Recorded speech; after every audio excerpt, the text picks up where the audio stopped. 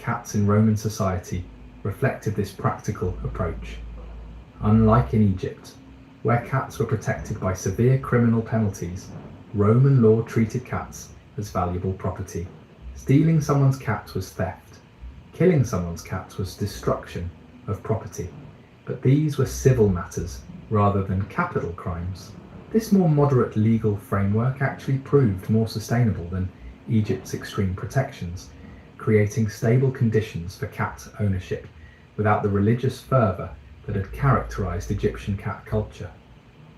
As the Roman Empire expanded eastward, cats encountered entirely new environments and challenges.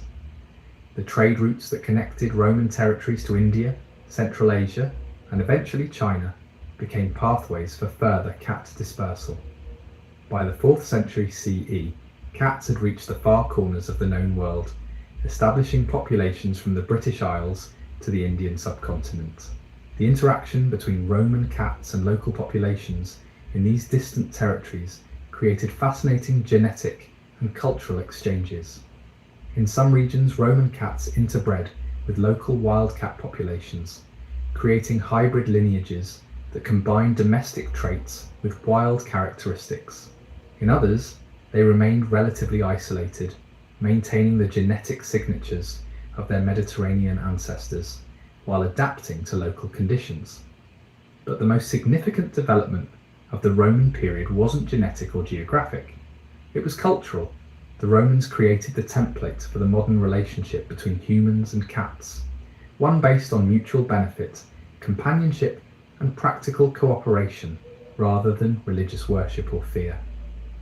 This template would prove remarkably durable, surviving the fall of the Roman Empire and providing the foundation for cat culture throughout the medieval period and beyond.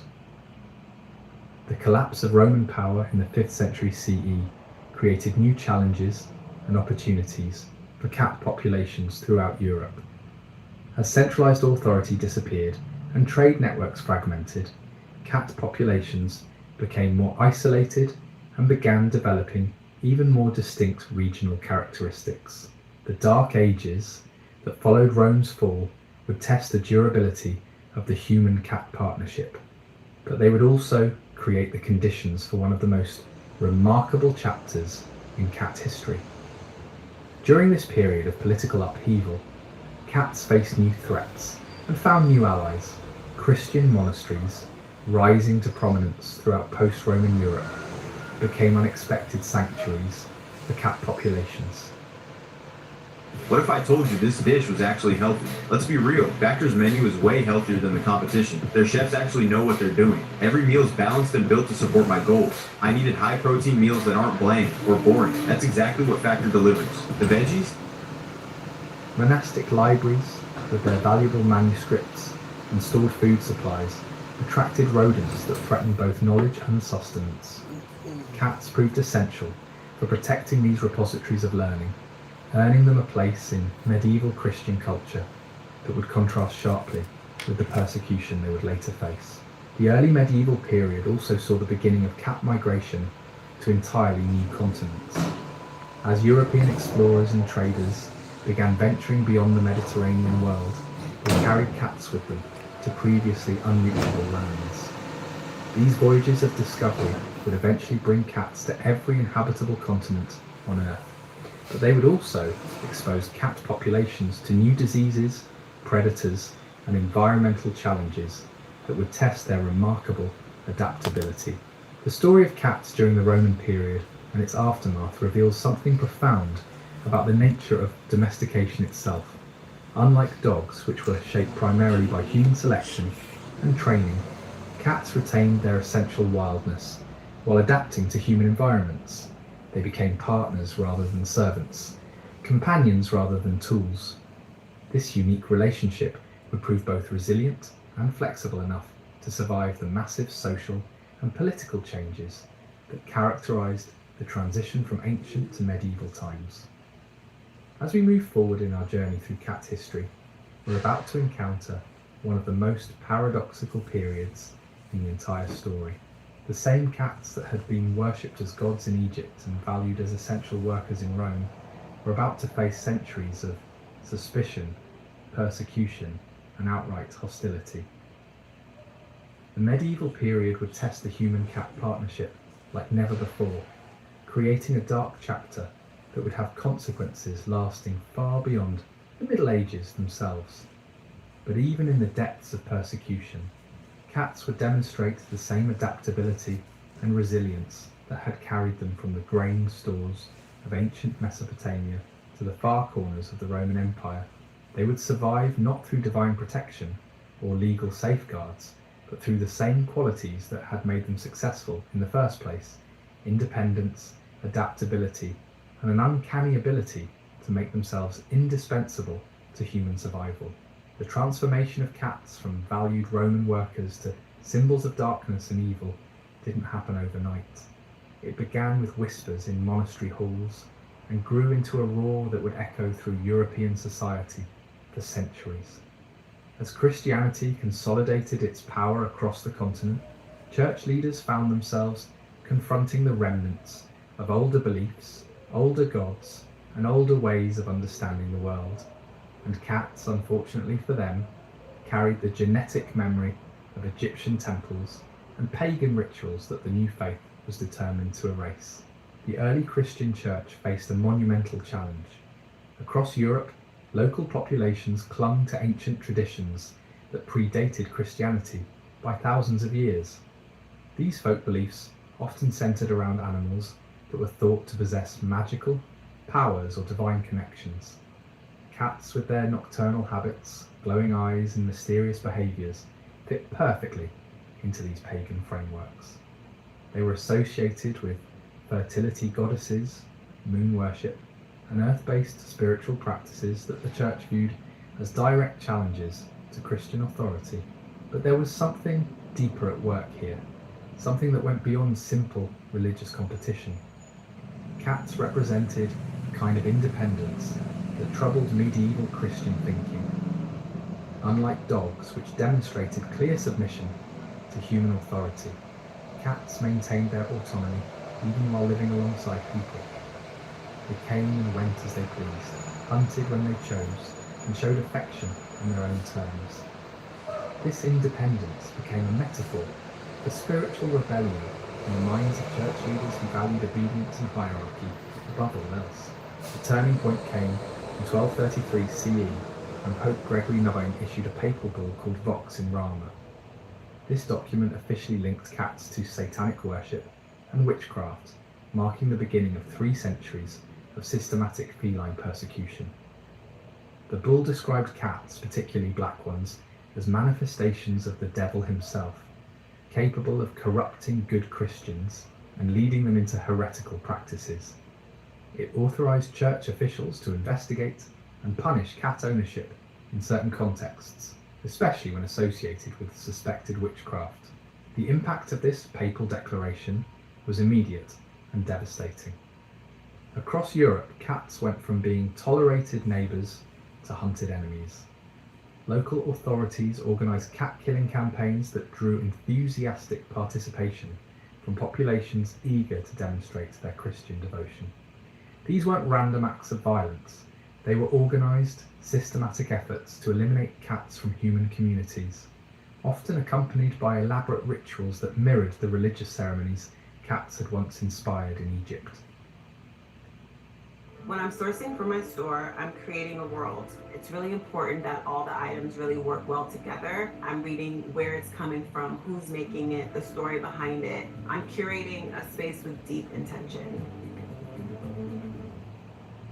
It is good to be home. Only one of us can be the family wizard and keep our powers. Everyone knows it's gonna be me. You missed. You never miss. Maybe the prophecy isn't over. Only we knew it was coming. You're not alone anymore. And you never will be. Trust me, this place is totally safe. Alex?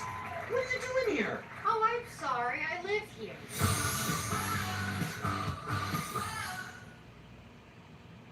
The methods used to kill cats during this period were deliberately cruel and public. Cats were burned alive during religious festivals, thrown from church towers, buried alive in building foundations, and tortured in public squares. These spectacles served multiple purposes. They demonstrated the community's rejection of pagan influences, provided entertainment for populations with few diversions, and reinforced the church's authority over both spiritual and temporal matters. But the persecution of cats became inextricably linked with the persecution of women, creating one of history's most tragic chapters of mass hysteria. The witch trials that swept across Europe between 1500 and 1650 resulted in the execution of an estimated 60,000 people, 80% of them women. The connection between cats and accused witches became so strong that owning a cat, especially a black one, could serve as evidence of supernatural corruption. The logic behind these accusations reveals the deep misogyny underlying medieval European society. Women who lived alone, particularly elderly women who kept cats for companionship and practical purposes, were viewed with suspicion by communities that valued conformity and male authority. Their cats became symbols of their independence and difference, making both woman and animal targets for persecution. The trials typically resulted in the death of both the accused witch and her feline companion, often in the same gruesome public ceremony. The cultural impact of this persecution extended far beyond the immediate violence. Folk tales and legends began portraying cats as evil creatures capable of shape-shifting, soul-stealing, and devil worship. These stories spread throughout Europe, creating a shared mythology that justified continued persecution and made cat ownership socially dangerous. Parents told children cautionary tales about cats that stole their breath while they slept, cats that served as spies for witches, and cats that could curse entire families with their presence. Yet despite this systematic campaign of extermination, cats demonstrated remarkable resilience. They survived in the margins of European society, maintaining populations in remote rural areas, monastery grounds, and the underground communities of people who still valued their practical benefits. Some regions, particularly those with strong traditions of folk magic and earth-based spirituality, continued to protect cats even at considerable personal risk. The survival strategies that cats developed during this period shaped their behaviour in ways that persist today. They became more nocturnal, more secretive, and more selective about human contact. They learned to avoid large gatherings of people and to seek shelter in hidden places during daylight hours. These adaptations helped them survive the persecution, but they also reinforced the very behaviours that had made them seem mysterious and threatening to medieval minds. Ironically, the persecution of cats may have contributed to one of medieval Europe's greatest disasters. The Black Death, which swept across the continent in the 14th century, was spread primarily by rats carrying infected fleas. Cats, as natural rat predators, had been Europe's primary defence against rodent-borne diseases. The systematic reduction of cat populations in many regions may have created ideal conditions for the plague's rapid spread, though historians debate the extent of this connection. Recent archaeological evidence suggests that the scale of cat killing during the medieval period has been exaggerated in popular accounts. While persecution certainly occurred, cats never disappeared entirely from European society. Instead, they adapted to live in the shadows, maintaining their populations while avoiding direct confrontation with human authorities.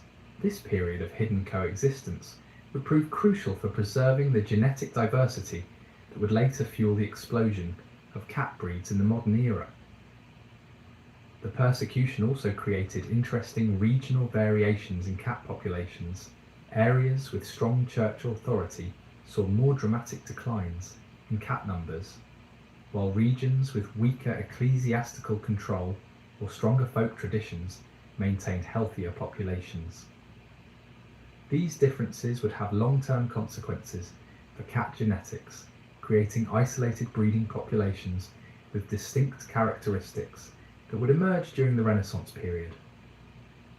Monasteries presented a fascinating contradiction during this era. While the church officially condemned cats as satanic, many monastic communities quietly maintained cat populations to protect their libraries and food stores from rodents.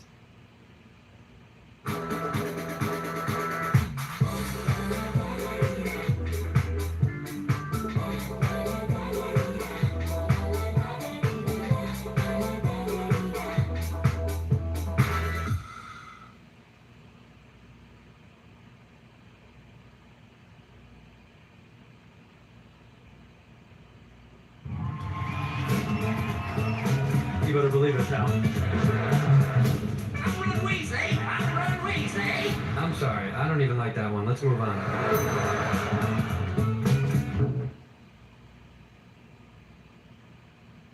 These monastery cats often enjoyed better protection and nutrition than their counterparts in secular communities, creating refuges where cats could survive and reproduce, even during the worst periods of persecution. The medieval period also saw the emergence of the first detailed written descriptions of cats' behaviour and characteristics. While these accounts were often coloured by religious prejudice and superstition, they provide valuable insights into how cats lived and adapted during this challenging time. Medieval bestiaries, illuminated manuscripts that described various animals, included entries on cats that mixed accurate observations with fantastic claims about their supernatural powers. Trade networks during the medieval period, though diminished from Roman times, continued to facilitate cat movement between regions. Merchant vessels still carried cats as working crew members, and these maritime populations often enjoyed better treatment than their land-based counterparts. Ships' cats were too valuable for pest control to be sacrificed to religious prejudice, creating floating sanctuaries where cats could maintain their traditional role as human partners.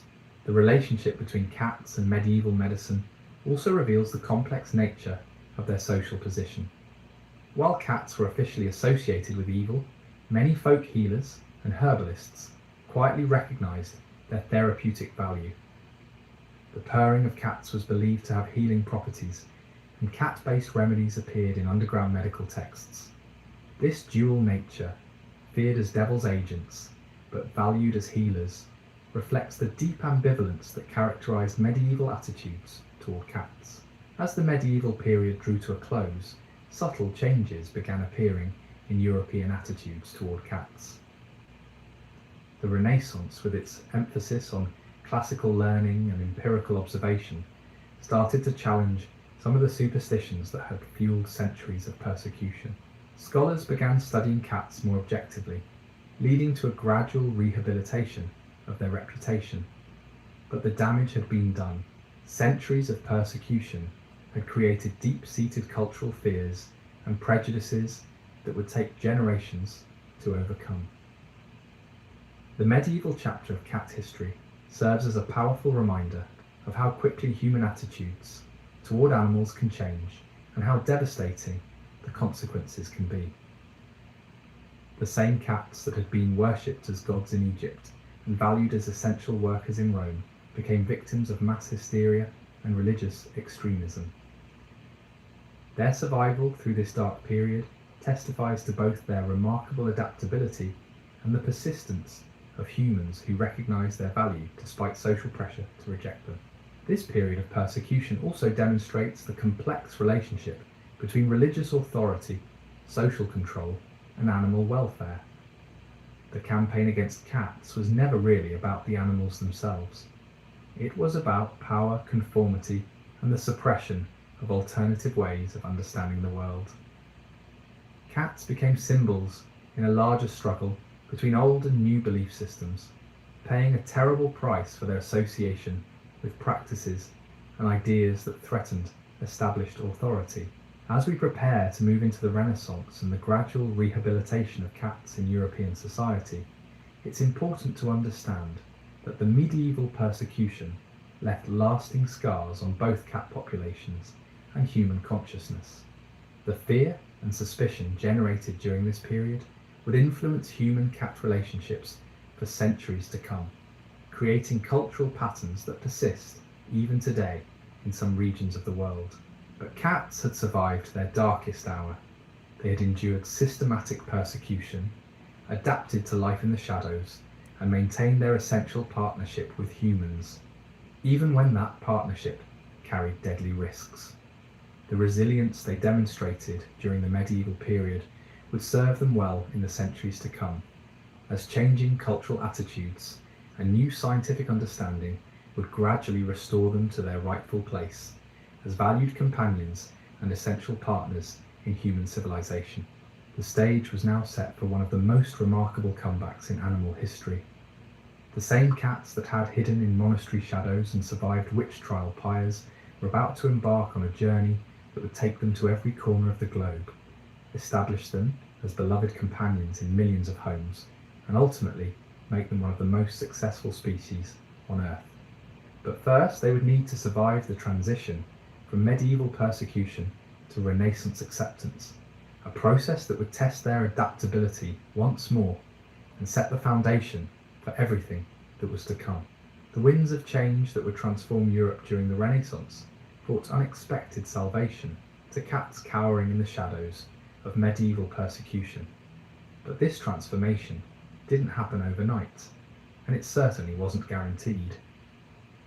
As the 15th century dawned, cats still faced suspicion and hostility in many regions. What changed wasn't human nature, but human priorities. And at the centre of this shift was something cats had always excelled at, making themselves absolutely indispensable when people needed them most.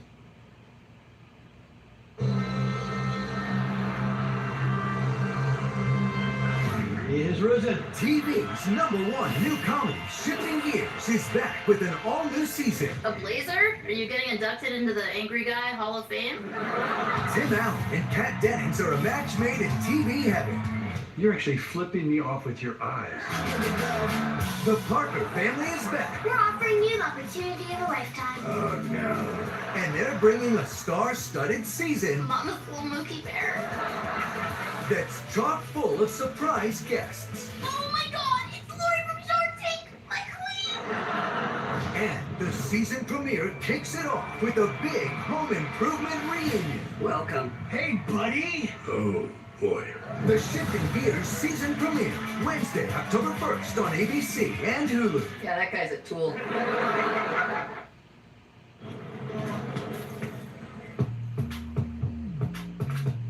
Sometimes things just click, and sometimes they don't. We all have those moments. When you're spinning your wheels, you need to pump the brakes. You need to get back in the saddle. When you need more height. When you need an extra set of hands. You need it to float, roll, fly. Okay, man, maybe that's too high. But hey, you're gonna be fine. We get it, and we got you. It's the beauty of creating, the moment when it all clicks. And when you need the right pieces of equipment to make it work, or need someone to just show you how it works. There's Lenny, or Leslie, or David on video chat, here to make sure you have the right parts and partner for the task at hand. B&H, where creativity clicks. Ian, you nailed it.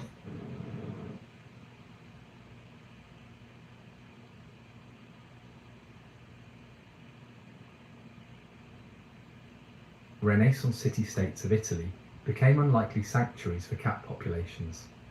Venice, Florence, Milan, and other commercial centres were experiencing unprecedented growth, their narrow streets packed with merchants, artisans, and traders from across the known world. These bustling urban environments created perfect conditions for rodent explosions. Grain warehouses, spice markets, silk storage facilities, and private residences all attracted mice and rats in numbers that threatened to overwhelm the growing cities. City officials found themselves facing a crisis. Traditional methods of rodent control were failing catastrophically. Poison was expensive and dangerous to humans. Traps were labour-intensive and ineffective against large populations. Dogs were too big and clumsy for the tight spaces where rodents thrived. But there was another option, one that many citizens remembered from stories told by their grandparents: cats. The reintroduction of cats into Renaissance cities happened quietly at first. Merchants whose goods were being destroyed by rodents began discreetly acquiring cats from rural areas, where populations had survived the medieval persecution. These early urban cats were often kept hidden, their owners still fearful of religious backlash. But word spread quickly about their effectiveness. A warehouse that had been losing hundreds of ducats worth of grain to rodents suddenly became pest-free after acquiring a few cats.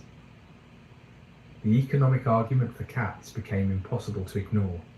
Venice, whose wealth depended on maritime trade, discovered that ships returning from long voyages without cats often lost significant portions of their cargo to rodent damage. Those vessels that carried feline crew members arrived with their valuable spices, silks, and precious metals intact. The mathematics were simple. Cats paid for themselves many times over through the cargo they protected. This practical renaissance of cats coincided with broader intellectual changes sweeping through Europe. Renaissance thinkers were beginning to question medieval superstitions and embrace empirical observation. Scholars started studying cats objectively, documenting their behaviour, hunting techniques, and social structures. These investigations revealed creatures that were far more complex and intelligent than medieval propaganda had suggested. Leonardo da Vinci, that supreme observer of the natural world, filled his notebooks with detailed sketches of cats in various poses and activities. His drawings captured not demonic creatures, but graceful predators perfectly adapted to their ecological niche. Other Renaissance artists began incorporating cats into their works, not as symbols of evil, but as representations of domesticity, comfort, and natural beauty. The printing press, perhaps the Renaissance's most revolutionary innovation, played a crucial role in rehabilitating cats' reputation. Books about natural history began circulating widely, many containing accurate descriptions of feline behaviour and capabilities. These texts gradually displaced the fantastical bestiaries of the medieval period, replacing superstition with observation-based knowledge. But the most significant change wasn't intellectual or artistic, it was genetic. During their centuries of persecution, cats had undergone remarkable evolutionary changes that would soon become visible to human observers. The constant pressure to avoid detection had favoured cats with certain characteristics: smaller size, quieter voices, more secretive behaviour, and increased tolerance for living in confined spaces. Around this time, something extraordinary began happening to cat coat patterns. A genetic mutation that had been slowly spreading through European cat populations suddenly became much more common. This mutation affected a gene called TUCPEP, which controls the distribution of pigment in cat fur. The result was the classic blotched or marbled tabby pattern that would become one of the most recognisable features of domestic cats. This wasn't random. The blotched tabby mutation provided cats with better camouflage in urban environments, helping them blend into the shadows and architectural details of Renaissance cities. Cats with this pattern were more successful at avoiding human detection during the dangerous periods, and more effective at ambush hunting in complex urban landscapes.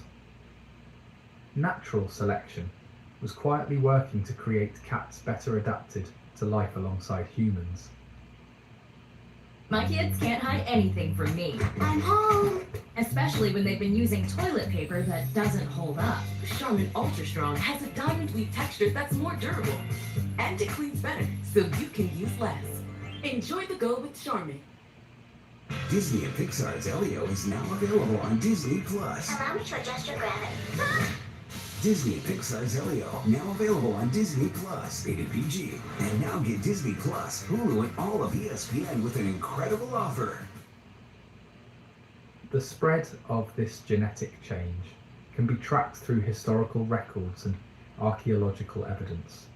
Blotched tabby cats first appeared in significant numbers in the Ottoman Empire and southeastern Europe, before spreading westward through trade networks. By the 16th century, they had become common throughout most of Europe, representing one of the first documented examples of rapid evolutionary change in domestic animals.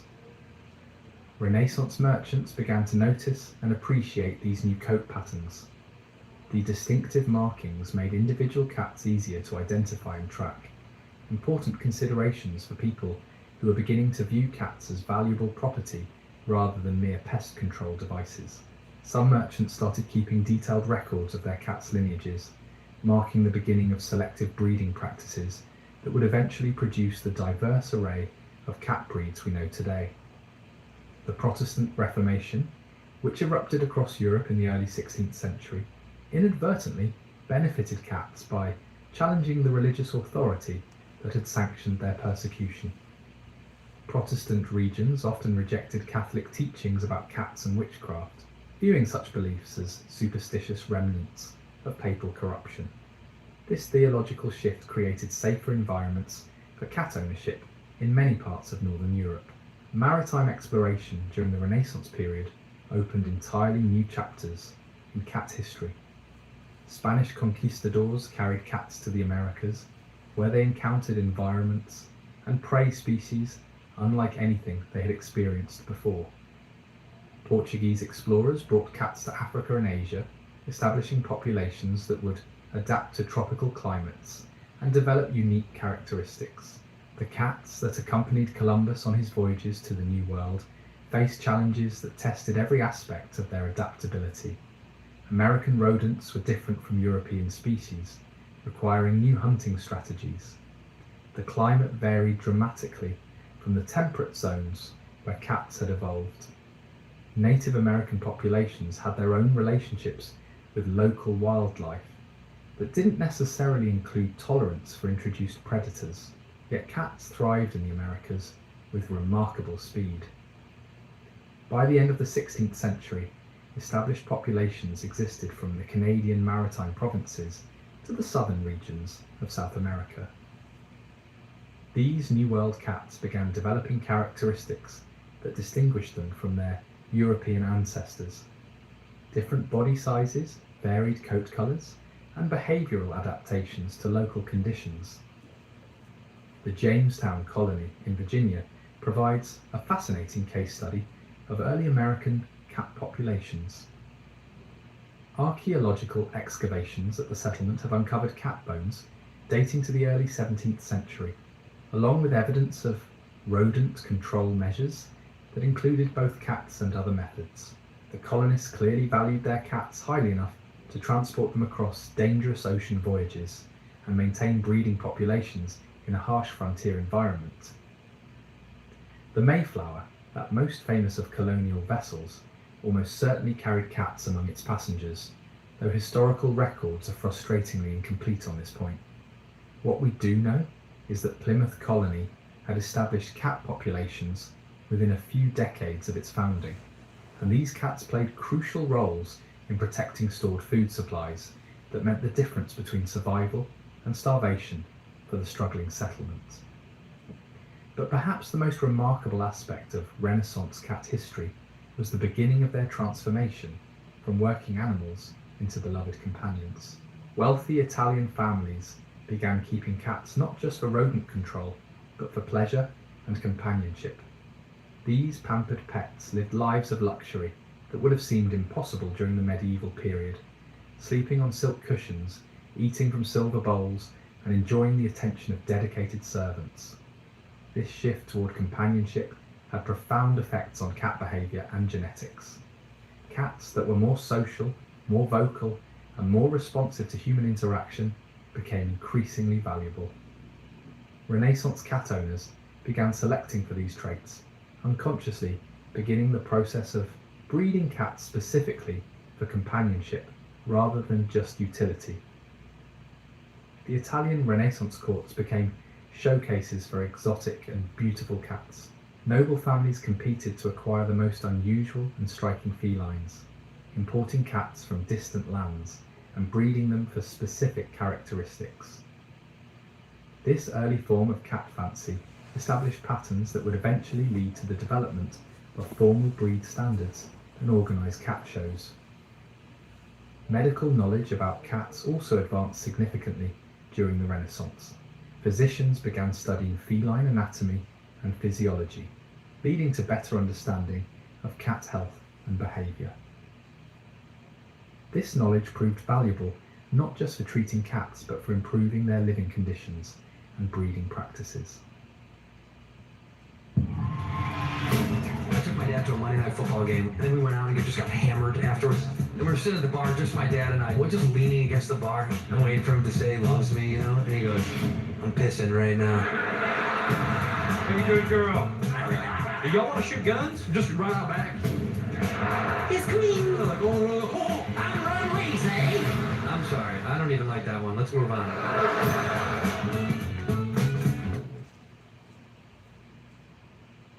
Pizza! No sandwiches! We could settle this with a sibling cage match, or Jimmy John's new toasted pizza sandwiches. Look me, Mom. It's a win-win. There's marinara everywhere. Toasted pizza sandwiches at Jimmy John's. Oh, that's good. The Renaissance period also saw the emergence of cats in popular culture and folk tales that portrayed them positively rather than as demonic creatures. Stories began circulating about clever cats who outwitted their enemies, loyal cats who saved their owners from danger, and magical cats who brought good fortune rather than evil curses. These tales helped rehabilitate the cat's reputation among common people who might still harbour medieval prejudices. Trade guilds in Renaissance cities began formally recognising the economic value of cats.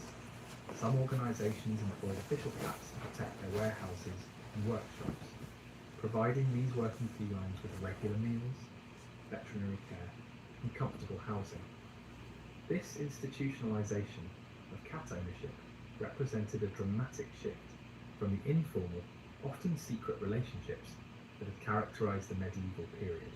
The development of improved sailing technology during the Renaissance made long-distance cat transport safer and more reliable. Better navigation, sturdier ships, and more sophisticated provisioning meant that cats could survive ocean voyages that would have been impossible in earlier eras. This technological advancement accelerated the global spread of cat populations and facilitated the genetic exchange that would produce new breeds and characteristics. By the end of the Renaissance period, cats had not only recovered from medieval persecution, but had established themselves more firmly in human society than ever before. They had spread to every inhabited continent, adapted to dozens of different environments, and begun the genetic diversification that would eventually produce hundreds of distinct breeds. Most importantly, they had fundamentally transformed their relationship with humans, from one based primarily on utility to one that included genuine emotional bonds and mutual affection. The stage was now set for the next great chapter in cat history, the age of exploration and colonisation that would carry cats to the far corners of the earth and establish them as one of the most successful and widespread species on the planet. But this global expansion would bring new challenges and opportunities that would test cat adaptability in ways that even their remarkable evolutionary history had not prepared them for. The transformation was complete. Cats had survived divine worship in Egypt, systematic persecution in medieval Europe, and gradual rehabilitation during the Renaissance. They had proven their resilience, adaptability, and essential value to human civilization time and again. Now, as European powers prepared to reshape the world through exploration and conquest, cats would accompany them on journeys that would establish feline populations on every habitable landmass on Earth. But success would bring its own challenges. As cats spread across the globe, they would encounter ecosystems that had evolved without feline predators, prey species that had no defence against their hunting skills, and environmental conditions that would push their adaptability to its limits. The next phase of cat's history would be written not in the familiar landscapes of Europe and the Mediterranean, but in the jungles of Southeast Asia, the mountains of the Andes, the islands of the Pacific, and the vast wilderness of North America. The greatest adventure in cat history was about to begin. As European ships pushed beyond familiar horizons in the 16th and 17th centuries, they carried with them a cargo that would reshape ecosystems across the globe. Cats, now essential crew members rather than hidden stowaways, found themselves thrust into environments so alien they might as well have been travelling to different planets. What happened next would test every adaptation cats had developed over 10 millennia of partnership with humans. While creating evolutionary pressures that would forge entirely new types of felines. The first shock came in the tropical waters of the Caribbean, where Spanish galleons arrived carrying cats that had never experienced such crushing humidity and relentless heat. These European cats, adapted to temperate climates and seasonal changes, suddenly found themselves in a world of perpetual summer. Life is hard. And sometimes I wish it came with instructions. And even though life doesn't work like that, the closest thing I have is my therapist. I feel like so much lighter because of it. Derek, I'm proud of you. You're living while you're hurting, and that's really hard to do. Therapy has given me the tools to move through all that I've been through. That could be you.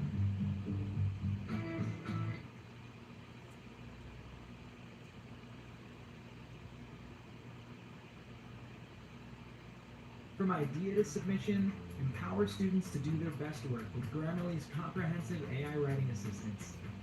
What if they could jumpstart ideas for any assignment?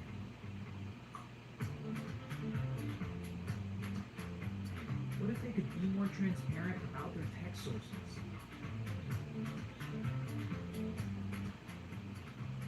What if they could get real-time feedback?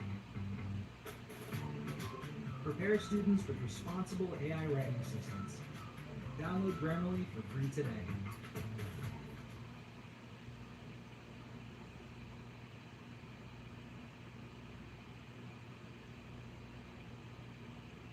Many died from the stress of adaptation, but those that survived began developing characteristics that would distinguish Caribbean cat populations for centuries to come.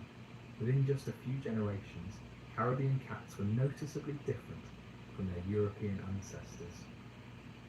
They became smaller and more compact, better able to regulate their body temperature in the tropical heat.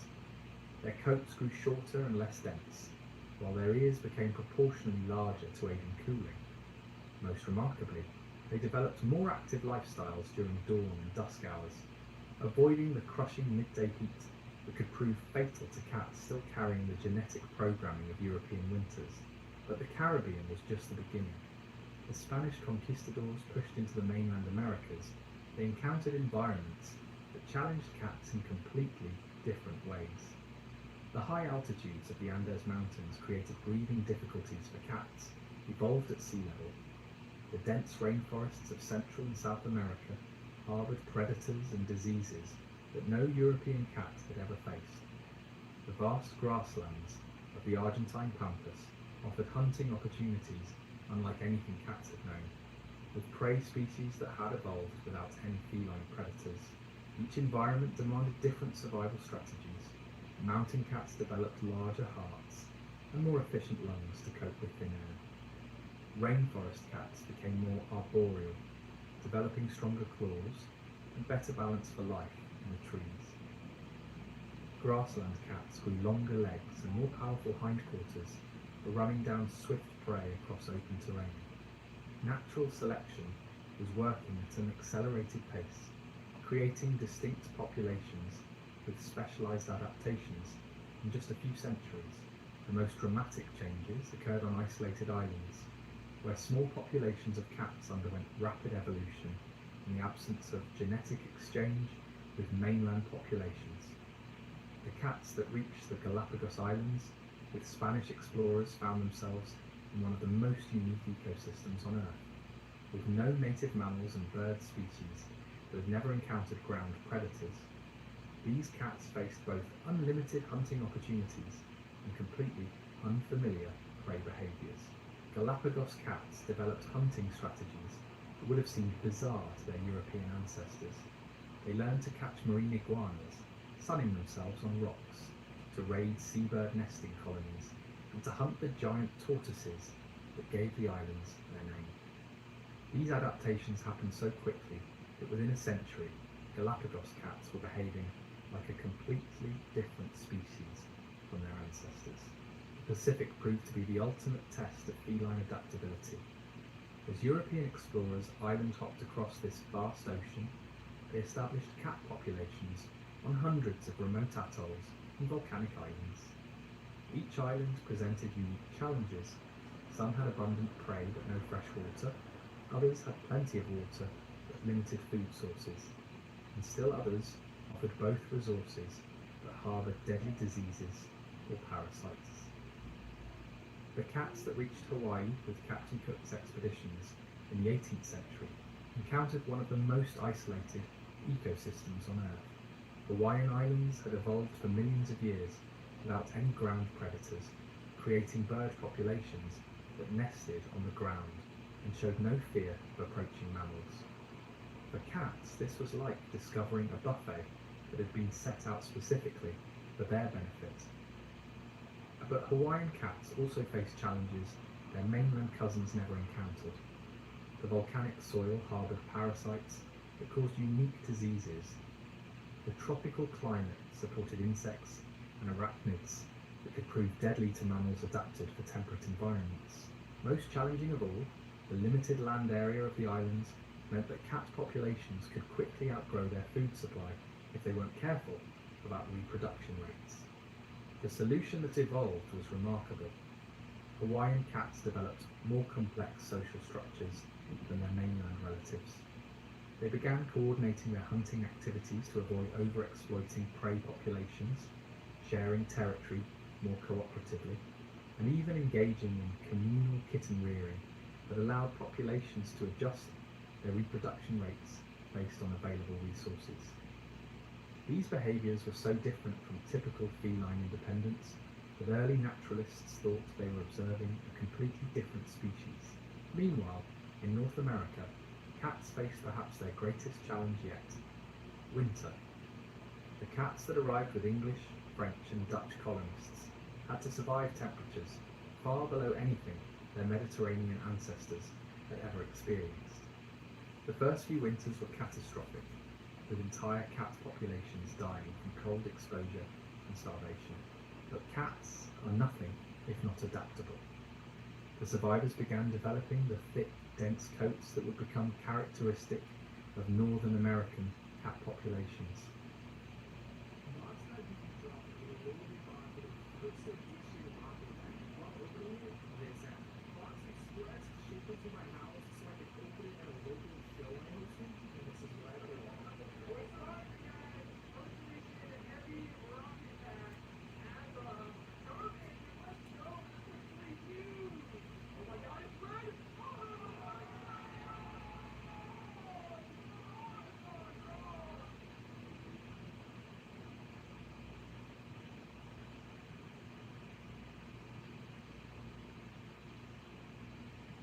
I didn't think that factor could help me reach my protein goal. Boy, was I wrong. Free high protein breakfast for a year? Yeah, that's real. Every meal's loaded, ready in minutes, and tastes unreal. I don't have to track macros or plan meals. Factor does it all for me. And the breakfast? So good. These pancakes are delicious, and they're packed with protein. More protein, better food, less work. Sign up now and get 50% off your first box, plus free high protein breakfast for a year.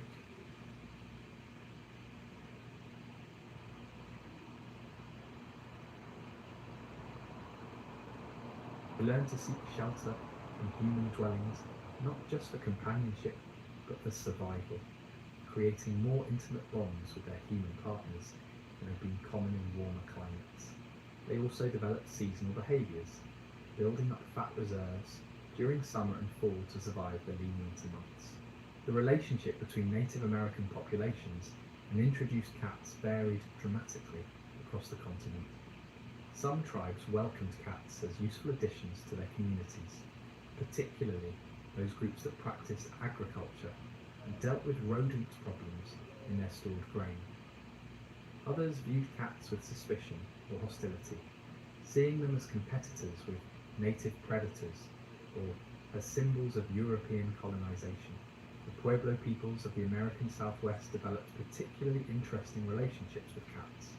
Their adobe settlements provided perfect hunting grounds for cats pursuing the rodents that threatened stored corn and other crops. But Pueblo communities also had complex spiritual relationships with animal life that required careful integration of new species. Cats gradually earned acceptance by proving their value while respecting the social structures of their human partners.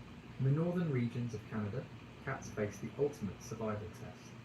The fur traders and explorers who pushed into the subarctic brought cats with them, but these animals had to survive in conditions that regularly dropped to 40 degrees below zero.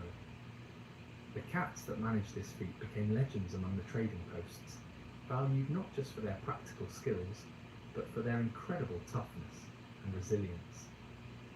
These northern cats developed adaptations that bordered on the miraculous. Their coats became so dense that they resembled small bears more than typical cats. They learned to hunt beneath the snow, pursuing rodents through tunnel systems they couldn't see. Most remarkably, they developed an almost supernatural ability to predict weather changes, seeking shelter hours before blizzards that could kill any creature caught in the open. The genetic changes occurring in cat populations during this period of global expansion were happening faster than anyone thought possible. Isolated populations on different continents were developing distinct characteristics within just a few generations. Island cats were becoming smaller and more agile. Mountain cats were growing larger and more muscular. Desert cats were developing more efficient kidneys and reduced water requirements. Arctic cats were becoming furry powerhouses, capable of surviving in conditions that would kill their tropical cousins. But perhaps the most significant changes were behavioural rather than physical. Cats in different environments were developing different relationships with humans based on local survival requirements. In harsh climates, cats became more dependent on human shelter and care, creating bonds of mutual dependency that hadn't existed in milder regions. In tropical areas with abundant prey, cats maintained more independence, often living semi-feral lives around human settlements, without direct reliance on human feeding. The colonial period also saw the first systematic attempts to breed cats for specific characteristics, rather than just allowing natural selection to work. Wealthy colonists began importing cats with particular traits from their home countries, creating the foundation for what would eventually become formal breed development. A Virginia plantation owner might pay enormous sums to acquire a particularly large or attractive cat from England, then breed it with local cats to produce offspring with desired characteristics. These early breeding efforts were limited by the practical realities of colonial life. Transportation was dangerous and expensive, communication was slow and unreliable, and record keeping was often haphazard. But the foundation was being laid for the systematic approach to cat breeding that would emerge in the 19th century. The maritime networks that connected colonial settlements also facilitated genetic exchange between cat populations that might otherwise have remained isolated. A cat born in Boston might find itself aboard a ship bound for Charleston, then Havana, then back to London, spreading its genetic material across thousands of miles of ocean. This constant movement prevented complete isolation of regional populations, while still allowing for local adaptations to develop. Ship cats during this period achieved almost legendary status among sailors. These were cats that had proven themselves capable of surviving multiple ocean voyages, extreme weather conditions, and the unique challenges of life aboard sailing vessels. Band of Horses.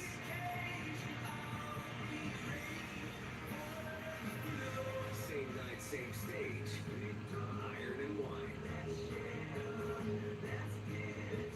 Saturday, September 20th, McMenamin's Grand Lodge. Tickets on sale now at GrandLodgeConcerts.com. 3 unique sets, 1 night only. Band of Horses, Iron and Wine, together, live.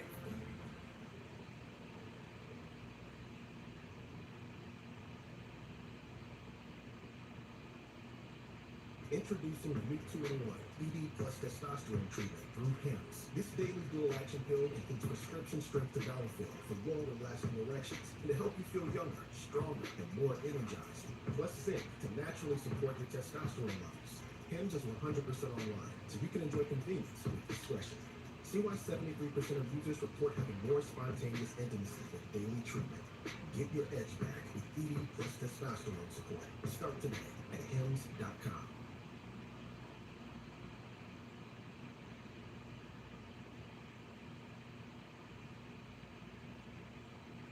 Most successful ship cats were often bred specifically for maritime life, producing lineages that were passed down through generations of seafaring families. The skills required for successful ship life were remarkably specialised. Ship cats had to be able to hunt in confined spaces, maintain their balance during storms, tolerate long periods of confinement, and work effectively in the presence of dozens of humans in a small area. They also had to be tough enough to survive shipwrecks, disciplined enough to avoid interfering with ship operations, and social enough to maintain positive relationships with crew members who might be their only source of food and shelter for months at a time. The most successful ship cats developed an almost supernatural ability to predict weather and sea conditions. Experienced sailors learned to watch their cats for signs of approaching storms, changes in wind direction, or other maritime hazards. These cats seemed to possess sensors that allowed them to detect atmospheric pressure changes, electromagnetic variations, or other environmental cues that humans couldn't perceive. By the end of the 17th century, cats had established populations on every inhabited continent and most of the world's major islands. They had adapted to climates ranging from Arctic tundra to tropical rainforest, from mountain peaks to ocean shores. They had learned to hunt prey species that ranged from tiny insects to birds larger than themselves. They had developed relationships with human cultures as diverse as Inuit hunters, Spanish conquistadors, English colonists, and Pacific islanders. But this global expansion came with costs that wouldn't become apparent for centuries. Cats were now apex predators in ecosystems that had never evolved defences against feline hunting strategies. Island bird populations that had survived for millions of years began declining rapidly in the presence of introduced cats. Small mammal species that had never faced ground predators found themselves unable to compete with these efficient hunters. The ecological impact of global cat expansion would eventually become one of the most controversial aspects of the human-feline partnership. But during the colonial period, these consequences were largely invisible to human observers who were focused on the immediate benefits cats provided. Cats were protecting food supplies, controlling disease vectors, and providing companionship to isolated human communities struggling to survive in unfamiliar environments. The genetic diversity being created during this period would prove invaluable in later centuries when humans began deliberately breeding cats for specific characteristics. The cats of colonial America, Caribbean islands, Pacific atolls, and remote trading posts were developing traits that would eventually contribute to dozens of distinct breeds. The foundation for the incredible variety of modern cat breeds was being laid by natural selection, operating under the extreme pressures of global colonization. As the 18th century dawned, cats had achieved something unprecedented in the animal kingdom. They had become the first species, other than humans, to establish thriving populations on every habitable continent. They had proven their adaptability under the most extreme conditions imaginable while maintaining their essential partnership with human civilization. The next phase of their story would see them transition from survival-focused adaptation to deliberate human manipulation through selective breeding. But the wild expansion period had fundamentally changed what it meant to be a cat. The species that had begun its journey in the grain stores of ancient Mesopotamia now encompassed populations adapted to virtually every environment on Earth. Each population carried the genetic memory of its unique evolutionary journey, creating a reservoir of diversity that would fuel the explosive development of cat breeds in the centuries to come. The greatest adventure in cat history was complete, but an even more remarkable chapter was about to begin. The 18th century brought something entirely unexpected to the world of cats, the birth of vanity. For 10,000 years, cats had been shaped by survival and necessity, and the harsh realities of adapting to new environments. But as human societies grew wealthier and more sophisticated, a new kind of pressure began influencing feline evolution. People no longer just wanted cats that could hunt mice or survive ocean voyages. They wanted cats that looked beautiful, acted charming, and displayed their owner's wealth and sophistication. This shift began in the drawing rooms and salons of European high society, where exotic animals had become symbols of status and refinement. Wealthy aristocrats competed to acquire the most unusual and striking cats from distant lands, displaying them like living jewels in their elaborate homes. A Persian cat with an impossibly long, silky coat might command prices equivalent to a servant's yearly wages. A Siamese cat with distinctive colour points and piercing blue eyes could become the centrepiece of a nobleman's menagerie. But something remarkable was happening beneath this surface obsession with feline fashion. The cats being imported from different regions carried genetic signatures of their unique evolutionary journeys. Russian cats had developed thick, water-resistant coats to survive Siberian winters. Turkish cats had evolved heat-resistant characteristics and distinctive coat patterns. Asian cats carried genes that produced the colour point patterns that would make Siamese cats famous worldwide. When these diverse populations were brought together in European breeding programs, the genetic combinations produced results that astounded even experienced cat fanciers.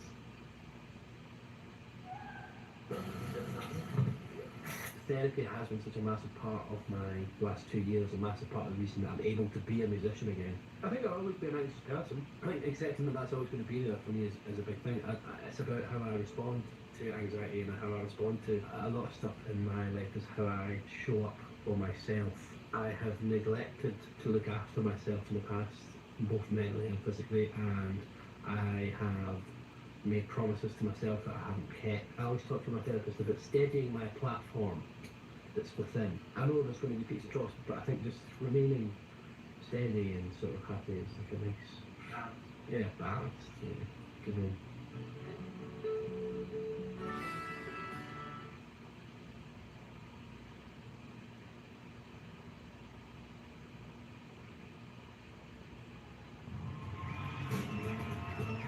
You better believe it, pal.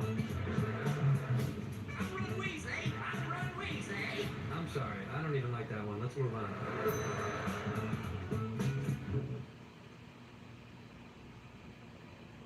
Crossing a long-haired Persian with a short-haired European cat might produce offspring with intermediate coat lengths and entirely new colour patterns.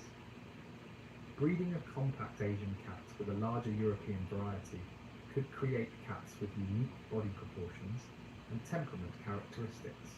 The wealthy patrons funding these early breeding experiments had no understanding of genetics, but they were unwittingly conducting some of the most sophisticated animal breeding programs in history. They were combining genetic material that had been separated by thousands of miles and centuries of independent evolution, creating possibilities that had never existed before. The results were often spectacular failures.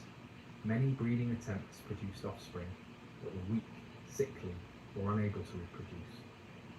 The genetic combinations that had worked perfectly in isolation proved incompatible when mixed with completely different bloodlines. But the successful crosses created cats so beautiful and unusual that they commanded astronomical prices, encouraging further experimentation. The Turkish Angora exemplifies this early period of deliberate breeding.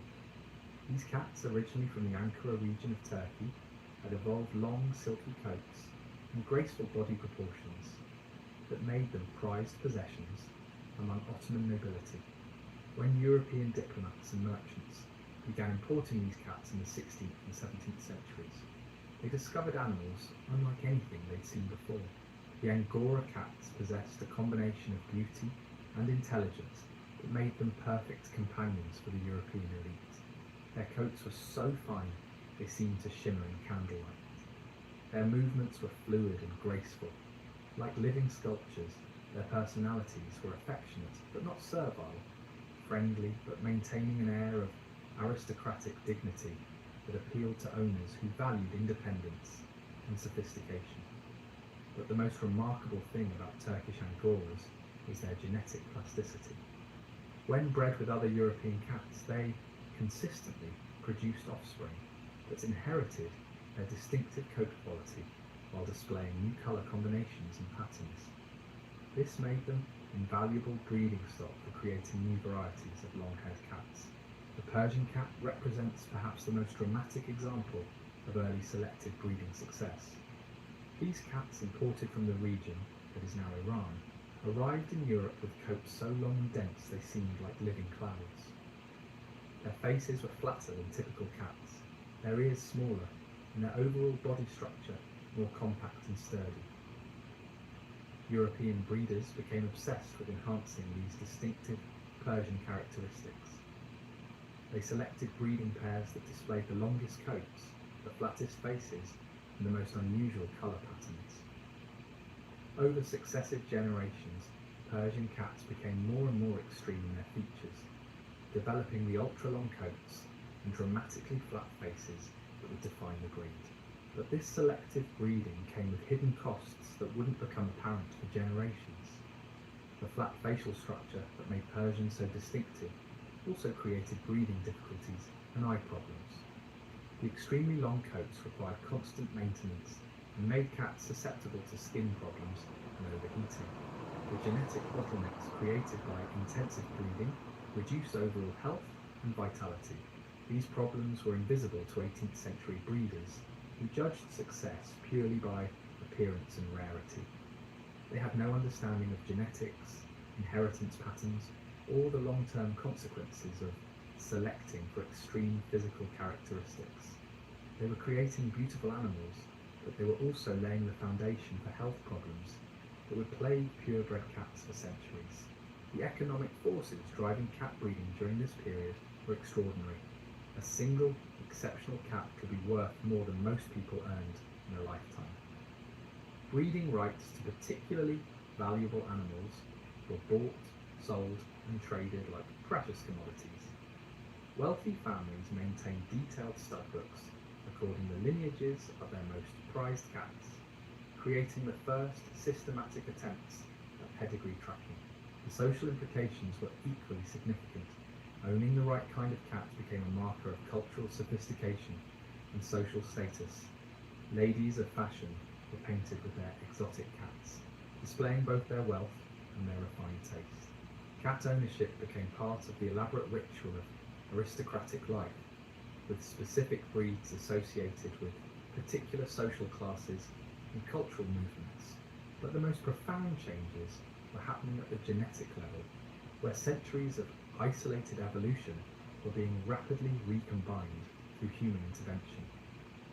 The domestic cat gene experiencing its most dramatic expansion since the original domestication events in the ancient Near East. New combinations of traits were appearing that had never existed in nature, creating the foundation for the incredible diversity of modern cat breeds.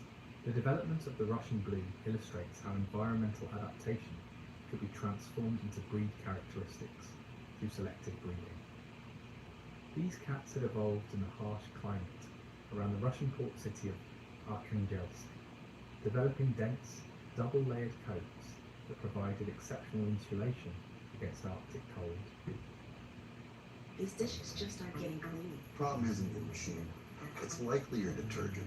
I recommend switching to Cascade Platinum Plus. These pods dissolve completely and have Dawn, breaking down up to 100% of tough stuck-on foods. Cascade Platinum Plus. Your razor might do the job, but Gillette Labs treats my face like a passion project. Tell him, Dad.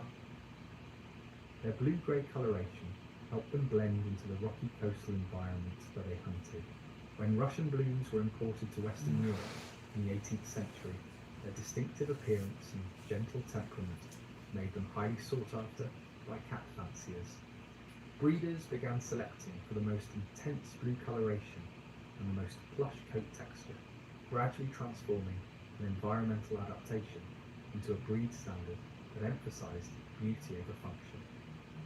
The transformation of working cats into show animals represented a fundamental shift in the human-feline relationship. For the first time in history, cats were being bred primarily for human pleasure rather than practical utility. This created new pressures and opportunities that would shape cat evolution in unprecedented ways. The emergence of cat shows as social events provided formal venues for displaying and comparing different varieties of cats. These gatherings, initially informal affairs held in wealthy homes, gradually evolved into organised competitions with standardised judging criteria and valuable prizes. The first recorded cat show took place in England in the 1590s, but the concept didn't become widespread until the 18th century. These early cat shows established patterns that continue today. Judges evaluated cats based on conformity to ideal breed standards, with points awarded for specific physical characteristics like coat quality, body proportions, and facial features. The cats that won these competitions became highly valuable breeding stock, their genetic material commanding premium prices in an increasingly sophisticated marketplace. The international trade in breeding cats created one of history's first global luxury markets. Cats were shipped between continents specifically for breeding purposes, with individual animals sometimes worth more than the ships that carried them. This trade facilitated genetic exchange on an unprecedented scale, mixing bloodlines from Asia, Africa, Europe, and the Americas in ways that would have been impossible in nature. The development of the Manx cat demonstrates how genetic accidents could be transformed into breed characteristics through human intervention. These cats, originally from the Isle of Man, carried a genetic mutation that affected tail development. In nature, such mutations usually disappear quickly because they often cause health problems or reduce survival advantages, but human breeders found the tailless condition charming and unusual, selectively breeding Manx cats to maintain and enhance this characteristic. They had no understanding that the gene responsible for taillessness could also cause spinal problems and other health issues when present in double doses. They were selecting for a visible trait without considering its broader genetic consequences. The story of the Manx illustrates a pattern that would be repeated throughout cat breeding history, human aesthetic preferences driving selection for characteristics that might be neutral or even harmful to the cats themselves. This created a tension between what humans found appealing and what was actually beneficial for feline health and welfare. The social networks that developed around cat breeding created communities of enthusiasts who shared knowledge, traded breeding stock, and developed increasingly sophisticated understanding of inheritance patterns. These early cat fanciers were conducting genetic research decades before the science of genetics was formally established, observing how traits pass from parents to offspring, and developing breeding strategies based on empirical results. The written records kept by serious breeders during this period provide fascinating insights into early genetic thinking. Breeders noted which crosses produced desired traits, which combinations resulted in weak offspring, and which bloodlines seemed to carry particular characteristics. They were discovering the principles of heredity through practical experimentation with living animals. The development of breed standards during the 18th century established the conceptual framework that still governs cat breeding today. These standards described ideal physical characteristics for different varieties of cats, providing targets for selective breeding programs. The most successful standards balanced aesthetic appeal with practical considerations like health and temperament, but the emphasis on physical appearance sometimes created standards that prioritized beauty over welfare. Breeds that were selected for extremely flat faces, unusually long coats, or other dramatic characteristics often developed health problems that weren't immediately apparent to breeders focused on visual appeal. The geographical distribution of different cat breeds during this period reflected both historical accident and deliberate human intervention. Certain types of cats became associated with specific regions, not because they evolved there naturally, but because wealthy patrons in those areas had imported and promoted particular varieties. The French court's fascination with Turkish Angoras, for instance, made long-haired cats fashionable throughout France and its colonies. The British aristocracy's preference for short-haired varieties with slender birds influenced cat populations throughout the British Empire.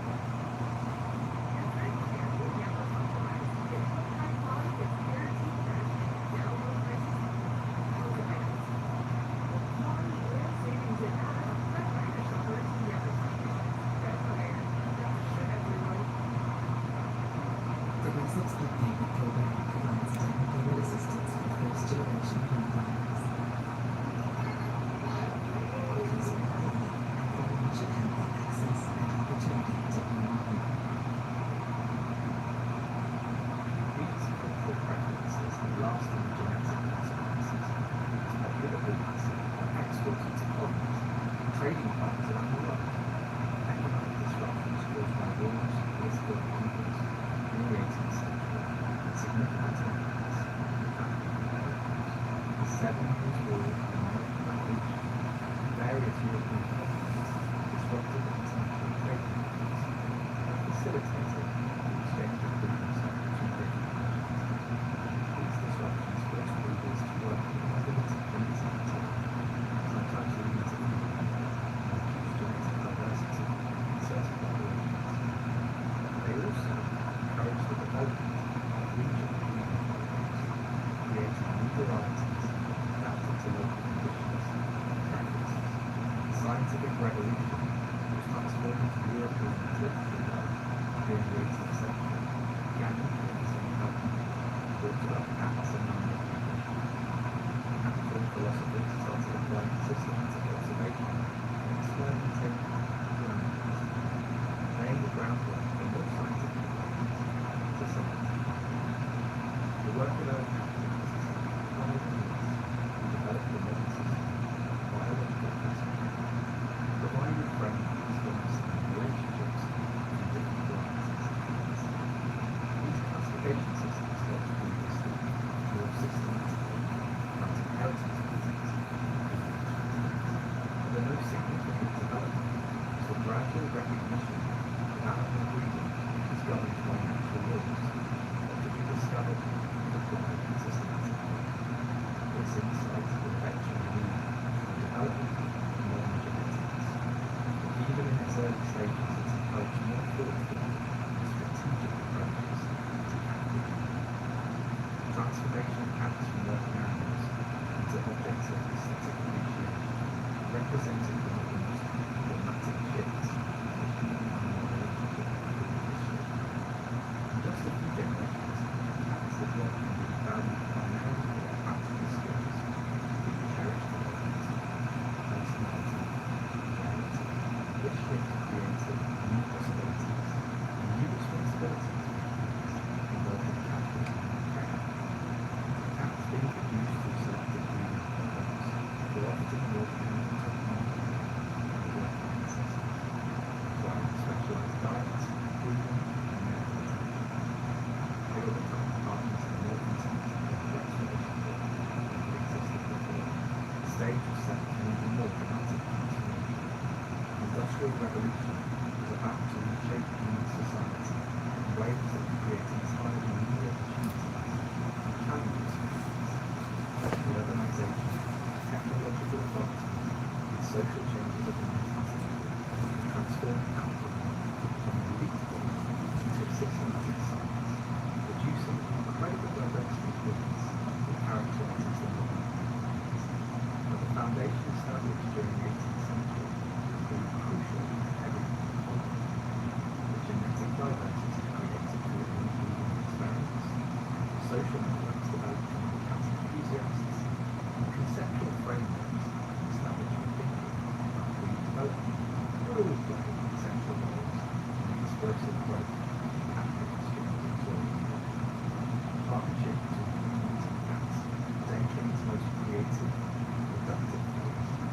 would produce some of the most beautiful and beloved animals in history, while also creating new challenges and responsibilities, continue to shape the relationship today. The Victorian era would prove to be the golden age of cat conservation, a period when the amateur experiments with wealthy aristocrats evolved into something approaching scientific precision.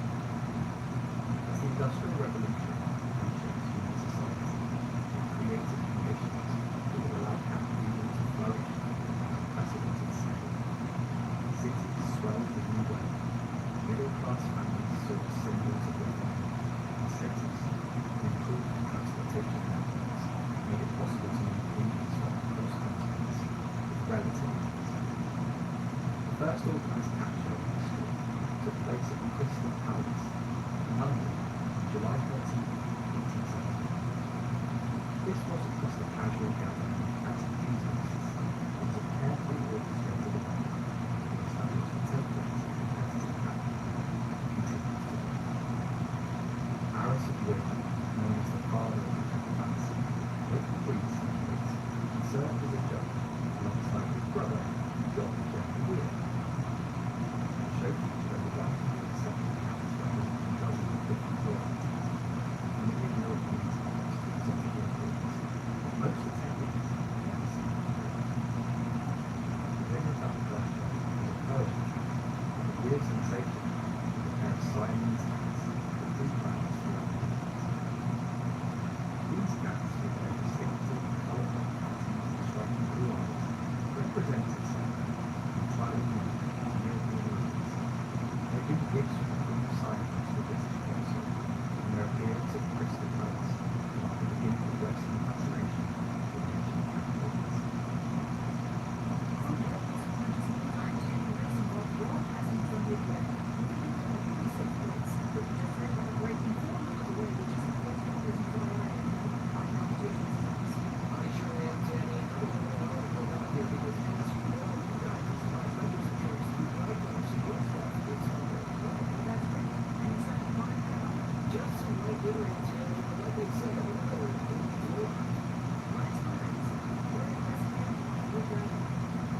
The success of the Crystal Palace show triggered an explosion of interest in cat breeding that spread rapidly across Europe.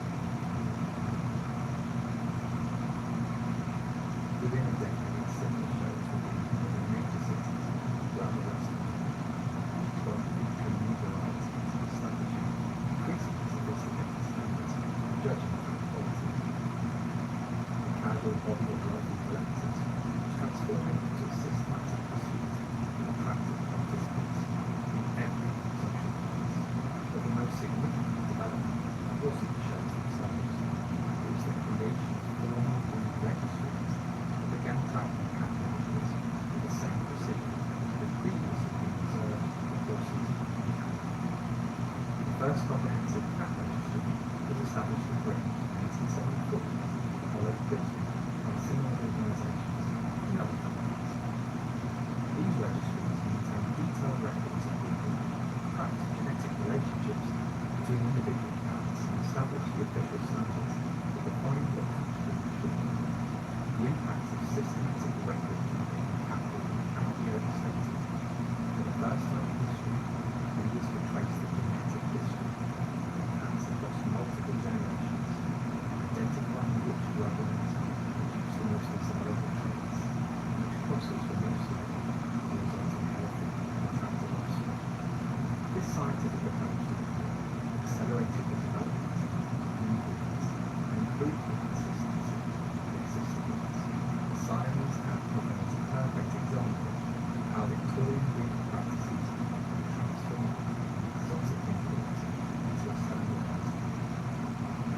The first Siamese cats to be listed were gifts from Thai royalty, representing bloodlines that had been maintained in the royal family system. These cats were unlike anything European had ever seen. Creamy blue bodies, white marks on the ears, face, legs and tail, and vivid blue eyes that seemed to glow internally. Victorian breeders became obsessed with perfecting and standardizing these characteristics. They brought traditional Siamese cats from Thailand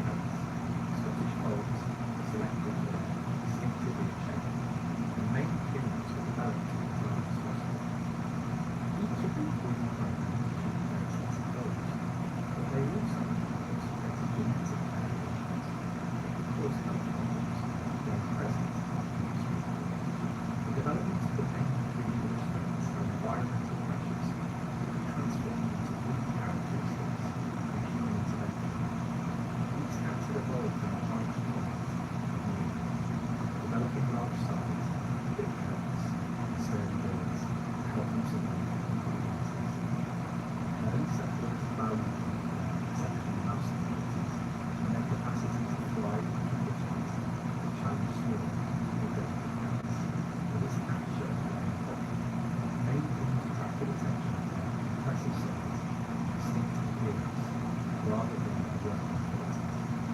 Breeders began selecting for cats that were larger, more muscular, more dramatic, and their working acceptance. They were transforming functional adaptations to show characteristics, prioritizing appearance over the practical skills of original breeders. The Victorian era also saw the emergence of entirely artificial breeds created for deliberate crossbreeding programs. The Bombay cat, developed to look like a miniature black panther, was created by crossing black American shorthairs with Burmese cats. The ocelot, bred to resemble a wild ocelot, was produced through a complex breeding program involving Siamese, Abyssinian, and American shorthairs. These artificial breeds represented a new level of human control of the cat individual. Rather than simply selecting the traits that already existed in populations, breeders were creating entirely new combinations of characteristics that had never occurred in nature. They were essentially designing cats to meet specific aesthetic potential. The technology that made this level of breeding sophistication possible was fundamentally Victorian. Improved transportation networks allowed breeders to acquire cats from distant locations and maintain correspondence with other enthusiasts in the world. The development of photography provided accurate records of individual cats and helped establish visual standards for different breeds. Telegraphic information enabled rapid coordination between breeders of different kinds. Most importantly, the Victorian emphasis on scientific method and systematic record transformed cat breeding from an art into a science. Breeders began tracking not just physical appearance of their cats, but also health, memory, reproductive success, and mobility.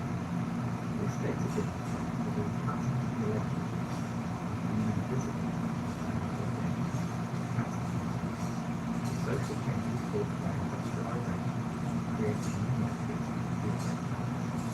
Growing with disposable, experimental function pets, immature bred cats became a way of demonstrating social advancement for sophistication. Cat ownership was no longer limited to the wealthy or to the working cats the best. It was becoming a mainstream hobby, accessible to anyone with most needs and tastes. The Victorian era also established the cultural associations that still influence how we think about different cat breeds today. Persian cats became symbols of luxury and refinement, associated with wealthy households and pampered lifestyles. Siamese cats developed reputations as intelligent and demanding companions, perfect for people who wanted interactive pets with strong personalities. British shorthairs were viewed as sturdy, dependable cats suited to families who valued reliability over exotic appearance. These cultural stereotypes influenced breeding decisions in ways that reinforced the characteristics they described. Breeders selected the Persian cats to prioritize traits that supported the breed's reputation for luxury and elegance. Those working with Siamese lines focused on intelligence and local communication. British short-hair breeders emphasized health, longevity, and self-acceptance. The international cat trade, developed during this period, created one of the first global networks dedicated to animal breeding. Cats were regularly shipped between Europe, North America, Australia, and other regions specifically for breeding purposes. This trade required sophisticated logistics, including specialized shipping containers, veterinary care, human transport, and quarantine facilities to prevent disease transmission. The genetic consequences of this international breeding network were profound. Bloodlines that had been isolated essentially for suddenly combining breeding approaches around the world. Cats living back country went to random offspring, producing offspring that carried genetic material from Asian and American populations. This mixing accelerated the development of new breeds, while also increasing genetic diversity in established lines. But the Victorian cat hunting also created some of the first examples of genetic conflict genetics of breeding enable most exceptional cats successful blooding and use repeating, while less spectacular animals were excluded from breeding programs. This concentration of breeding activity in a small number of elite cats reduced genetic diversity and increased the likelihood of inherited health problems. The problem was particularly severe in breeds that started from very small families. The Turkish fan breed, for example, was developed from just a handful of cats imported from the Lake Van region of Turkey. All modern Turkish families trace their ancestry back to these few family animals, creating a genetic bond that persists today. Similar bonds occur in other breeds that developed from limited family storage or that went through periods when very few cats were available for breeding. The Russian breed was nearly extinct in World War II, surviving only through the efforts of a few dedicated breeders to maintain small populations of breeding organisms. The Victorian period established breeding practices, genetic patterns, that continue to influence cat populations today. The emphasis on extreme physical characteristics, the concentration of breeding in small numbers of elite cats, and the prioritisation of appearance and health-created medicines that modern cat breeders are still working to address. But the Victorian era also established the infrastructure and expertise that made possible the prevalent diversity of cat breeding species. Breed registries show systems and breeding methods created during this period provide the foundation for everything that followed. The scientific approach to animal breeding emerged during the Victorian era transformed cat breeding from amateur experimentation into systematic genetic management. The cultural impact of Victorian cat breeding extended far beyond the fancies. Breeds developed during this period became part of popular culture, appearing in literature, art and poetry, film and television. The image of the pampering Persian cat as an intelligent scientist became part of the collective imagination, influencing how people thought about cats in general. The Victorian transformation of cats from working animals to objects of aesthetic appreciation also changed the human population. In fundamental ways, cats were no longer valued primarily for their practical skills, but for their beauty, personality, and pleasure towards their owners. This shift created more intimate bonds between humans and cats, while also creating new responsibilities for cat parents involved.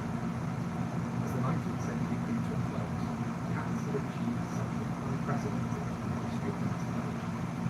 Through human intervention, they were diversified into dozens of distinct breeds, each with its own appearance, temperament, and cultural associations. They had spread to every inhabited continent and adapted to virtually every climate and environment on Earth. Most remarkably, they had maintained their essential partnership with humans, transforming from working animals into beloved companions. The foundation is now in place for the explosive growth of cat breeding that will characterise the 20th century. The genetic diversity created through Victorian breeding programs, the institutional structure established by early cat policies, and the cultural appreciation of female beauty and companionship would all contribute to making cats one of the most successful and beloved species on the planet. The success would bring new challenges as cat populations exploded, breeding became increasingly sophisticated, and questions would arise about the welfare implications of extreme breeding practices and the environmental impact of large cat populations. The responsibility of humans for the creatures that had so dramatically transformed. The next chapter of cat history will be written on veteran clinics, animal shelters, and research laboratories, as much as in showrooms and breeding practices. The partnership between humans and cats was aimed to its most complex and morally challenging phase, one that would require new levels of understanding, responsibility, and care to maintain a remarkable relationship that had begun in the grain stores of ancient Mesopotamia 10,000 years ago.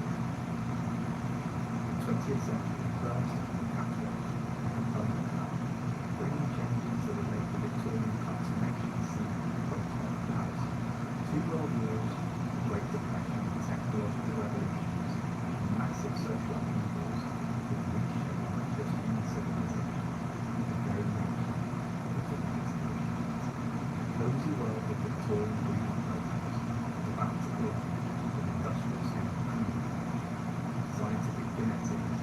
global maximum that transform cats into luxury items into the world's most popular pets. The first shock came with World War II, which devastated European capital programs almost overnight.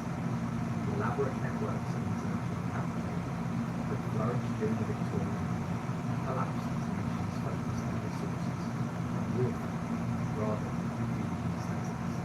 Ships that had once carried precious breeding stock between continents were pressed into military service, which was sent to the bottom by submarines. The wealthy Egyptians who had funded breeding programs found their fortunes consumed in war bombs and economic disruption. But war also created unexpected opportunities for cats. Military bases needed effective rodent control to protect food supplies and equipment. Cats proved invaluable in this regard, leading to their further adoption by military units. These were accomplished show cats, tough, adaptable animals, capable of thriving in harsh conditions and maintaining their hunting categories. Military cats developed characteristics that will later influence breeding programs: exceptional health, strong survival instincts, and the ability to work cooperatively with humans under extreme stress.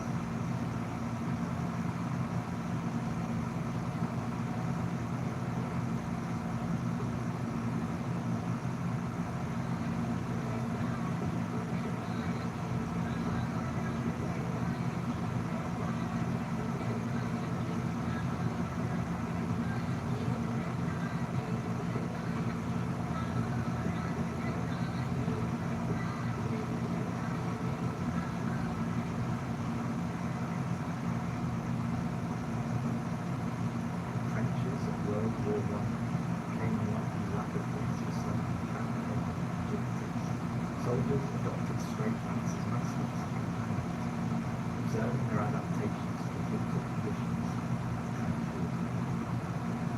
These cats learned to ignore artillery fire, navigate complex underground systems, hunt in environments contaminated by poison gas and explosive chemicals. They developed stress resistance mechanisms that help them function normally despite constant danger and disruption. Military records from this period document remarkable examples of female resilience to heat. Cats that survived gas attacks showed increased resistance to spirit pathogens. Those that lived through artillery bombardments developed enhanced hearing sensitivity that made them more effective hunters.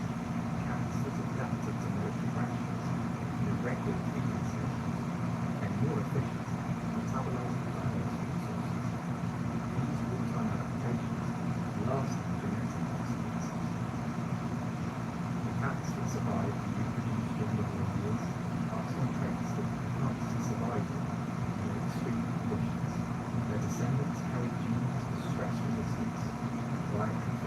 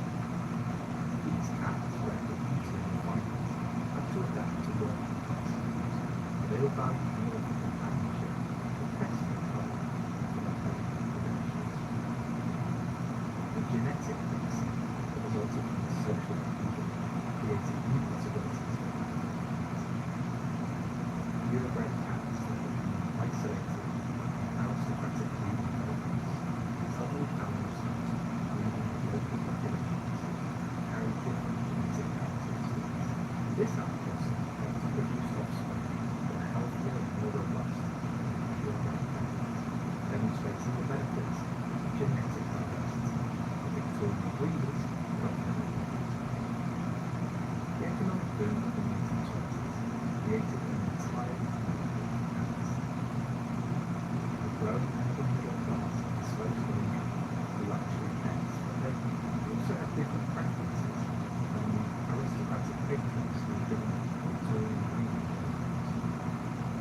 Middle-class families wanted cats that looked beautiful, but also practical, affectionate, but not the most, exotic enough to interest them, high enough to thrive in city environments. This shift in consumer preferences drove the development of advanced aesthetic appeal with practical considerations. The American short hair emerged as the perfect middle-class cat, attractive enough to serve as a status symbol, sturdy enough to thrive in urban environments, and friendly enough to serve as family companions. These cats represented a new approach to breeding that prioritised overall quality of life over extreme physical characteristics. The development of commercial cat food during this period revolutionised feline nutrition and made it possible to maintain large cat populations in urban environments. Before commercial cat food, feeding cats required access to fresh meat, fish, and other perishable foods that were expensive and difficult to obtain in cities. The availability of convenient, nutritious cat food and pet ownership accessible to families could afford its preparing but commercial cat food also created new genetic options, cats that were better adapted to process foods, and advantages over those that required specialized diets. This selection pressure favoured cats with more flexible digestive systems and fewer dietary sensitivities, gradually changing genetic domestic cat populations. The Great Depression tested the human cat partnership in ways that helped them experience families struggling to feed themselves, couldn't afford to maintain pets, and leading to massive abandonment of cats in cities post the development. Urban areas became overrun with feral cat populations that had to survive without cat support, creating the first large-scale examples of urban wildlife management challenges that continue to rise. These Depression-era feral populations underwent rapid evolutionary changes as they adapted to survive in urban environments without human assistance. They became more nocturnal, more territorial, and aggressive. They also developed enhanced disease resistance and improved reproductive efficiency, traits that helped them maintain stable populations despite harsh conditions. Cats that survived the Depression often carried genetic variations that enhanced their ability to thrive independently. These traits became important genetic resources for later breeding programs, particularly those focused on developing hardier, more self-sufficient breeds. The genetic legacy of Depression-era street cats can be traced in many modern breeds that emphasise health, longevity, and adaptability over extreme physical characteristics. World War II brought even more dramatic disruptions than the First World War. The systematic destruction of European cities eliminated many established breed colonies, while wartime shortages of food and medical supplies made it nearly impossible to maintain large cat populations. Many breeds that had been carefully developed over decades were reduced to tiny working populations and maintained by dedicated breeders who sacrificed their own resources to preserve their populations. Holocaust had devastating effects on European cat breeding, as many of the continent's most knowledgeable, dedicated cat fanciers were among the millions who died in the Nazis. Entire breeds lost their most experienced people, along with the accumulated knowledge and genetic resources they had maintained. The recovery of European cat breeding after the war required rebuilding not just breeding populations, but also the expertise needed to maintain them effectively. The war also accelerated genetic research that would eventually transform cat breeding from an art to a science. Military research programs investigating biological warfare and genetic inheritance produced reasons to celebrate the great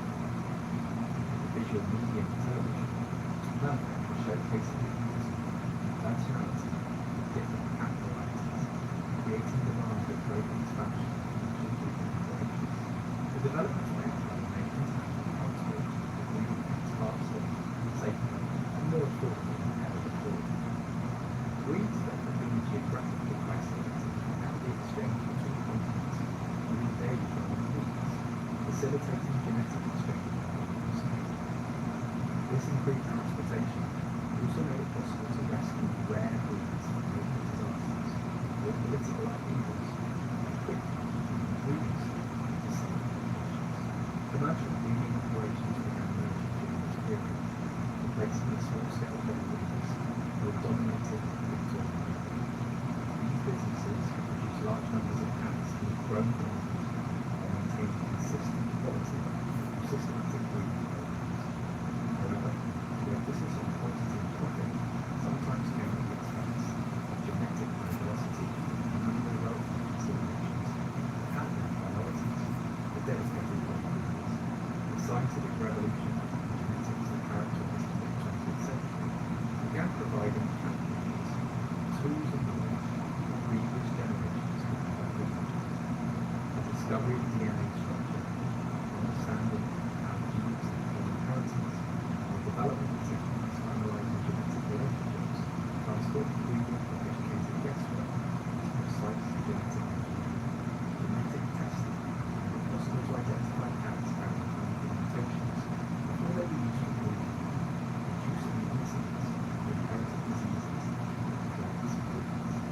Breeding decisions that were previously based on appearance, pedigree, and records are now being informed by direct analysis of genetic material, allowing the development of artificial insemination and other reproductive technologies, opening new possibilities for natural breeding. Genetic material in exceptional cats is preserved and used long after the animals themselves have died. Cats separated by thousands of miles could be bred without the expense and risk of shipping their animals.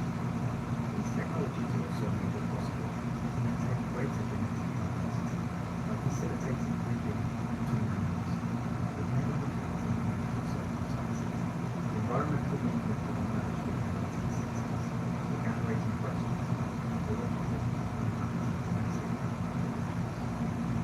Scientists started documenting the effects of cats on wildlife populations, small mammals, and other wild animals, particularly on islands where native species had evolved to life in new communities. These concerns would eventually lead to heated debates about outdoor cat management and responsible pet ownership. The development of effective birth control methods for cats during this period made it possible to manage population growth more humanely and culling methods that were used previously. Spaying and neutering became routine veterinary procedures, allowing cat owners to enjoy companion without contributing to overpopulation problems. Urban planning during the post-war boom years often failed to consider the needs of cat populations, creating environments that were challenging for both home and feral cats. High-rise apartments, busy streets, and limited green space created hazards and stresses that earlier generations of city cats had never encountered. Cats adapted by becoming more nocturnal, developing stronger territorial behaviours, and learning to navigate complex urban landscapes. The rise of veterinary medicine as a specialised profession transformed cat healthcare from folk remedies and basic first aid to sophisticated medical remedies. Vaccines, surgical procedures, and diagnostic techniques that had been unavailable to earlier generations of cat owners became standard parts of responsible pet care.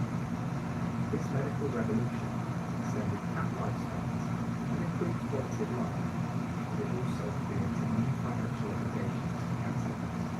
Cultural changes in the 1960s and 70s affected cat breeding and ownership in unexpected ways. The counterculture movement's emphasis on natural living and rejection of artificial breeding practices influenced some cat enthusiasts to focus on preserving natural breeds and avoiding extreme physical manipulations. At the same time, real celebration of individuality and self-expression encouraged the development of new and unusual breeds that reflected their owners' personalities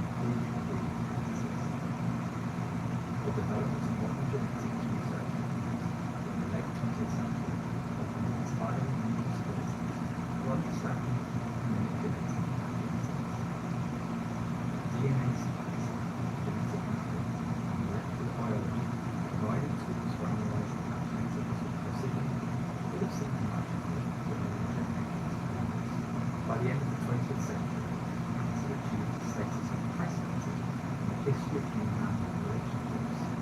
They've become the world's most popular pets, with populations in hundreds of millions across every continent.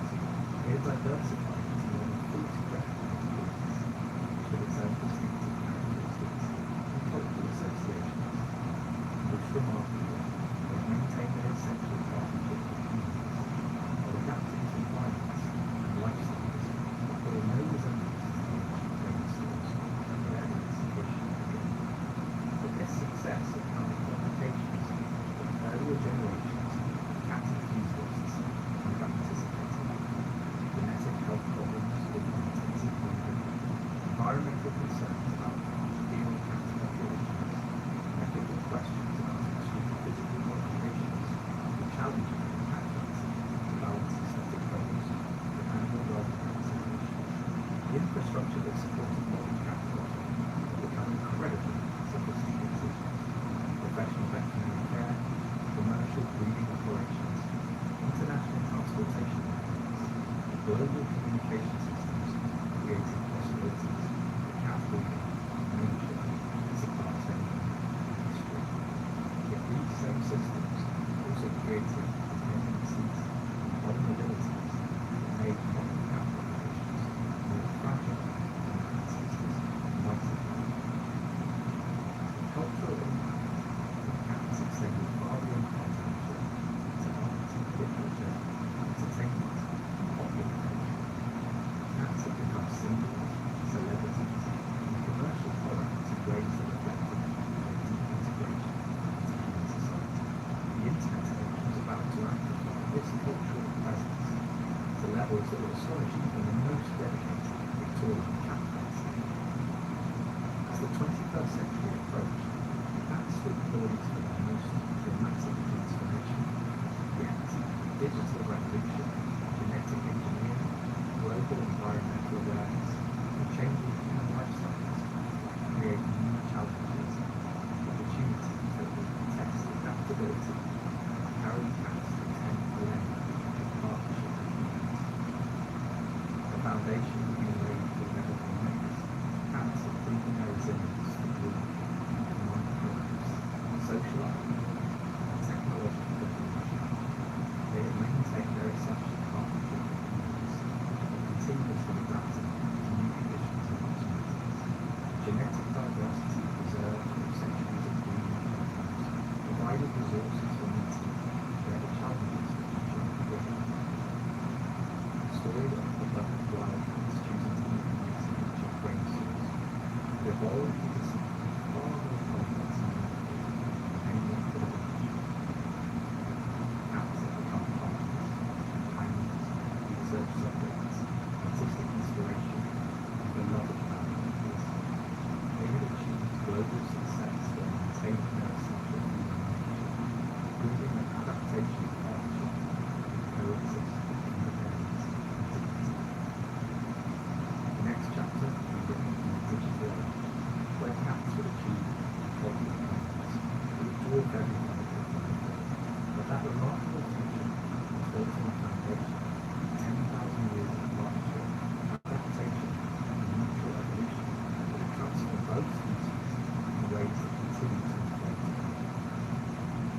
The ancient contract forged in Mesopotamian grain stores have evolved into something that neither humans nor cats have anticipated, yet it remains fundamentally unchanged. A partnership based on mutual benefit, respect, and recognition. In some relationships that transcend species boundaries and become something greater than even human connection. The 21st century didn't just arrive for cats, it exploded around them in ways that we've seen real fantasy to every previous generation of cat enthusiasts. Within a matter of years, cats were becoming beloved pets and show animals, becoming the undisputed rulers of a digital web that connected billions of humans across the world. The internet, social media, and smartphone cameras have transformed cats into something unprecedented in history. The world's first truly global species. But this digital revolution was built on a foundation that reaches back to those ancient grain stores and entertainment. The same qualities that have made cats successful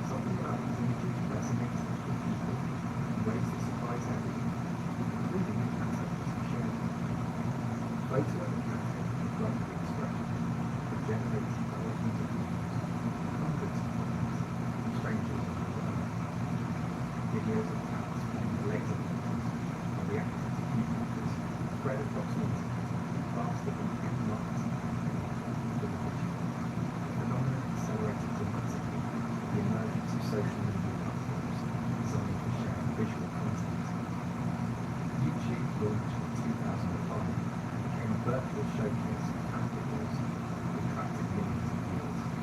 Facebook provided platforms for categories to build community around the cats. Instagram turned cat photography into an art form that attracted professional photographers and casual photographers.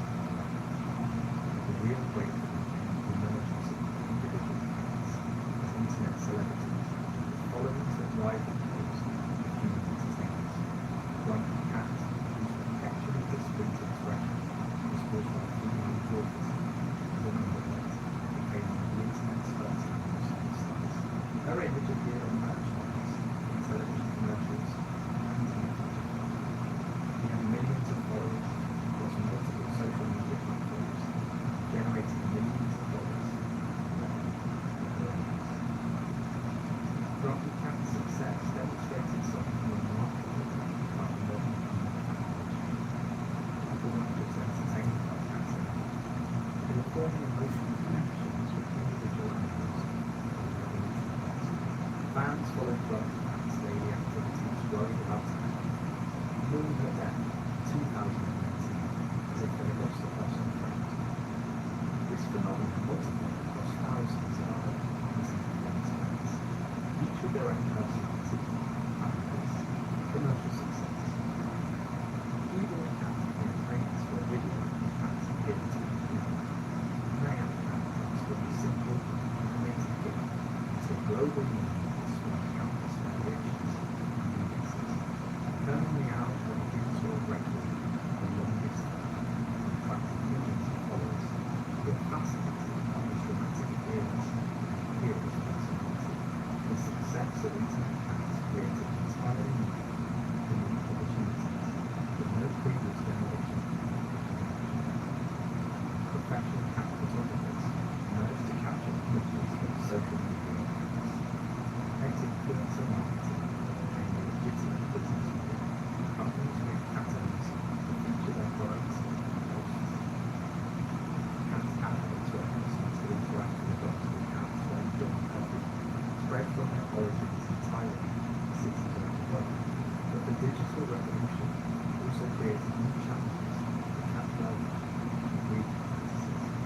The desire to create cats that would be visually striking on social media led to increased demand for breeds with extreme physical characteristics that can cause health problems. Flat-faced Persian cats photographed beautifully but often suffered from breeding problems. Scottish fold cats that have distinctive fold ears profit from social media and carry genetic mutations that cause painful problems.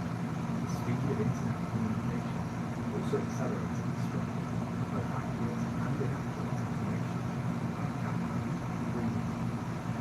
Responsible breeders could share knowledge and best practices more easily than ever before.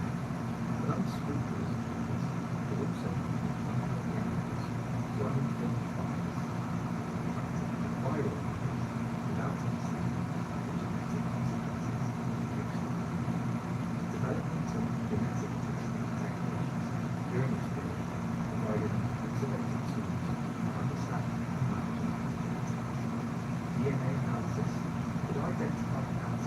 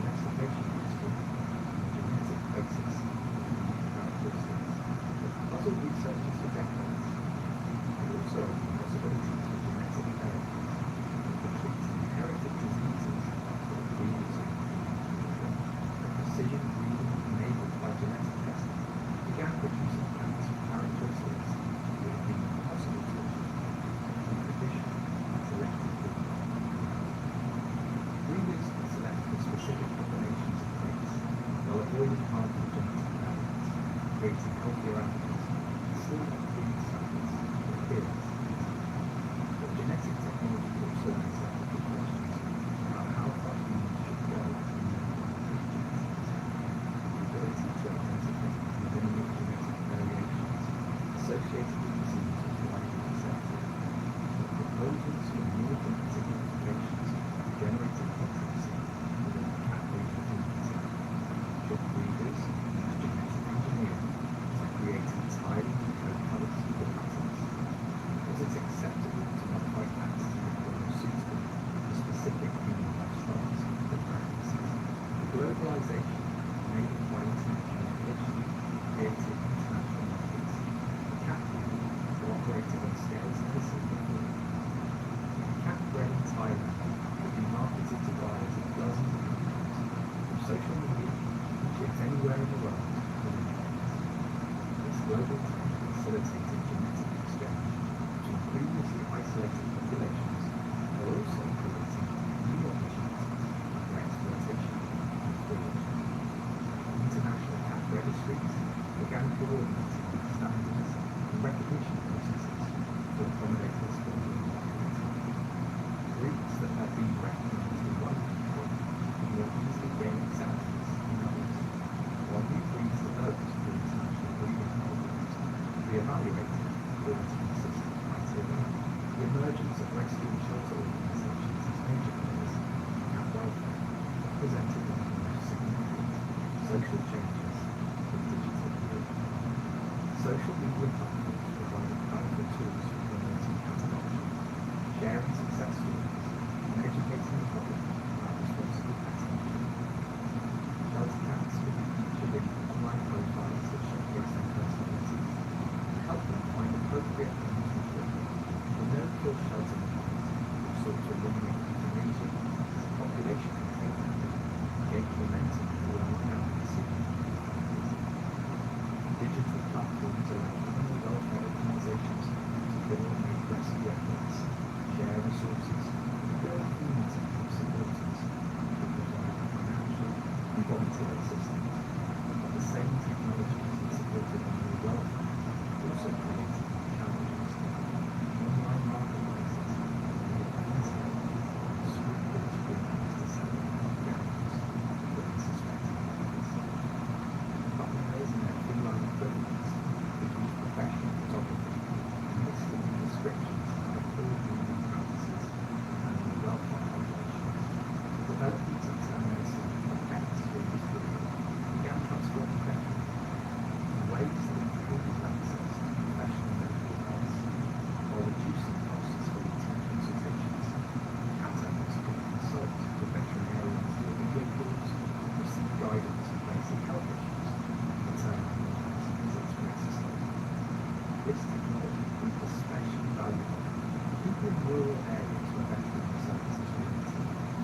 Wearable technology designed for cats provided new tools for monitoring health, activity, and behaviour in ways that can detect problems before they become serious. GPS collars allow owners to track outdoor cats' movements and ensure their safety. Activity monitors can detect changes in behaviour patterns that might indicate development problems. The data generated by these monitoring devices created new possibilities for understanding cat behaviour and help with population needs. Researchers could analyse patterns across thousands of cats to identify factors that influence longevity, disease susceptibility, and quality of life. This information informed local individual healthcare decisions and broader understanding of feline and welfare. Environmental awareness during the 21st century began focusing attention on the ecological impact of domestic cat populations in ways that created active debates within the cat community. Studies documenting the effects of outdoor cats on growing populations, small mammals, and other wildlife generated calls for restrictions on cat ownership and management practices. The development of indoor cat environments became increasingly sophisticated as owners sought to provide enriching experiences for cats that were kept indoors for environmental or safety reasons. Cat feeds, puzzle feeders, interactive toys, climbing structures transformed homes into complex environments that satisfy cats' natural behaviours without allowing them indoors. The emergence of cat behavioural sciences and legitimate academic discipline provided new understanding of feline psychology, social structures, and communication patterns. Researchers discovered that cats have far more complex social lives than previously recognized, with sophisticated communication systems and relationship patterns that influence their welfare in both domestic and feral populations. This research informed the development of evidence-based approaches to cat care, training, and management to replace traditional methods based on assumptions about human behavior. Understanding how cats actually perceive and respond to their environments led to more effective strategies for reducing stress, preventing behavioural problems, and improving human-cat relationships. The commercial cat industry expanded dramatically during this period, creating markets for products and services previous generations of cat owners could never have imagined. Premium cat foods formulated for specific breeds, life stages, and health conditions replaced the simple commercial foods of earlier years. Luxury cat furniture, high-tech residences, and designer cat carriers reflected the growing willingness of owners to invest significant resources in pet support. Professional cat grooming, boarding, and pet sitting services became standard parts of their cat carrier infrastructure. Cat behaviourists, trainers, and other specialists offered services that address the complex needs of cats living in modern environments. The legal status of cats began evolving during this period as society grappled with questions about animal rights, welfare standards, and responsibilities in pet ownership. Laws governing breeding practices, animal welfare, and environmental protection created new frameworks for managing the relationship between humans, cats, and the legal ecosystem. Some jurisdictions began requiring licensing and regulation of cat breeders, while others implemented mandatory restraints, and restrictions on animal classes. These legal developments reflected growing recognition that the human-cat relationship had implications that extended beyond individual pet ownership to encompass broader social and environmental concerns. The culture of connected cats in the digital age extended far beyond pet ownership into art, entertainment, and popular culture in ways that were understanding previous generations. Cats became subjects for serious, artistic and literary work, while also maintaining their presence in popular entertainment and commercial media. The meme culture that emerged from internet cat content influenced language, humour, and communication patterns across global digital communities.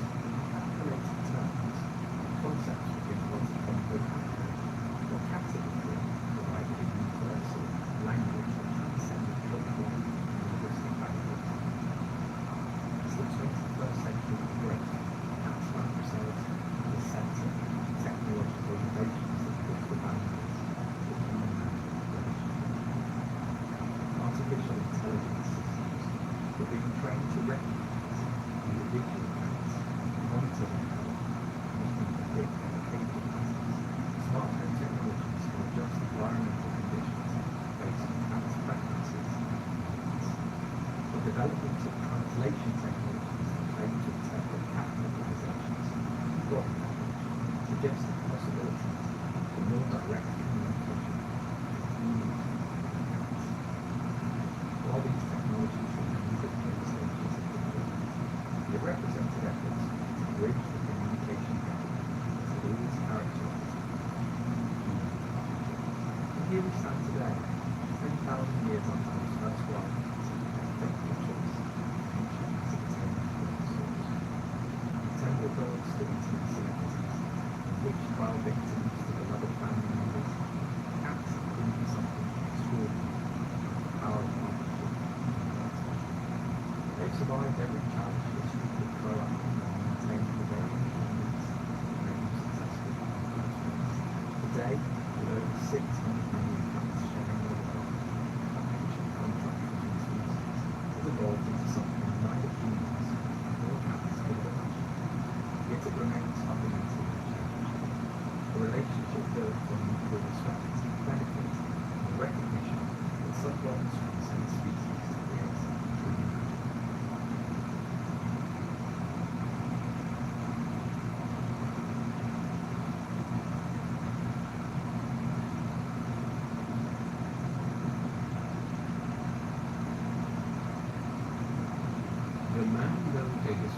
as Genghis Khan. He was born in the middle of the 12th century.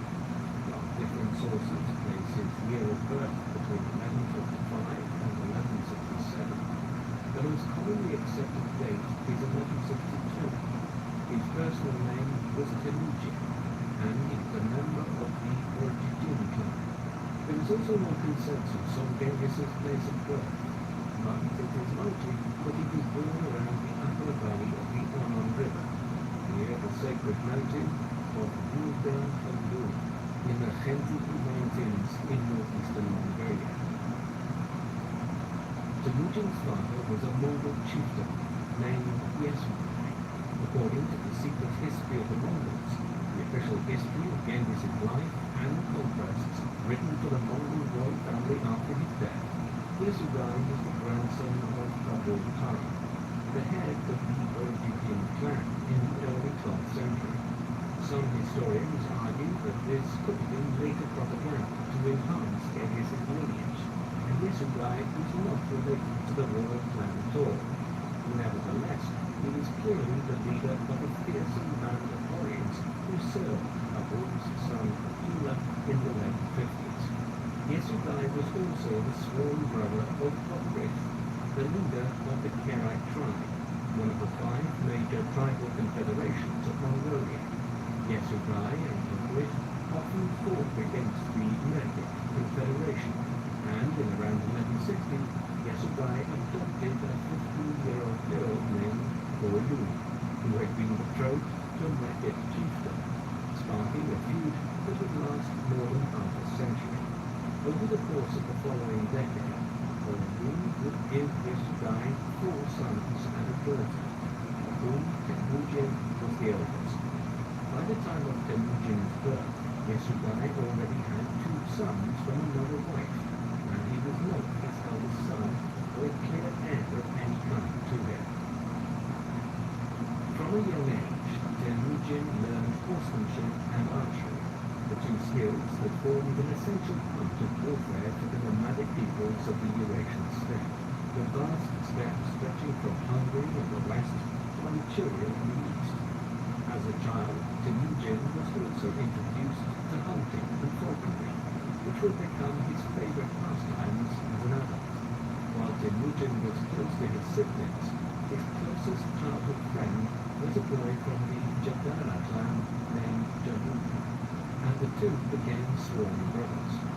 During his childhood, Temujin began to learn about the complex relationships among the Mongolian tribes. The Mongol tribe into which Temujin was born was divided into 2 major clans, the Orjigin and the Taichu. The Mongols were one of 5 major tribes in the region, the others being the Kerite, Mergit, Tatars, and Nani. The peoples of Mongolia were surrounded by powerful neighbors. To the east and southeast was Imperial China, which, since 1115, had been ruled by the Jin dynasty founded by the Jurchen tribe in Manchuria. To the south was the Western Shan in northwestern China, ruled by the Angkor peoples in Tibet. To the north was the desert and inhospitable region we call Siberia today, while substantially to the west and southwest were the Muslim powers of Central Asia and the Middle East, which were in a period of some decline by the 12th century. The Arab Caliphate had revert through its golden age centuries later between the 8th and 10th centuries. In around 1171, when Temujin was probably around 9 years old, he was betrothed to Burke, the daughter of Gai Sechen, a chief of the Ongerad tribe. The leaders of prominent Mongol families often married Ongerad women, but this required Temujin and his father to travel on a long journey across the Gobi Desert to take part in the betrothal ceremony. Although he was a powerful warrior, Yesugai could only afford to offer Gai Sechen a single horse for his daughter. Although the Ongerad chief agreed to the match, he stipulated that the horse would serve as an initial dowry, and until a greater dowry was paid, Temujin would have to stay behind and work for his future father-in-law. While the young Temujin was ashamed that his father could not afford to pay for his bride straight away, he spent 3 happy years among the Ongerad, working as a herder. Temujin heard stories about the burgeoning trade between the Ongerad and the wealthy Jin Empire south of the Great Wall. Temujin's time with Ongerad ended when he was around 12 years old. During one of his raids, Yasugani encountered a band of Tartars. Rather than launching an attack, the Tartars invited him to dinner. Bound by the set traditions of hospitality, Yasugai felt he could not refuse, and was duly poisoned by his hosts. The slow-acting poison enabled Yasugai to read instructions to bring Temujin back home. The guide that Chen was reluctant to part with the boy, who recognized the difficulties Temujin's family faced and allowed him to leave.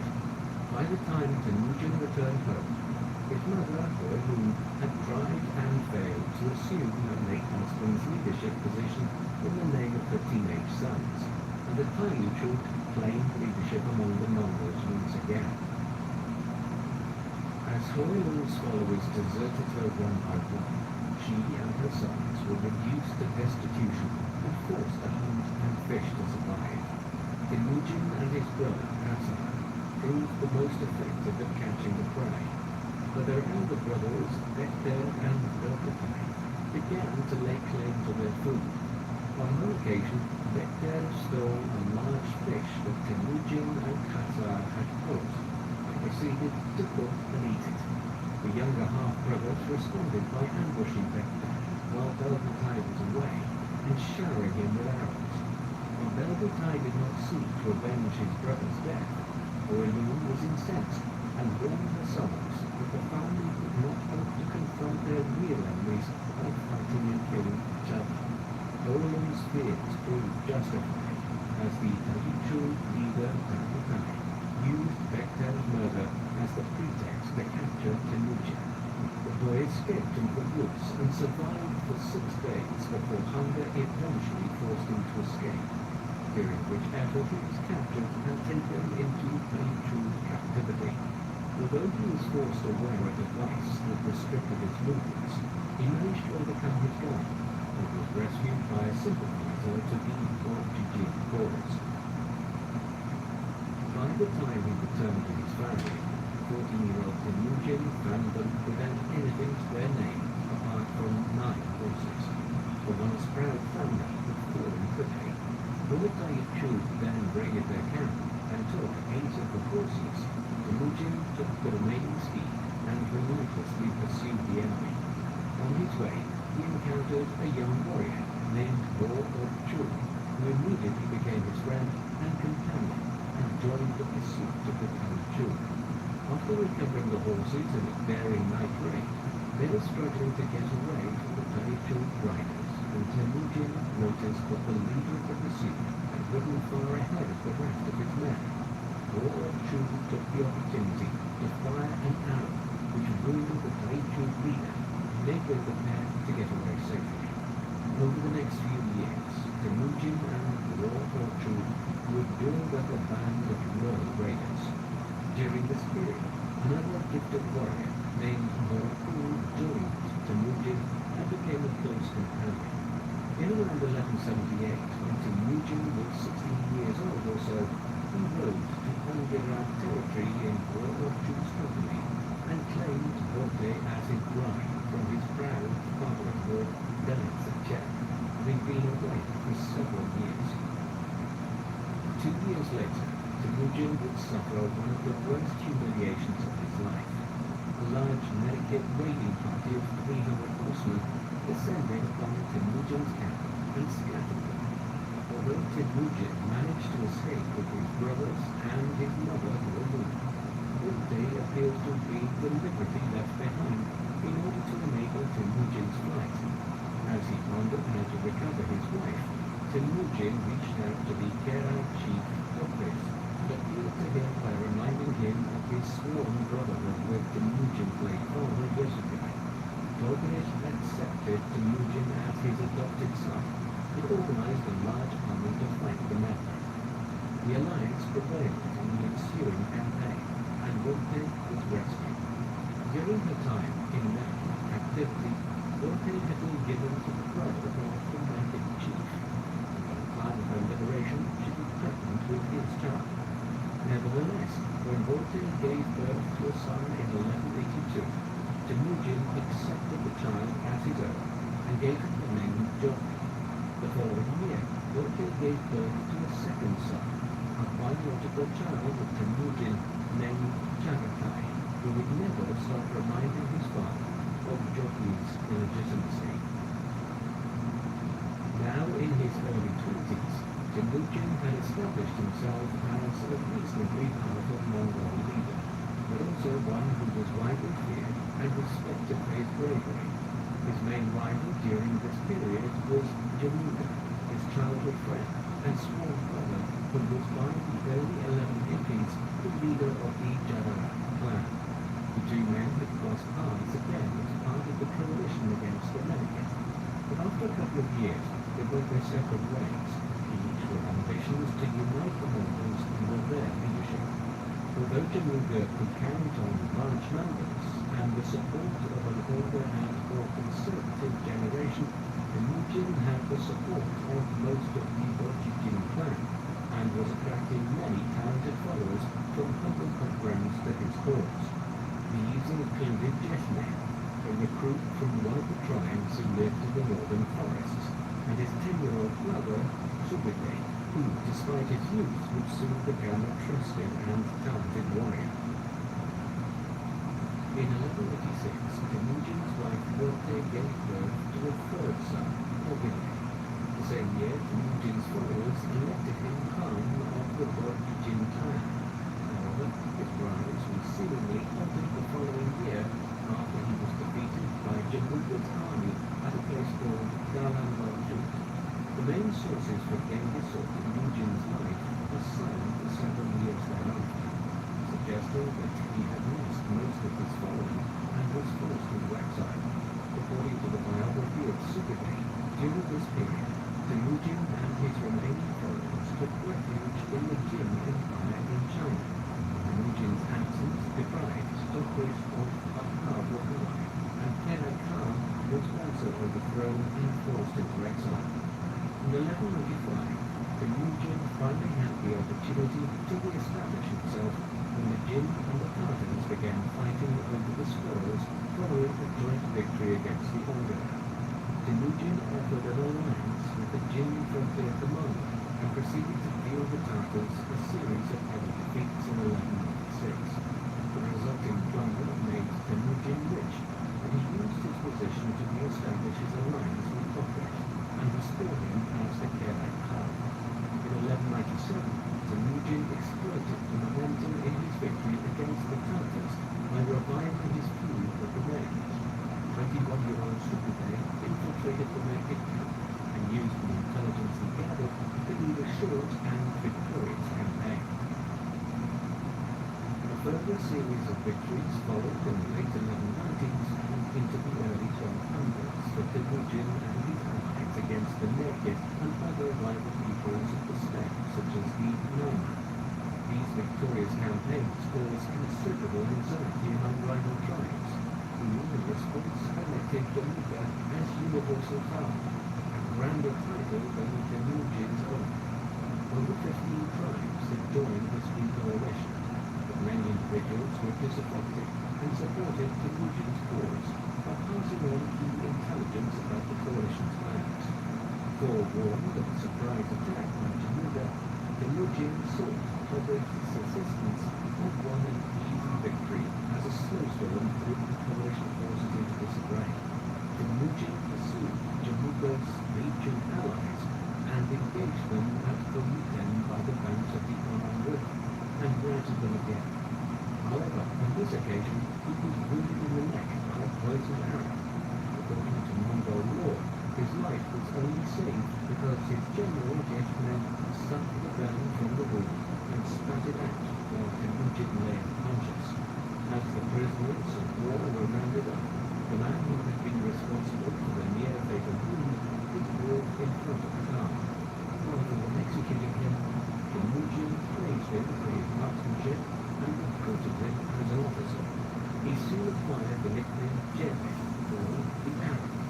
would go on to become one of the Khan's greatest commanders. Jamuga's defeat led to the temporary fragmentation of his coalition, yet by 1202 he had formed a new alliance with the Naina and a number of defectors from Temujin's forces, including several disaffected uncles and his brother, Asa. Jamuga then launched a concerted attack on Temujin, but the Burjigin Khan proved equal to the situation, maneuvering his forces skillfully and switching between guerrilla tactics and field battles. In the winter, after a formal ceremony, conferring him as heir to Toghrish's Khairite Khanate, Temujin and his adopted father defeated the Naina. In an effort to consolidate an alliance with Togrish, he proposed that his son Jockey marry Toghrish's daughter. The proposal infuriated Toghrish's disinherited son Bushka, who defected to Jamuga after his father refused to break ties with Temujin. With Ishtar at his side, Jamuga rode to Toghrish's camp and forced him to join the anti-Temujin coalition. In 1203, Temujin was defeated by a Khairite army commanded by his adopted father, but escaped with around half his force when Jamuga called off the pursuit. His old companion, Orchu, and his son, Obaday, were initially unaccounted for and returned to camp with heavy wounds. While an angry Temujin sent a series of letters to his former supporters accusing them of betraying him, he began to build a new coalition. From his new base near the Juna convent, Temujin and his senior commanders swore an oath to fight to the bitter end. Meanwhile, the members of the coalition lost faith in Toghrish's leadership, and Temujin's brother Asad returned to his side. In the autumn, Temujin went on the offensive against Togrish and defeated the Khairite army after a hard-fought battle that lasted 3 days, until Temujin's general Mukhari broke through to the enemy's camp. While escaping from the battlefield, Togrish was killed by some Naina bandits.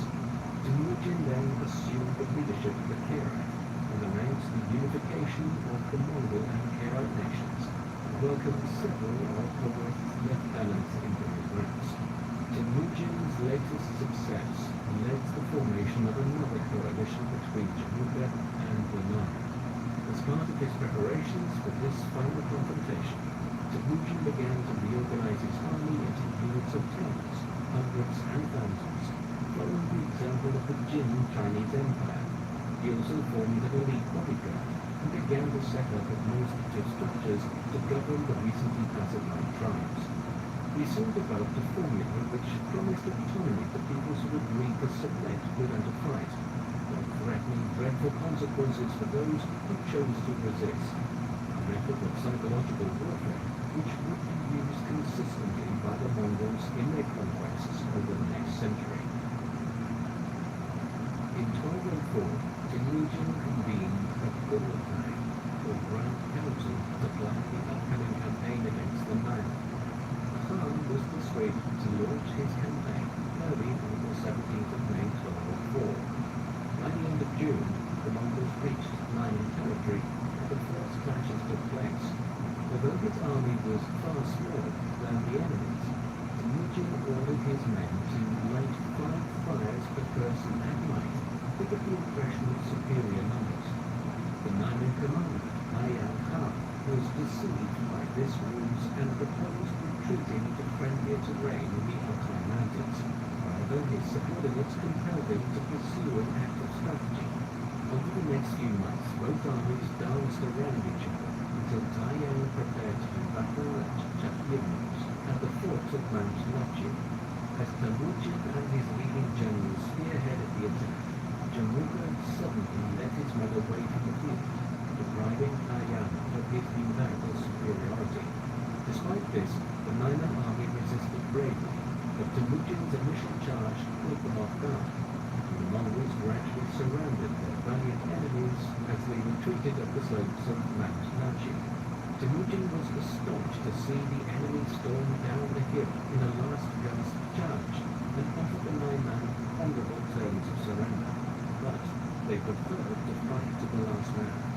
Taiyang was taken prisoner and died of the wounds sustained during the battle of his allies submitted to Temujin. At the age of 42, after suffering several setbacks over the course of his life, Temujin had vanquished his enemies and united over 30 tribes under his rule in a large tract of the Asian steppe. Temujin's victory at Chakiamot seemed decisive, but the mysterious Jamuga was still unaccounted for. While most of his followers had deserted him and submitted to Temujin, he fled into the mountains with a dwindling band of men. On hearing that Temujin had put a large bounty on his head, the 5 men who remained with Jamuga tied him up and brought him to Temujin. As Temujin prized loyalty above all else, he executed Jamuga's captives for their treachery, but took considerably longer to decide on the fate of his sworn god. Eventually, he ordered his sadistic nephew, Jiminai, to carry out a brutal execution by hacking him to pieces. In 1205, Temujin began to launch raids against the Tanvids to the south. Suberbeg worked to further pacify the new subjects of the Mongols by suppressing a fresh ethnic rebellion. The following year, 1206, Temujin held another Kirkpai, which brought together all the Mongol nobles to officially proclaim the creation of a new Mongol empire. It was at this juncture that Temujin was given a new title, Genghis Khan, which should more accurately be rendered as Genghis Khan. The name is usually translated as Universal Ruler, though recent scholarship suggests Fierce Ruler was a better translation. Temujin accepted the imperial throne on the condition that everyone would obey his word. After assuming imperial power, Genghis began to reward his followers. His long-standing companions, War-Orchun and Berku, were given the highest ranks, while the likes of Jebe and Suberbeg were ranked one step below. The 4 were members of a 9-man cabinet that enjoyed the greatest privileges and took part in key decision-making alongside the Khan. While Genghis had united the tribes of Mongolia through conquest, he faced a monumental task in eliminating various tribal and clan loyalties to forge a single Mongol nation. In order to achieve this, Genghis set out to build a new political system in which his subjects placed allegiance to the Khan and the Mongol nation above kinship ties. The success of this would depend on his ability as Khan to provide his people with huge amounts of wealth, plundered from enemies through new conquests. This incentive system demanded frequent campaigns outside the new empire's borders, and Genghis consequently continued the military reorganization that he had started in the latter stages of his unification campaigns. The basic organizational unit in the new decimal system was the Chang, or 1,000 men, though the formidable 2 men or 10,000 is more widely known. Since each of Genghis's subjects was attached to a new channel, this decimal system was also intended to replace the old social structure of clans and tribes. While most of the leaders of the Chans were from the old aristocracy, a significant minority had more humble origins, reflecting the meritocratic ethos that had allowed Genghis to find some of his greatest commanders among the lower classes. To cap it all off, Genghis strengthened his bodyguard, or Pishi, to over 10,000 men, who were recruited from the sons and powerful men to ensure their good behavior. Genghis gave his 4 sons senior responsibilities. Yoki was master of the house. Chagatai was responsible for enforcing the new war code. Ogyide served as head of the nascent civil bureaucracy, and the youngest, Tamui, was named commander-in-chief. Despite this, Genghis's sons complained that they lacked military authority, and apart from the Tolui, their military authority only extended to their own regions. This prompted Genghis to set up a new division of empire and killed his sons in 1209. 45,000 men were divided amongst Genghis's family members.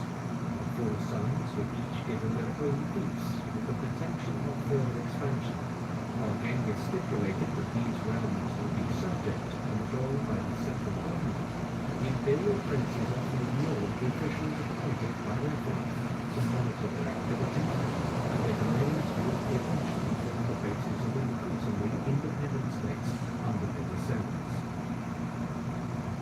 As part of his state-building program, Genghis introduced a new law code known as the Great Yasa.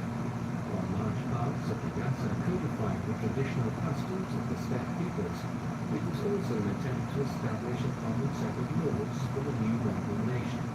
Part of the code took the form of military regulations concerning the mobilization of armies, the duties of officers, and the punishments they would suffer if they failed to carry out those duties.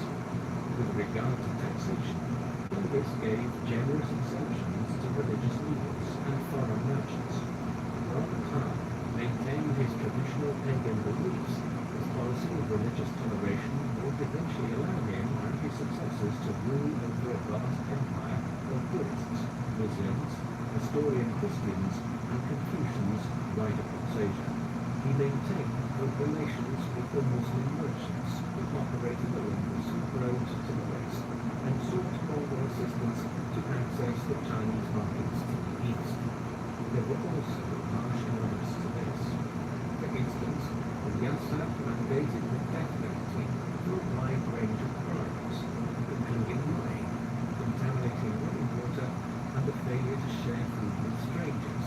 Though wealthy criminals could often escape capital punishment by paying large fines, the Yasa only applied to Mongols. There was little consideration for the fate of foreigners. Accordingly, the Mongols habitually captured foreign women on campaign and took them as concubines. Genghis and his sons had the first pick of the female captives, and he would go on to have 23 official wives and a harem of over 500 women.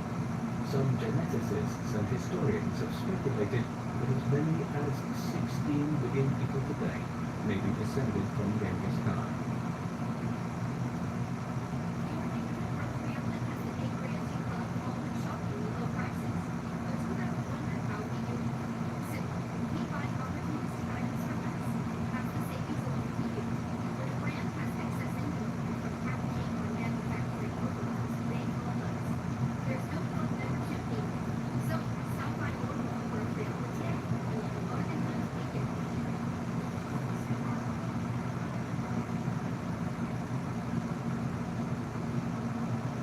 Over the course of the 3 years between 1206 and 1209, Genghis continued to make changes to his new military organization. The parts of the Ukeshi, or bodyguard, were assigned specialist duties such as intelligence gathering, surveying, and mapmaking, and organizing the supplies for the army. In peacetime, the annual hunt organized by Jockey served as the main form of training for Genghis's armies. As in a military campaign, the two men would work together and surround the animals across a large area before gradually closing in for the kill.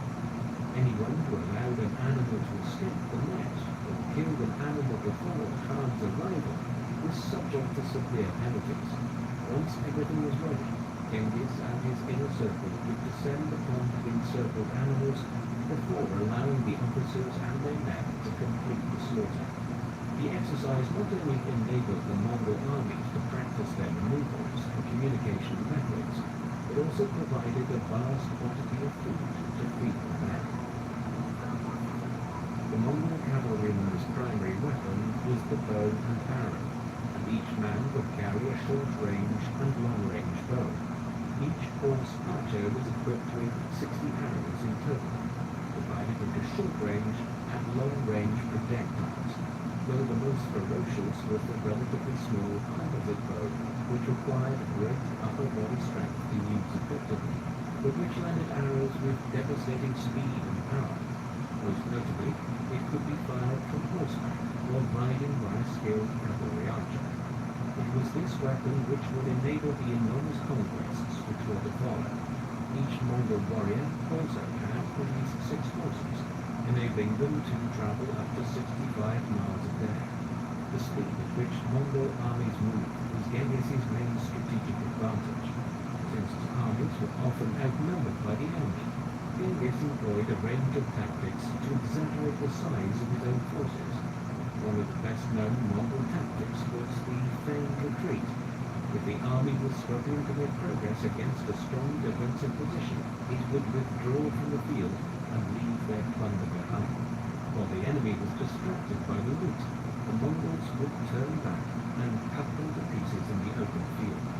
Although the Mongols later employed Chinese siege engineers, they were not used to siege warfare, and Genghis initially avoided attacking well-fortified cities. He preferred to attack smaller towns and distributed the resulting plunder evenly among his otherwise unpaid troops.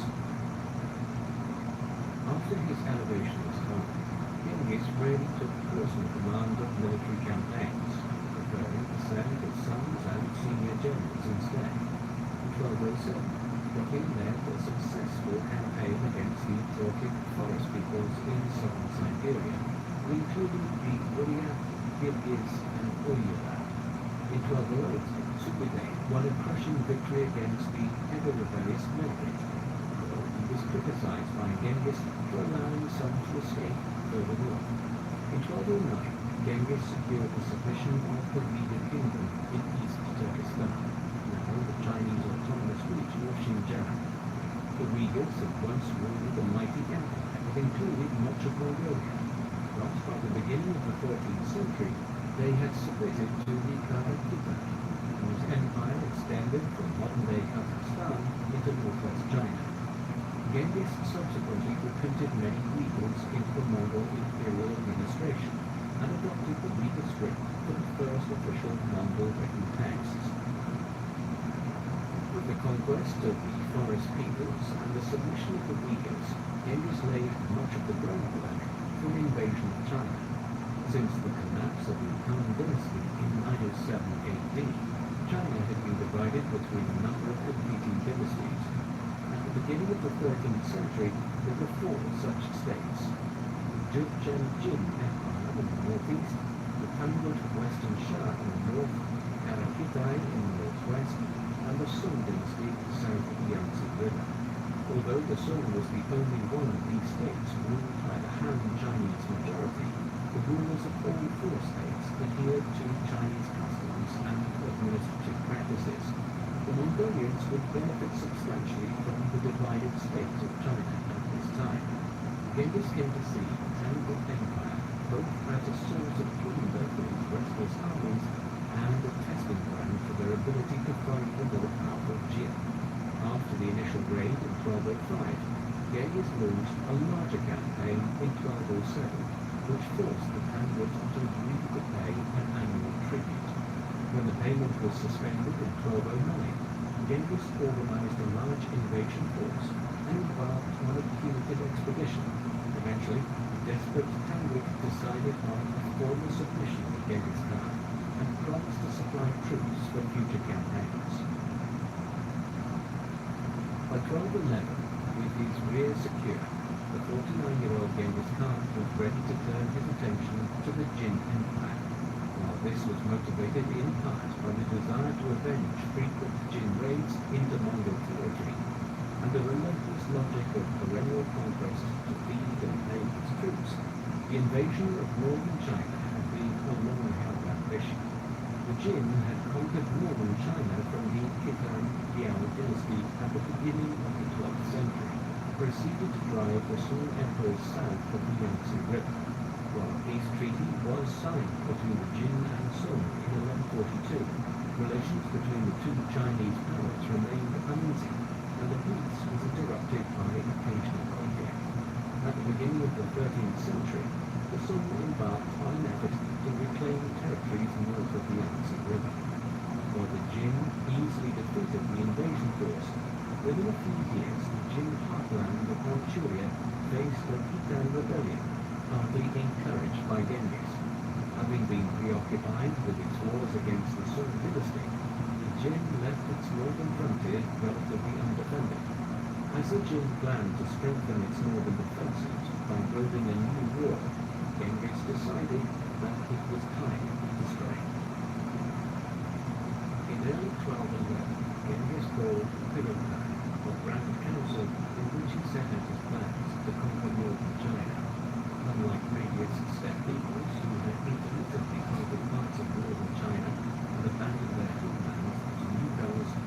Genghis intended to maintain his power base in Mongolia, in which he would rule over men that incorporated both the nomadic steppe cultures of Central Asia and sedentary cultures of China. The invasion force of around 100,000 men began moving in March.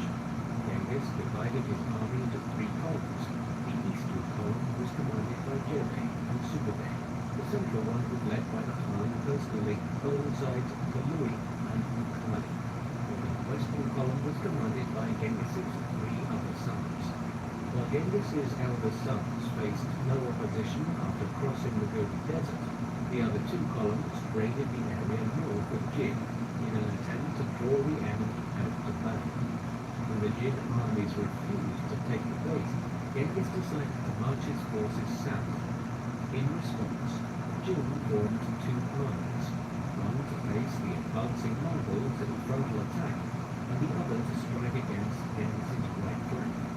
Genghis ordered Jebe to march his men westwards behind his column and eliminate the threat to his flank, leaving the Jin with a single army. While the Jin commander deployed his forces in a narrow pass to prevent the Mongols from fighting on open ground, the momentum of Bukhari's charge proved overwhelming for the Jin cavalry, which trampled over the infantry as it deployed. The Mongols went on to win two further pitched battles to destroy the Jin field armies. Genghis followed up by capturing several major cities and ordered Jebe to advance to the Junggur Pass near the Jin capital of Junggur, modern-day Beijing. Unable to take the pass by direct assault, Jebe feigned retreat and went on to destroy the garrison in front of the pass. He marched on to Beijing, but was recalled by Genghis, who realized that the Mongol army was not yet equipped to capture such a well-fortified city. Despite their battlefield successes in 1211, once the Mongols returned home for winter with their plunder, the Jin reoccupied all the cities they had lost.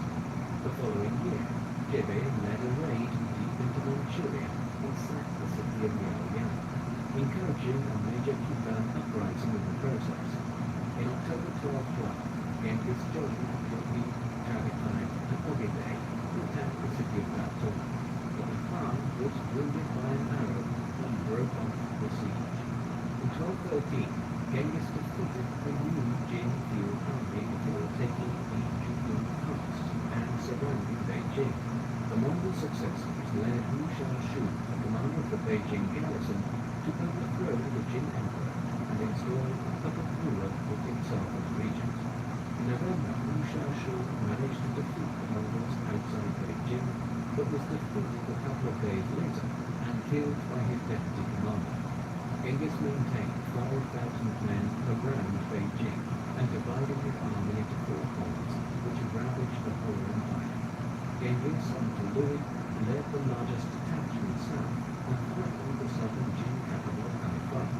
In the space of 3 short months, the four Mongol armies rampaged through the entirety of Jin territory and left behind a trail of devastation by destroying all the crops in an effort to starve the population into submission. While Genghis returned to Mongolia, he maintained a tight blockade on Beijing and encouraged the Jin emperor to submit to him.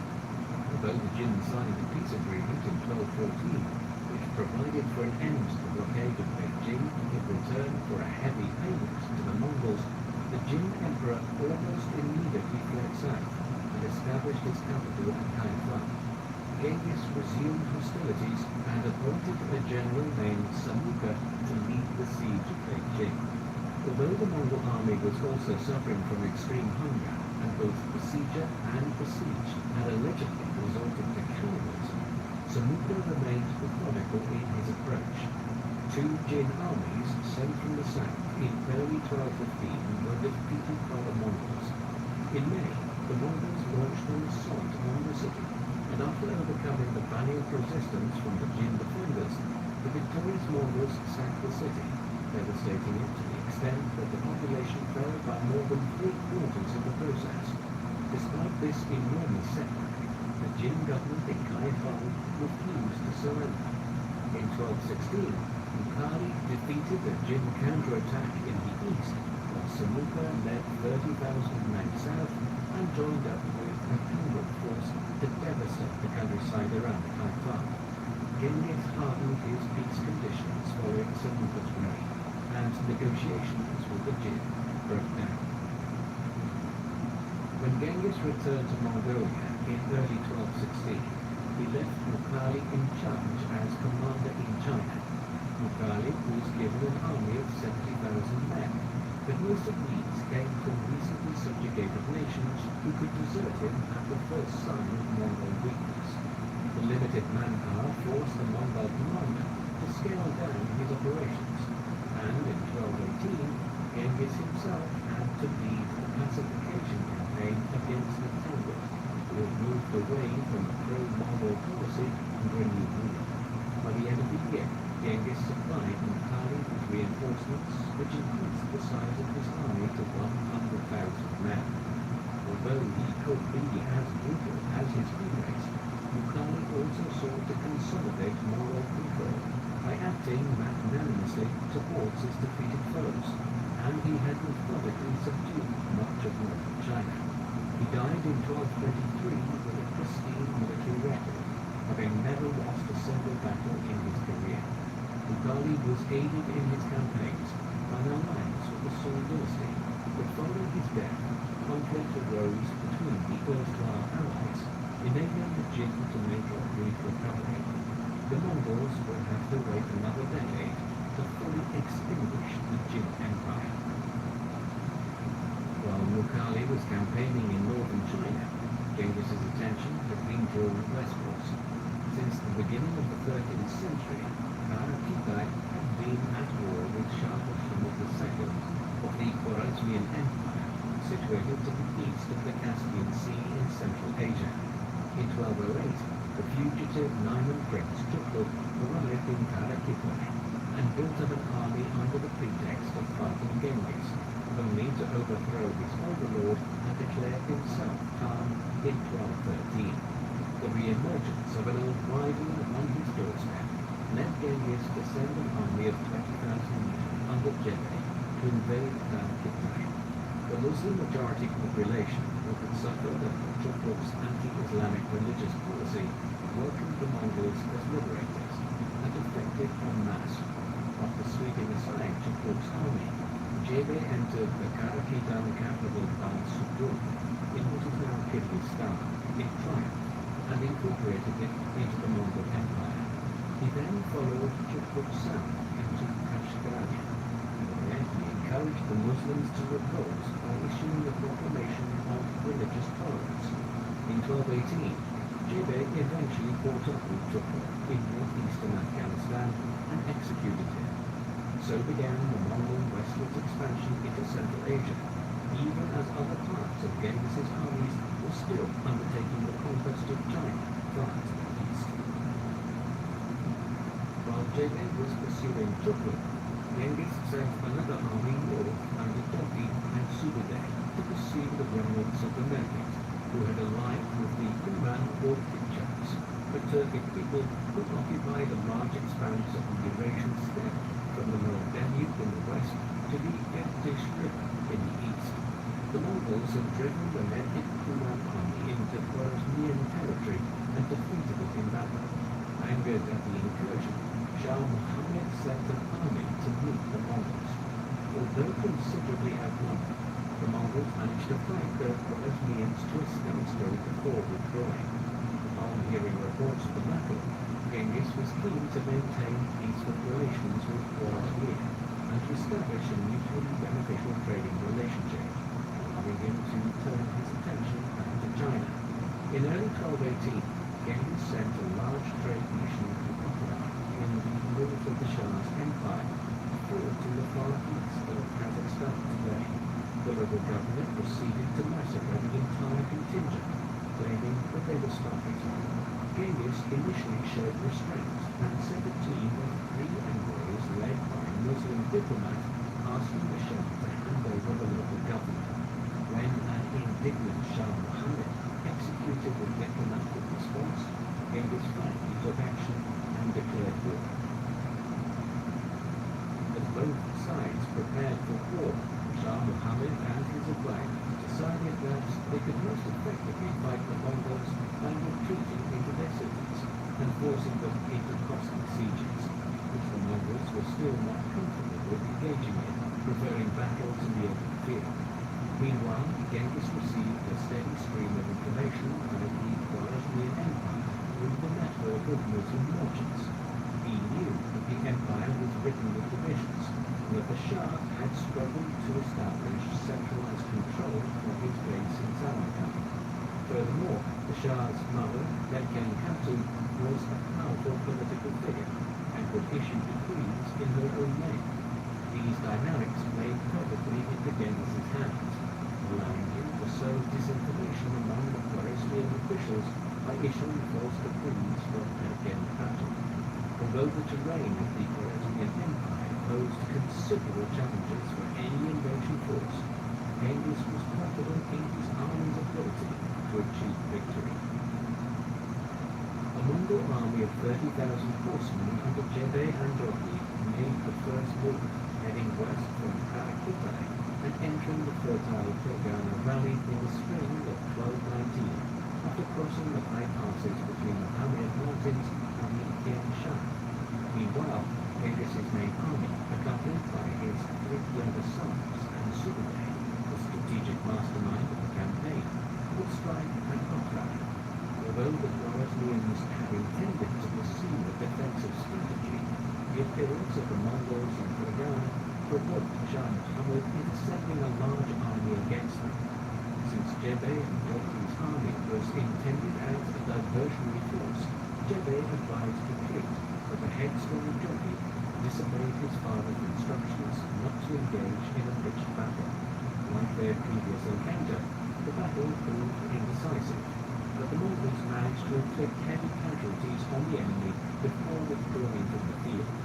By this point, the vanguard of Genghis's main army had appeared in the north and was advancing on Otrar. By October 1219, Genghis's force of 100,000 men, including allied contingents, arrived in Otrar on the banks of the eastern Daria River. While Genghis attempted to lay a trap by sending a small force up the Sir Daria towards Samarkand, the greatest city of Central Asia at that time, the Shah counted on a strong 60,000-man garrison at Otrar to hold out against the Mongols. Once Genghis realized that the Shah would not take the bait, he ordered his sons to besiege Otrar with full force. With several years of experience besieging Chinese cities now behind them, the Mongols were far more proficient in siege warfare than the Khwarezmians had anticipated, and Otrar fell quickly in February 1220.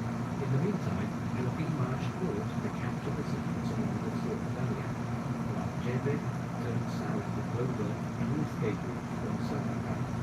Genghis and Taburi took 40,000 men and marched southwest across the Kizil-Krim Desert and arrived at the oasis city of Bukhara in February 1220.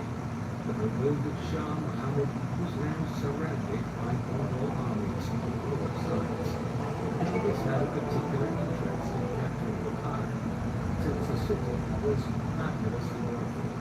The Mongols captured the city after 2 weeks, and Genghis proceeded to levy heavy taxes on the wealthy elite. The capture of Bukhara opened the road to Samarkand, some 150 miles to the east. Though the Shah's capital was well fortified and defended by a garrison of up to 100,000 men, the run of spectacular Mongol victories had dented the Khan's confidence. Genghis and Taburi were joined by Chagatai and Ogedei in the siege of Samarkand. Genghis employed a favorite tactic of placing prisoners of war in the front ranks to lead the assault. Those who weren't cut down by their compatriots turned out and fled, giving the impression that the Mongol army was collapsing. The defenders sallied out in pursuit, allowing Genghis to move into the field at the head of his Mongol veterans. While Shah Muhammad II managed to escape the encirclement, the Mongols captured Samarkand after a 10-day siege and proceeded to sack it with impunity. Genghis rested most of his army and sent a force under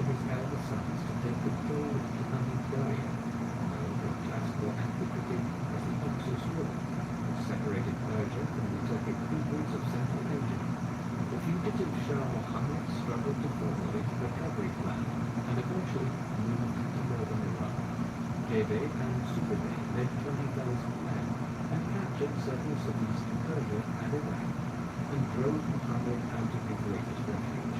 The defeated Shah retreated north and escaped to an island in the Caspian Sea, where he died of illness in January 1291. While the Shah was on the run, Genghis sent additional forces to invade the Khwarezm heartland. After taking the city of Kufa in December 1220, Jockey arrived at the walls of Gurganj. A relief column under command of Shah Muhammad's son and successor marched east towards Gurganj, but failed to secure the support of rival factions and marched away. As Jockey continued the siege, an impatient Genghis decided to send a large force under Chagatai to reinforce him. The two brothers had always hated each other and soon began to feud, and it was only the intervention of royal truth that prevented them from coming to blows. Genghis would respond to the familiar infighting by demoting Jockey and Chagatai in the succession and nominating Ogedei as the senior heir.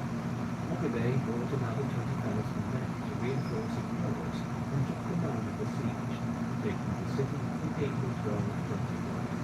After such a long siege, the Mongols carried out another notorious massacre, killing almost every single one of the city's inhabitants. The Mongols went on to treat the whole province of Khwarezm in similar fashion. The trail of Mongol destruction did not end there. Genghis dispatched artillery to invade the Khorasan region station of Daria and Lorraine Plateau. The merciless Mongol prince proceeded to several cities of North and Nishapur, both of which were major centers of Islamic learning and culture, and were among the wealthiest and most populous cities in the medieval world. According to some estimates, the Louis campaign resulted in the loss of over 1 million lives. In the meantime, Genghis continued to campaign in Central Asia, around what is now Afghanistan, eventually pacifying the region in the course of late 1221 and early 1222.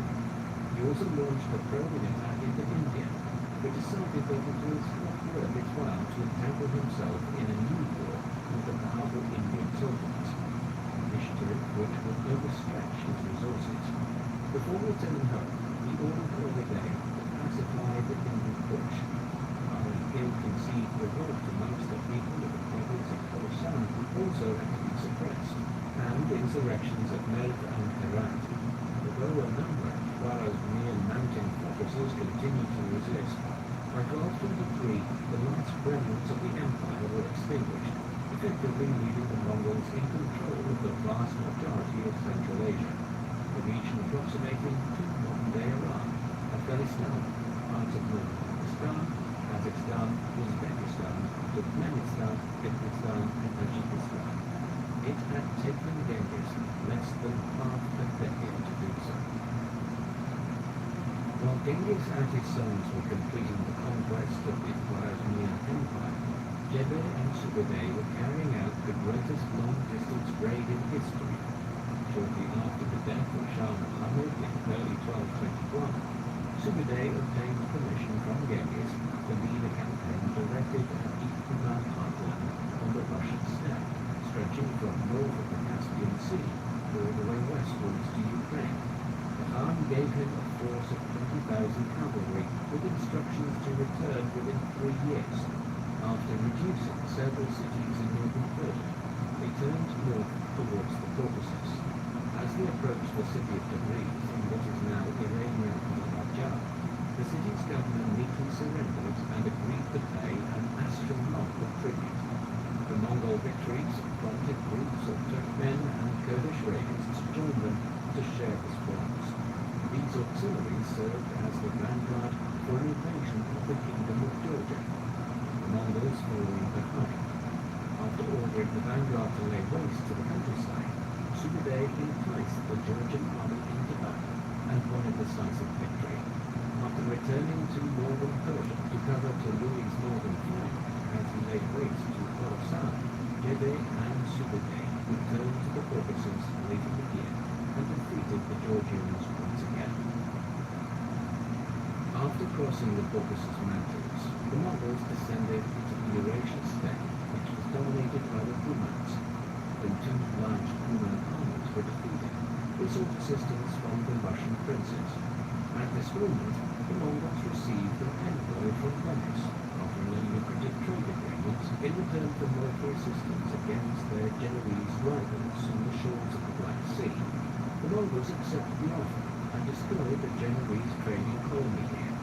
Then, armed with Venetian intelligence about the principalities of Rus and their traditional antagonistic relationship with the Kumans, Jebe and Sube'etei and their men spurred on their steeds. Not long afterwards, the Mongols met a grand coalition of Russia, Yevan and Kuman leaders and their men at the Battle of Kharkiv in what is now Ukraine on the 31st of May 1223. It resulted in a major Mongol victory and the beginning of Mongol rule in southwestern Russia. It was also an astonishing statement of how successful Genghis's conquests had been, and his forces were now winning victories on the edges of Europe. In its aftermath, Jebe and Sube'etei turned east and began the journey home. In the words of the Novgorod Chronicle, God knows whence and fetched them against us, or where they hid themselves. It would be another 14 years before the Mongols returned, and when they did, they would campaign as far as Hungary, an expedition which neither Alexander the Great's Macedonians or any other had equaled in history in terms of how extensive the conquests were. Jebe and Sube'etei eventually returned back to Central Asia by 1224, but Jebe died shortly afterwards.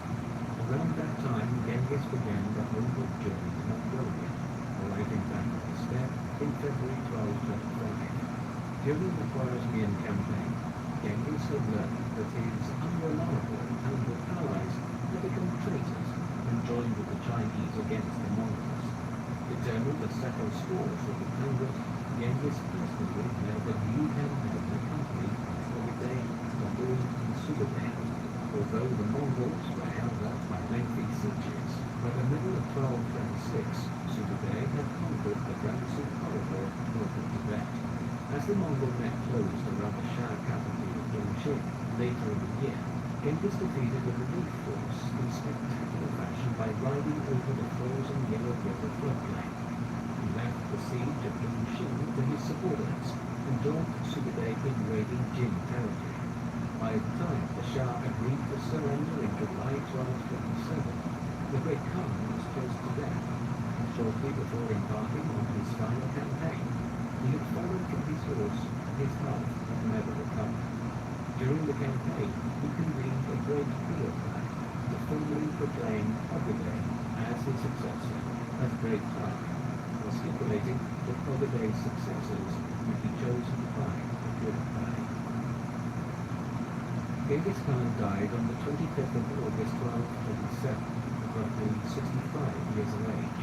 According to secret history, his body was taken back to Mongolia and entombed in his homeland. But some historians theorize that he was actually buried in the Ordos Desert, as his body would have decomposed rapidly in the summer heat. The location of Genghis's tomb remains one of history's great mysteries, and the tale that anyone with knowledge of the site was put to death is probably true. Genghis's death did not bring the Mongol conquests which he had initiated to an end. Under Ogbedei's war, fresh invasions were launched into Persia, and new attacks were launched against the Arab Caliphate in what is now Iran, beginning a war in the Middle East that would last several decades, eventually culminating in the siege and capture of Baghdad, the capital of Islam since the middle of the 8th century in 1258. The Mongol Empire would eventually extend slowly to the Mediterranean Sea before the expansion ended. To the east, Ogbedei also launched the first invasion of the Korean Peninsula. After the short reign of William Khan in the mid-1240s, William Khan, the grandson of Genghis, succeeded as the fourth Khan. His reign was one of consolidation, as the administration of the vast Mongol Empire was improved and largely conquered territories that were fully under Mongol rule, particularly in the Middle East. Thereafter, the empire fragmented into several khanates, owing to succession disputes. These included the Golden Horde, or Docket Khanate in Russia, the Yuan dynasty in China, the Chagantic Khanate in Central Asia, and the Im Khanate in the Middle East. The greatest of the later Mongol rulers was Kublai Khan, who ruled between 1260 and 1294, and was a grandson of Genghis. He completed the conquest of China, and he attempted to launch invasions of Japan, though these were unsuccessful. It was to Kublai's court that the Italian explorer and merchant Marco Polo arrived in the late 14th century, leaving behind the western account of the splendor and grandeur of the court of this Mongolian ruler. It was a long way from the desperate straits Genghis had found himself in as a young man of the Asian steppe a century earlier. Genghis Khan leaves behind a legacy as one of the greatest conquerors in world history. After emerging from relative obscurity to take control of the Jijin clan, Genghis had to fight bitter campaigns to eliminate his rivals and unite the tribes of Mongolia into a single state. He went on to conquer much of northern China before turning his hordes west and vanquishing Yuan Kai and the Khwarezmian Empire in Central Asia. His successes were achieved because of three factors. Firstly, he managed to unite the traditionally divided tribes of the Asian steppe into a formidable army. Secondly, he took advantage of the military machine that Mongolian cavalry archers riding swiftly on horseback across Asia constituted, and was a formidable general himself, one who showed his adaptability by adopting Chinese siege engines into his armies with relative speed. But thirdly and finally, Genghis was also somewhat lucky. When he began his conquests, Imperial China was in a weakened and divided state, while to the west, the great Muslim powers of the Middle East and Central Asia had declined considerably since the glory days of the Arab Caliphate centuries earlier. Genghis's accomplishment was that he managed to exploit these highly advantageous circumstances. His sons and his descendants would build on their father's conquests to create the largest contiguous empire in human history. What do you think of Genghis Khan? Was he a great conqueror and pragmatic political leader who was adept enough to build an empire that encompassed dozens of nations and multiple religions? Or was he a cruel and manipulative despot who ruled with an iron fist and allowed his armies to commit unimaginable atrocities on the thinnest of pretexts? Please, let us know in the comment section. And for the meantime, thank you very much for watching.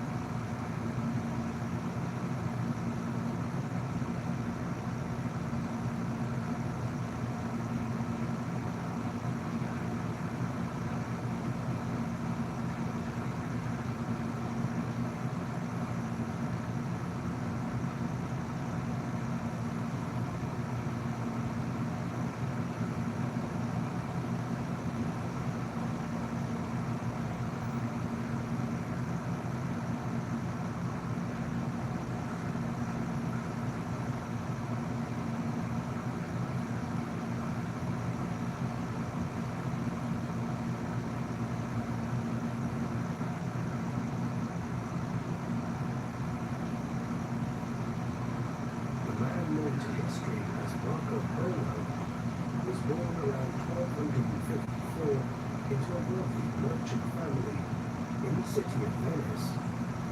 Marco's father was Niccolo Polo, a prosperous merchant. The origins of the Polo family are unclear.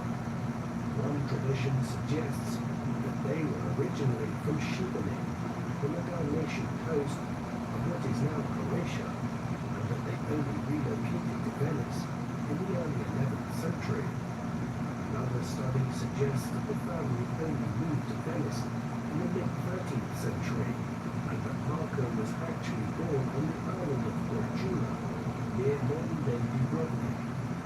At the time of Marco's birth, the Republic of Venice was one of just dozens of Italian city-states, though one of the most powerful, dominating the sea routes of the Adriatic Sea and with extensive trading connections and colonies in the eastern Mediterranean. Numerous studies have proposed that Marco was actually born in one of Venice's trading stations or colonies abroad, perhaps even in Constantinople, a medieval name for Istanbul and the capital of the Byzantine Empire at the time. The wider consensus, however, is that Venice itself was his place of birth. According to the traditional account found in The Travels of Marco Polo, Niccolo and his brother, Maffeo, left Venice in 1253 on what would become an extensive trading voyage. Early the following year, Niccolo's pregnant wife gave birth to a boy named Marco, after St. Mark, Venice's patron saint. Marco's mother, whose name is unknown, died when her son was still a child. As his father was away on his trading mission, young Marco was brought up by an aunt and uncle. Away from Venice, it is likely that Niccolo Polo would not have even known that his wife was pregnant when he left the city in 1253. Before delving any further into the life and travels of Marco Polo, it is worth reflecting first on the book from which nearly all of our information on this mercurial Italian traveller is derived. The title of Travels of Marco Polo, as it is known in English today, was actually something more akin to Book of the Marvels of the World in the original North Italian dialect in which it was written.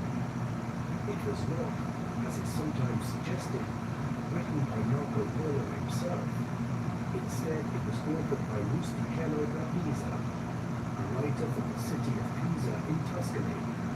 Sometime about the mid-1280s, Rustichello was imprisoned by the Republic of Genoa, which was engaged in an extensive conflict with Pisa during the 13th century, control over the island of Corsica. He was still in a prison in Genoa years later when he was joined by Marco Polo, who had himself been detained by the Genoans during a conflict with Venice.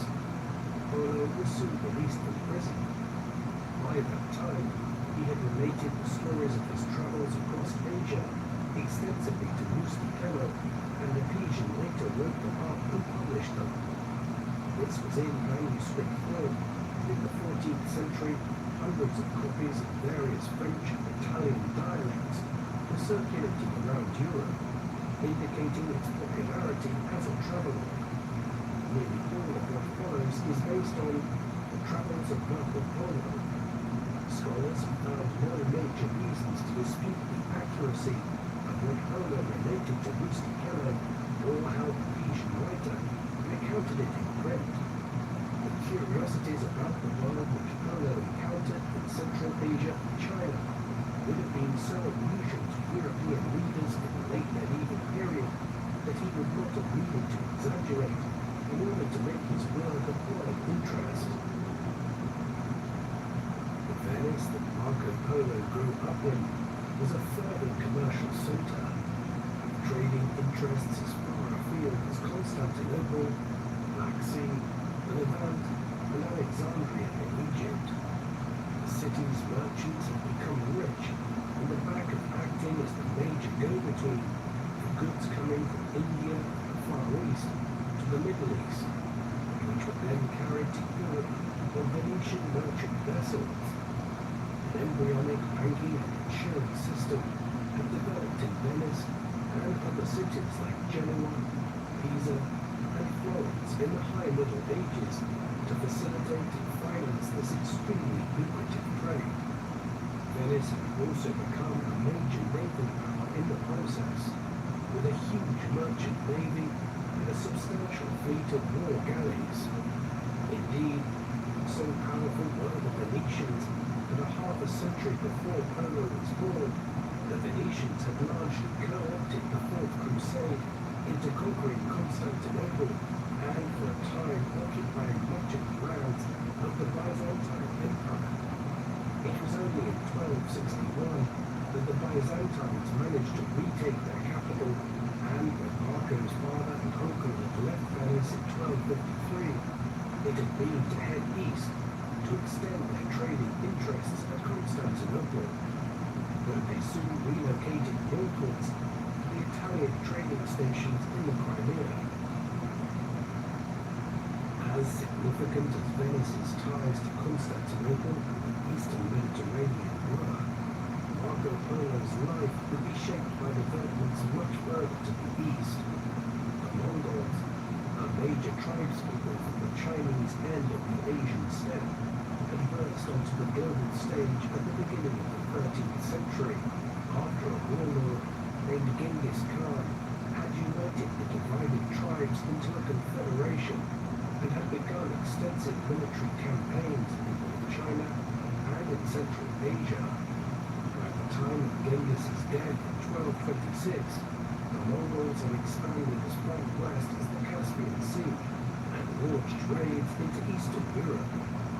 This continued under his successors. By the time Marco was born in the mid-1250s, the Mongols were campaigning into the Crimea and Ukraine region and into the Levant against the Muslim powers. They sacked the city of Baghdad in 1258. While the Mongol Empire would soon be divided up amongst the descendants of Genghis Khan, at its peak, their combined territories extended from the Black Sea and the Syrian desert in the west, all the way to the Yellow Sea and the eastern edges of Asia in the east. This all had major implications for European merchants like the Polos. Firstly, the Mongol campaigns had destroyed some of the old powers, played a major role in bringing Chinese silk and spices from India and the East Indies to the Middle East for merchants from Venice and Genoa to buy them in cities like Alexandria for the European market. But conversely, the creation of a unified Mongolian polity that stretched over more than half of Eurasia led to what is termed the Pax Mongolia, a Mongolian peace, a period in which the Mongols facilitated trade along the Silk Roads that led from the Mediterranean all the way east to China. Marco's father and uncle, Niccolo and Maffeo, were two of the first individuals to see the potential for direct trade to the east under Mongolian rule, in the process cutting out the Muslim merchants who had made the Venetians pay over the odds for their goods in Alexandria for centuries. Hence the two brothers set off east from the Crimea in the early 1260s, traveling to Bukhara in modern-day Uzbekistan, a rich trading city where they lived for 3 years and learned various Mongolian dialects.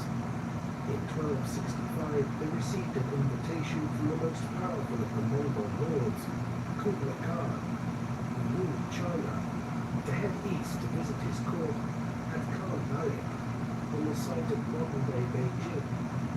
There, the Polos found Kublai to be a wise and intelligent ruler. His mother was also a Nestorian Christian, a sect of Christianity that believed in the separation of Jesus Christ's human and divine forms, one which had flourished in Asia in medieval times.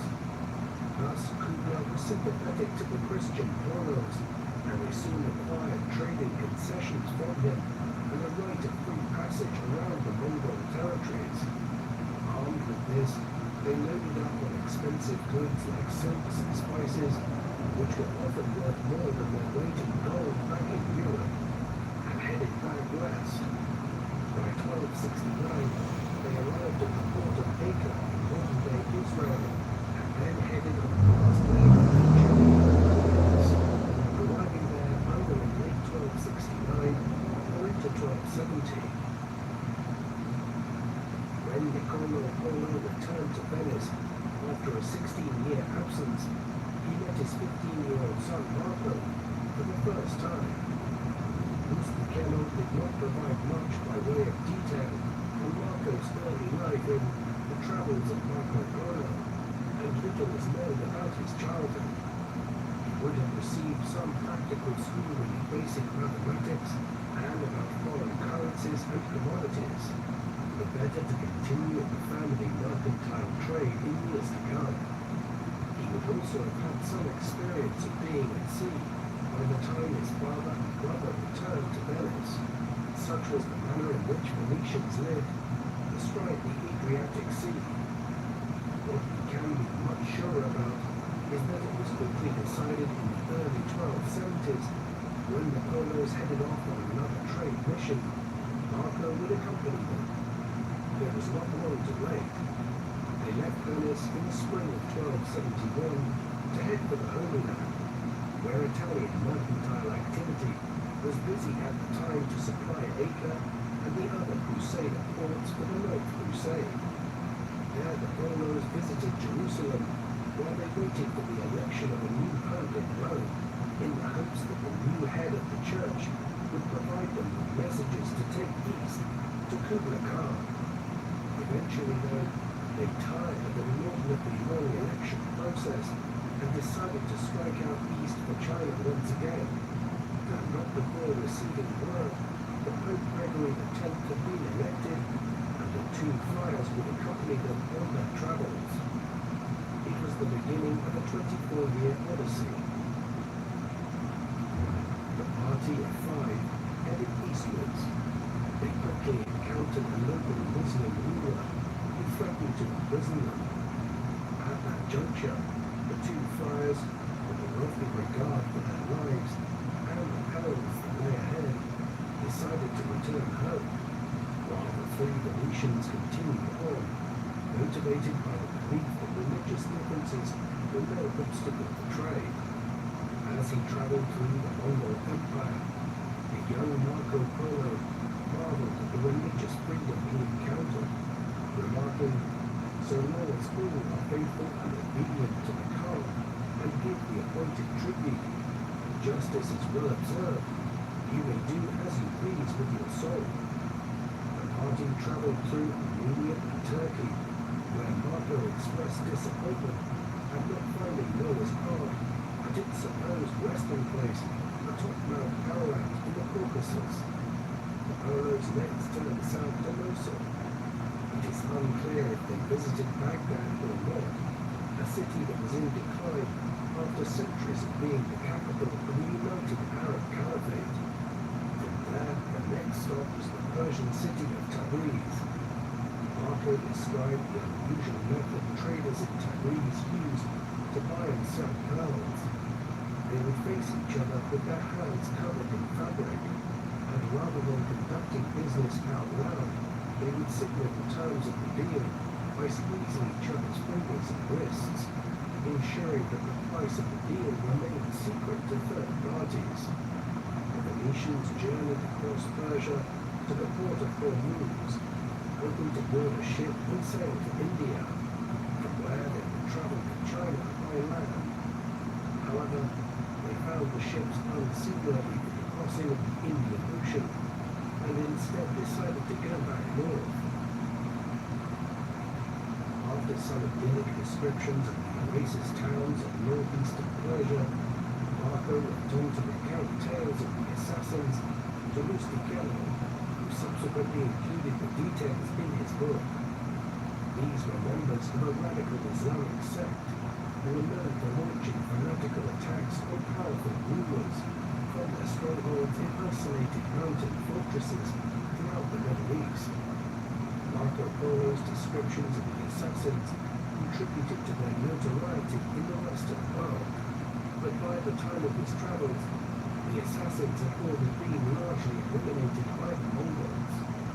The Venetian party then turned east to Afghanistan, visiting the site of Hol, ancient Bactria, which enjoyed a reputation as one of the finest cities in the world until its permanent destruction by Genghis in 1220. While Marco was able to refer to the legendary tales of Alexander the Great in Bactria, the lands further east were only noted through the stories of the elder Polos. Despite suffering from heat and thirst, the Venetian party rode their trusty camels through the sands of Central Asia, acquiring much-needed supplies at the oasis towns on the way. Eventually they arrived at the oasis region of Badakhshan, now divided between Afghanistan and Tajikistan. Marco was delighted by the region, known for its trade in precious stones such as rubies and lapis lazuli, the blue gemstone prized for its intense color. The young Venetian came to know the region well, as he fell ill, and the Polos had to stay for a year here until he recovered. It has been speculated that he was suffering from tuberculosis, which he may have contracted as a child, the symptoms of which only manifested during a stressful journey across Asia. By the time of Marco's recovery, it was 1273, a full 2 years after he, his father and his uncle had left Venice. A few weeks later, they faced the formidable obstacle of the Pamir Mountains, which Marco described as one of the highest places in the whole world, observing that there were no birds at a high altitude because there was nothing for them to eat. However, once he reached the expansive plateau, nicknamed the Roof of the World, he was surprised to encounter a large lake, accompanied by the best and fattest pasture of the world, on which grazed multitudes of wild sheep. The plateau was not as friendly to humans, and the Polos struggled to keep their campfires going in the low-oxygen environment. 2 months later, having crossed the Pamirs, they arrived at Khotan, on the edge of the Taklamakan Desert, where they replenished their dwindling supplies. The arduous trek through the Taklamakan only brought them to the edge of the considerably larger Gobi Desert. Temperatures fluctuated wildly each day in this desolate landscape, 40 degrees Celsius during the daytime. Marco later recollected hearing a phenomenon called the seeing sounds, caused by the wind on the dunes, which many interpreted at the time as the souls of those who had died in the desert crying out. At last the Venetian party arrived among the Tambut, the Tibetan people who had ruled over a sizable domain in western China before the Mongol conquest. Although he had been confused about the religion of the Buddhists during his earlier encounters with them, Marco expressed admiration for the devotion of the Tambut Buddhists and drew a number of parallels with Christianity, likening the worship of Buddha statues in different forms to the veneration of saints.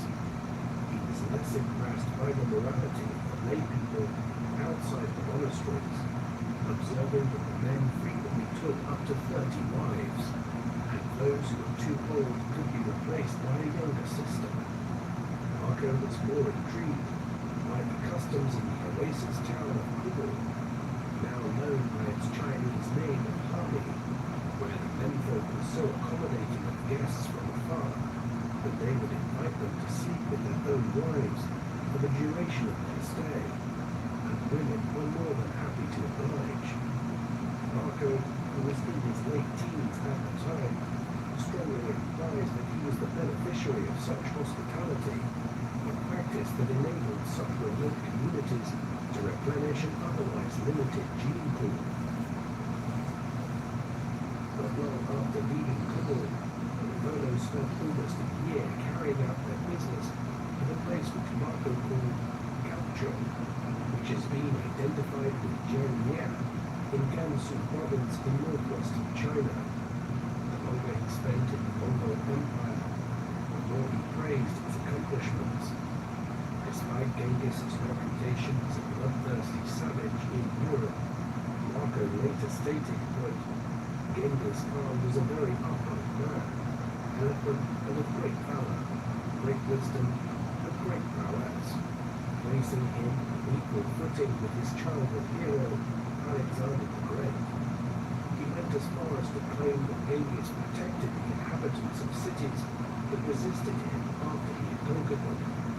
In his description of Genghis's life and conquests, Marco refers to a battle between Genghis and Prester John, a legendary Christian ruler in the East, who was defeated and lost his life.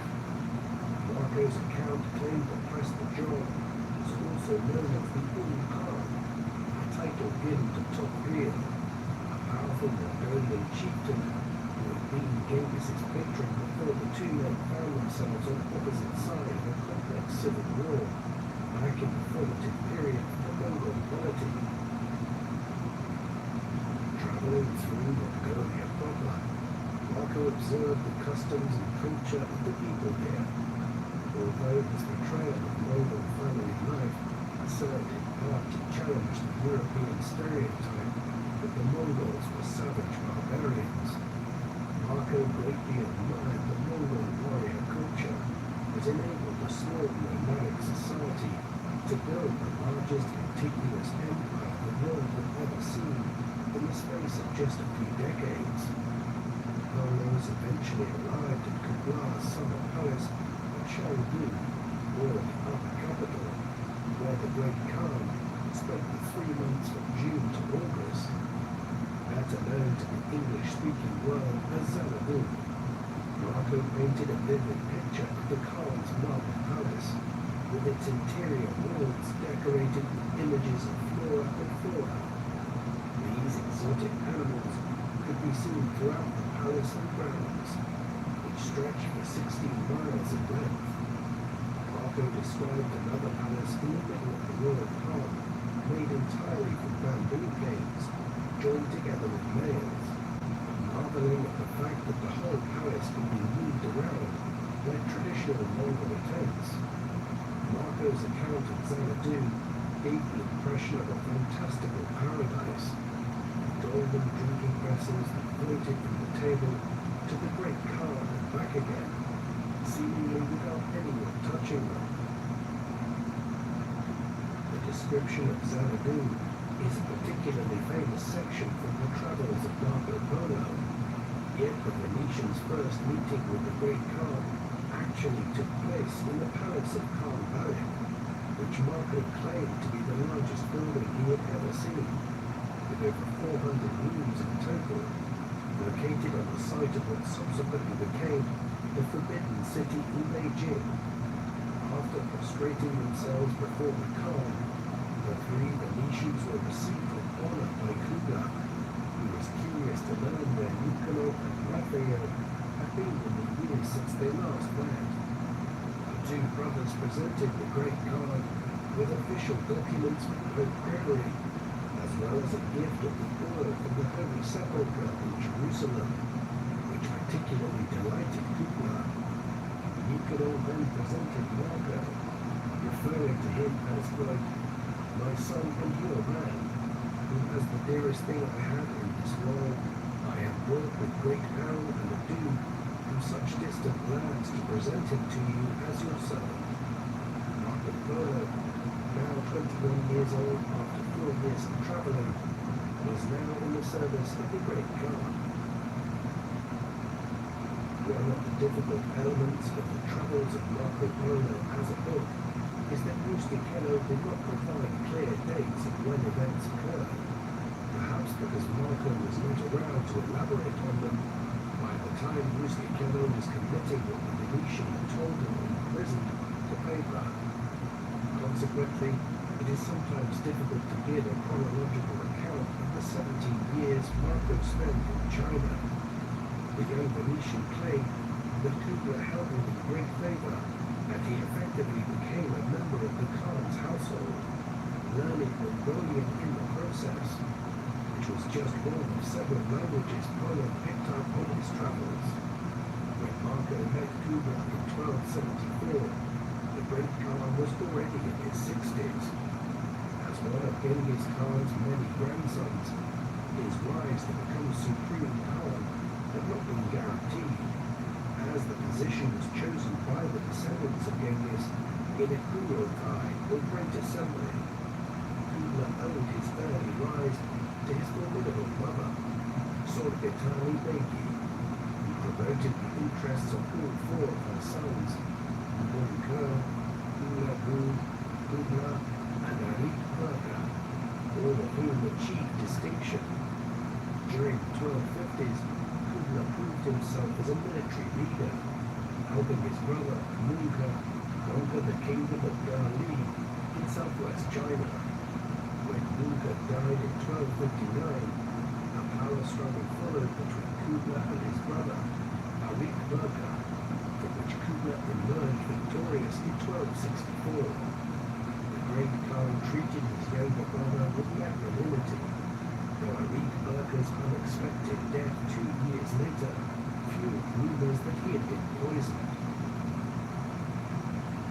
Once he had secured his authority among the Mongols, Kubla resumed his campaigns in China.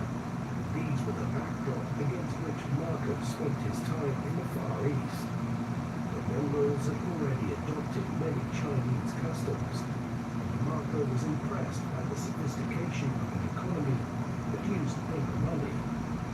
As a traveling merchant, he appreciated how a paper currency that was accepted throughout the empire was much easier and safer to carry compared to large quantities of gold and silver that European merchants used as their means of exchange. In 1271, Kubla laid claim to the Chinese Empire by proclaiming the Yuan dynasty with himself as emperor, and by 1279 he had eliminated the final vestiges of resistance from the Song dynasty in southern China. However, even as he consolidated his power in China, Kubla's authority elsewhere was in decline.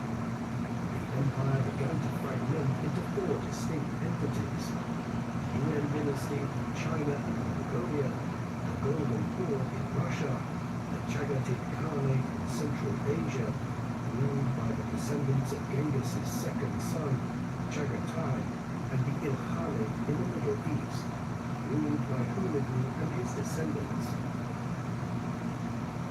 After entering the Great Khan's service, Marco performed many different roles. He spent most of his time at the Khan's court, at Khan Malik and Shaolin, informing Kubla about Europe and its people and customs. He also traveled extensively throughout the empire on business for the Khan, collecting taxes, participating in local administration, and gathering intelligence about the local people. His first mission was to a place called Karagiala, a Turkic name for the kingdom of Gali, which after its conquest by Kubla in 1253 became Yunnan province in southwestern China. During these missions, Marco took notes about the customs and economic potential of each region, which he would report back to the Khan. These notes kept his recollections of the lands he visited clear in his mind, and they later informed the composition of the famous account of his travels. Marco had a good eye for administration, and he left a detailed account of the postal system that allowed Kubla to administer his vast empire in Khan Malik. If they needed to, the emperor's messengers could travel up to 250 miles a day on horseback by carrying a token that enabled them to change horses at each post house. On the main roads leading out from Khan Malik, these post houses were found 25 miles apart from each other, all of them accompanied by what Marco later described as a large palatial hotel to cater for the needs of any travelers staying overnight.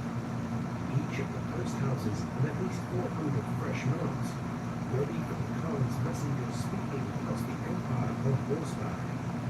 Marco were 10,000 of these post stations throughout Cooper's territories. The Venetian was also struck by the sense of order in Cooper's empire, remarking on how the urban centers were laid out according to a grid pattern of the kind that would later be used for urban planning in the United States in the 19th century. On his travels across northern China, which Marco calls Cathay, after the Khitan people who ruled the region 2 centuries earlier, Marco described people burning black stoves for heat and light, which lasted much longer than wood. He had witnessed the burning of coal, which had been used in China as a source of energy for hundreds of years, but which was only beginning to enter use within domestic settings in Europe in the late medieval era, and would not be employed industrially for centuries to come.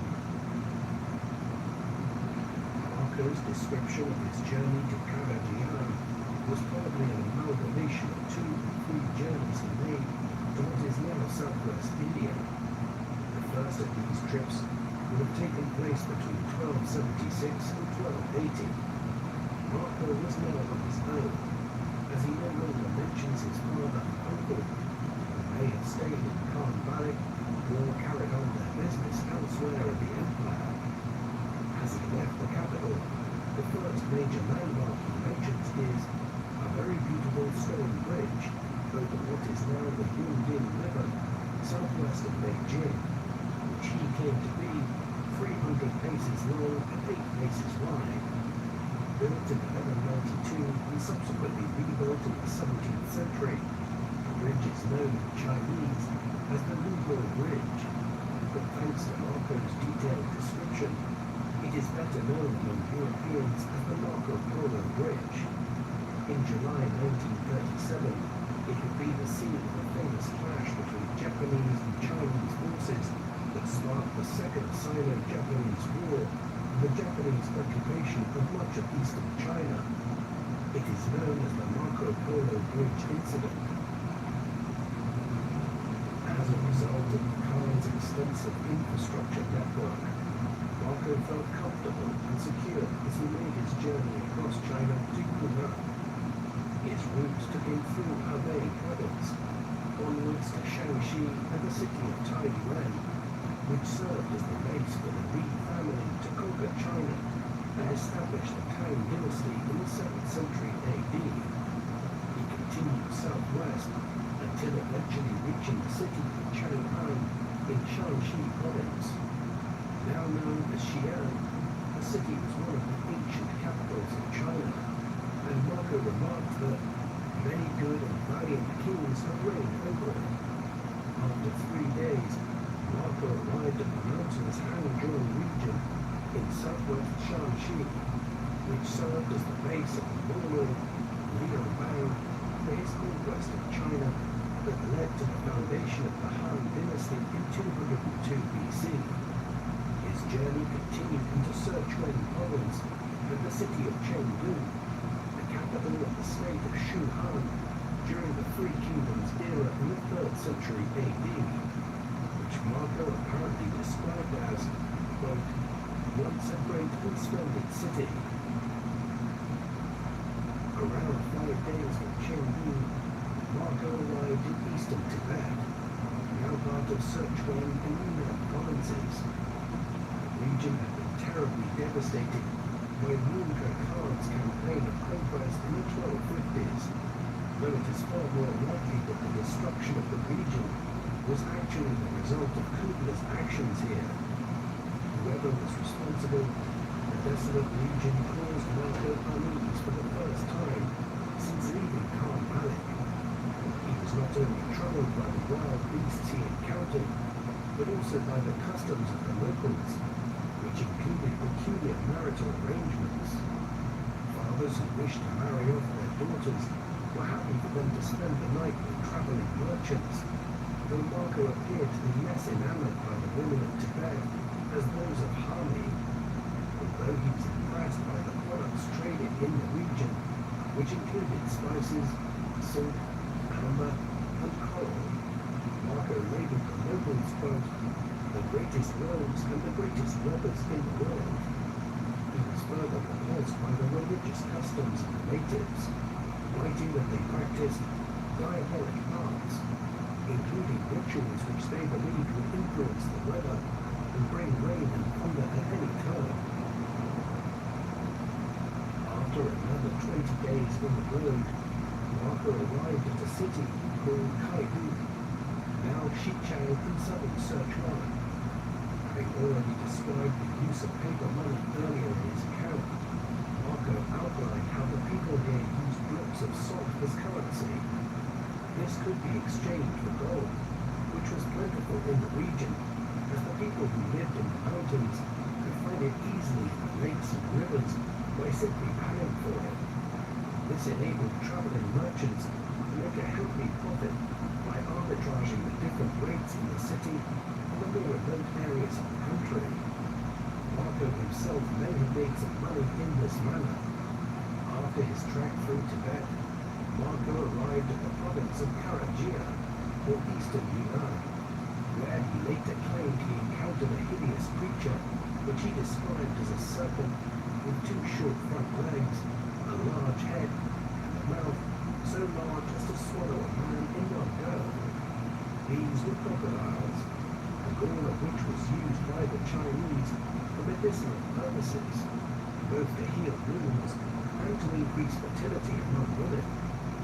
This was highly prized and could fetch high prices, while the meat from the crocodile was also sold as a delicacy.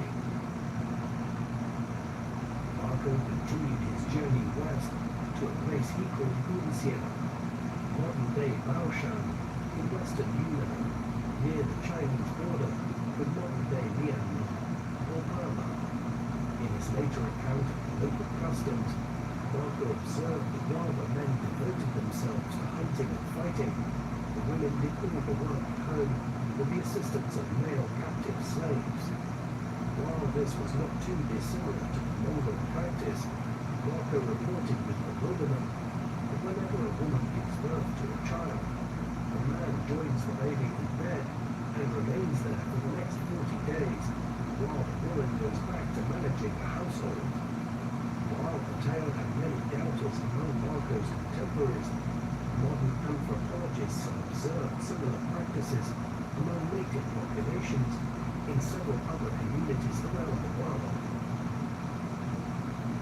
After describing the region, the travels of Marco Polo goes on to provide a detailed account of a recent battle between the Mongols and the King of Myanmar and Bengal. The whole region, including parts of modern-day Myanmar, had been part of the Kingdom of Dali, which was founded in the early 10th century AD and later became a vassal of the Chinese Song dynasty. Kublai's conquest of Dali in the 1250s allowed the Mongols to threaten the Song dynasty's western flank, but the region was subject to frequent rebellions.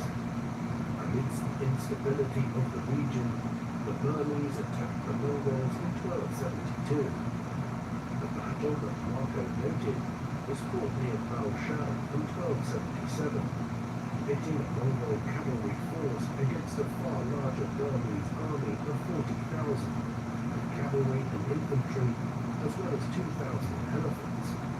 Although the elephants caused the Mongol forces to take flight, the Mongols dismounted to fight on foot and managed to drive off the elephants with bows and arrows before engaging in hand-to-hand combat to seal their victory. The Mongols captured 200 of the enemy elephants and presented them as gifts to the Khan. This Mongol invasion of Burma took place in the years after the Polos arrived at Kublai's court at Bam. Years later, Marco also described the country of Myanmar to Muslim Caliban, and the reason included these details in his book. According to Marco, the journey to the capital of Myanmar took 15 days riding, quote, through vast jungles teeming with elephants, unicorns, and other wild beasts. Marco does not give any further detail about these unicorns, but he was most likely referring to the Asian rhinoceros, the horns of which were prized for medicinal purposes. After leaving the jungle, he arrived at what he called the city of Nian, the ancient Burmese capital of Nagar. The city was famous for its pagodas, and Marco focused on a pair, one in silver and the other in gold, which were built on the tomb of one of the Burmese kings. He then went on to relate the Mongol conquest of Myanmar, claiming that Kubla had sent forth a large number of court jesters and acrobats, reinforced by regular soldiers. After they defeated the Burmese, the Mongols were astonished to see the pagodas and proposed carrying off the gold and silver for the Khan, but Kubla refused, since he did not wish to cause resentment among the Burmese by plundering the tomb of one of their great kings. In his description of neighboring Bengal, which was conquered by the Mongols in 1284, Marco observed the trade not only of spices from India, but also of slave girls and prisoners of war who were made into eunuchs after being captured. Marco then related his visit to the kingdom of Kaojiu, or Jiaozhe, in what is now northern Vietnam. Although the Mongols had first invaded the country in 1257 and sacked its capital, forcing the kingdom to submit to the Khan in 1261, Jiaozhe revolted in the late 1270s, and sporadic fighting took place over the following decade. Again, these latter events occurred while Marco was in the Far East himself. After Vietnam, Marco began his return journey to Khan Valley, traveling through parts of eastern Yunnan and Sichuan. At Guizhou, located east of the modern-day city of Chongqing, Marco encountered fearsome lions who threatened to attack traveling merchants during the night, forcing them to sleep on the raft on the river. In order to defend themselves from these beasts, Marco claimed that the men would train a pair of wolves and work with them to kill the lions. It took 12 days for Marco to go from Guizhou to Chengdu, where he retraced his steps back to the capital. After the account of his travels into southwest China, Myanmar, Bengal, Vietnam, there is then an itinerary of the Venetians' travels into eastern China, presented in The Travels of Marco Polo, although once again, Marco probably made several such trips which were later presented as one long journey by Rustighello to make the account more readable. While the beginning of the journey took him over the Marco Polo Bridge at the city of Zhuozhou in Hebei province, he turned due south to Hejian and thence to Zhangzhou, where he observed the production of pure white salt, which was exported to other parts of the empire, making its inhabitants wealthy and generating tax revenues for the Khan. He probably followed the course of the Grand Canal until he arrived at Jining, which Polo described as a busy river port, with one channel following west to the province of Cathay, or northern China, and another following east towards the province of Manzi, a term that Marco used to describe the recently conquered Sung dynasty in southern China. Continuing on the southeastern course, Marco eventually reached the Pai River, which in Marco's time shared a course with the Yellow River, which Marco called by its Persian name, Karamura. The Yellow River marked the boundary between the former Jin Empire in northern China, conquered by the Mongols in 1234, and the southern Sung, which was not fully conquered until 1279. The travels of Marco Polo went on to give an account of the Mongol conquest of the southern Sung, whose ruler was referred to as Fakfur, a term used by Persian and Arab historians meaning son of God, roughly corresponding to the Chinese Tianzi, called son of heaven. In 1268, Kubla dispatched a general named Bai Yan Hundredives at the head of a cavalry force of up to 200,000 men, supported by a rebel fleet, to invade the Sung Empire. Marco describes how Bai Yan, a requested submission from 5 cities on his path, all of which refused. The Mongol commander simply bypassed them and continued on his march, knowing that Kublai was falling behind with reinforcements. Once he arrived at the 6th city that refused to submit, he stormed the city and massacred the inhabitants. Yen took several other cities in quick succession and headed straight for the capital, the city of Hangzhou, which Marco called Chunsai. The Venetian explorer painted a sympathetic portrait of Fat Four, otherwise the Song Emperor Du Zong, who reigned between 1264 and 1274. Marco claimed that the emperor took care of 20,000 young children a year who were abandoned on the streets by poor mothers who could not afford to bring them up. The children were either adopted by rich childless families or remained in the care of imperial nurses until they were old enough to be married to each other in a ceremony presided over by the emperor. As Yen approached Hangzhou, Marco claimed that the Song Emperor fled the city by ship and sailed towards India, while his empress defiantly attempted to defend the city before eventually submitting to the Mongols, after which she was treated with great courtesy and calm valor. In fact, Du Zong died in 1274 and was succeeded by his 3-year-old son, Emperor Mu. With Du Zong's aunt, Empress Dowager Xian, acting as regent. In 1276, after a show of resistance, the Dowager led the child emperor to Bayan's camp and submitted. The emperor's 2 younger brothers escaped by sea to Fujian province, but after Song forces were defeated in 1279 in a naval battle on the south coast of China, the Song prime minister took the uncrowned 7-year-old emperor Jiao Bing in his arms and jumped into the sea. After arriving at Xiangyang in Hubei province, Marco, his father and his uncle allegedly played an important part in bringing the city under Mongol rule. According to Marco's account, while the rest of the Song Empire had surrendered to Kublai, the fortress at Xiangyang continued to hold out for 3 years. The Great Khan, in his frustration, turned to the 3 Venetians and asked them if they had any ideas to take the city. The Venetians informed the Khan of European mangonels, a type of siege engine or catapult which could throw heavy rocks against the walls of enemy fortresses and bring them down. According to Marco, Kublai then ordered the construction of 3 of these machines, which were brought by river to the besieging army at Xiangyang. The fortress did not hold out for long against these new weapons and soon surrendered to the Mongols. Here we see Polo's capacity for deception though. Nearly everything in this tale, as he would have related it to Rusty Kello, was untrue. The siege of Xiangyang actually ended in 1273, 2 years before the Polos arrived at Kublai's court in 1275.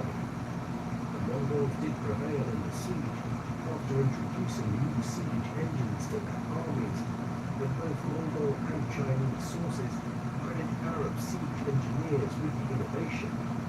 Polo was claiming credit for something which he had nothing to do with.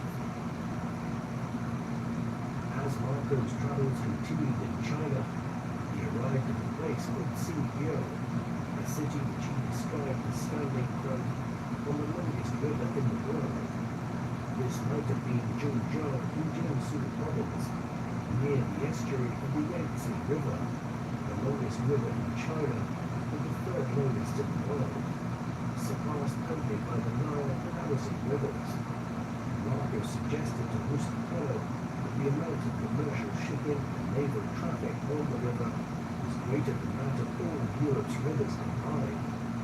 On his way to Hangzhou, Marco went past the large and splendid city of Changzhou, where a massacre had recently been inflicted on the city by Yan's army after the city's garrison resisted more fiercely than anticipated.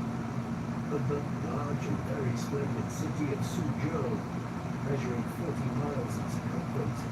He remarked that there were 6,000 stone bridges and an unimaginable number of inhabitants there. He went on to observe that, quote, if they were a warlike nation, the men of the province of Nanzi would conquer all the rest of the world.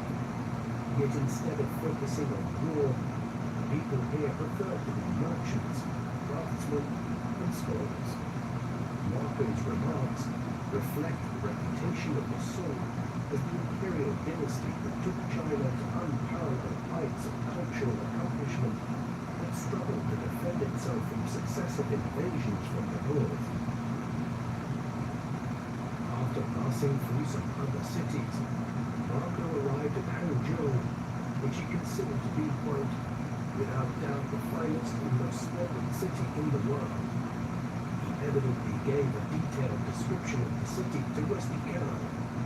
It was surrounded by water, with hundreds of bridges to allow people to get around, a layout that would have doubtlessly reminded Marco of his native Venice. The city had many squares and markets filled with all sorts of produce, while a large lake dominated the southern side of the city, the famous West Lake, around which wealthy people built their mansions. Of the lake itself, Marco claimed that a voyage on this lake offers more refreshment and delectation than any other experience on earth.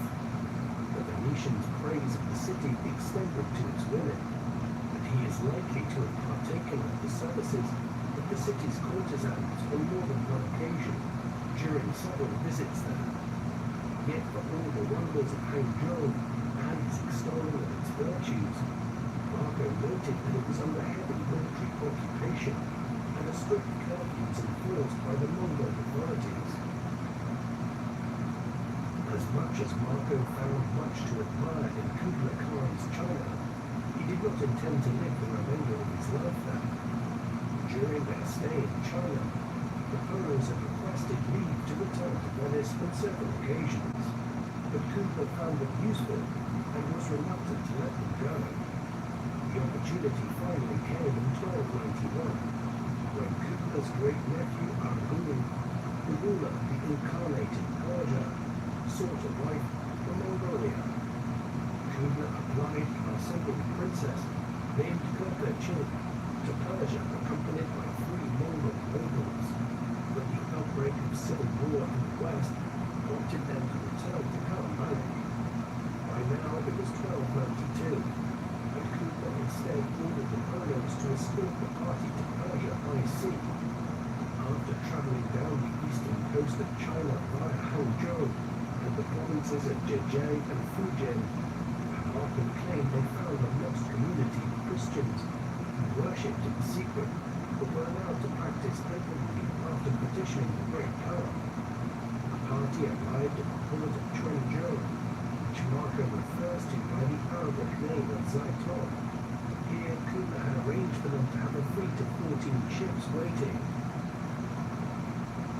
Before the subsequent passage to India is related in the travels of Marco Polo, there is a section which digresses to describe the islands to the east of China, chief upon which was Jipangu, or Japan.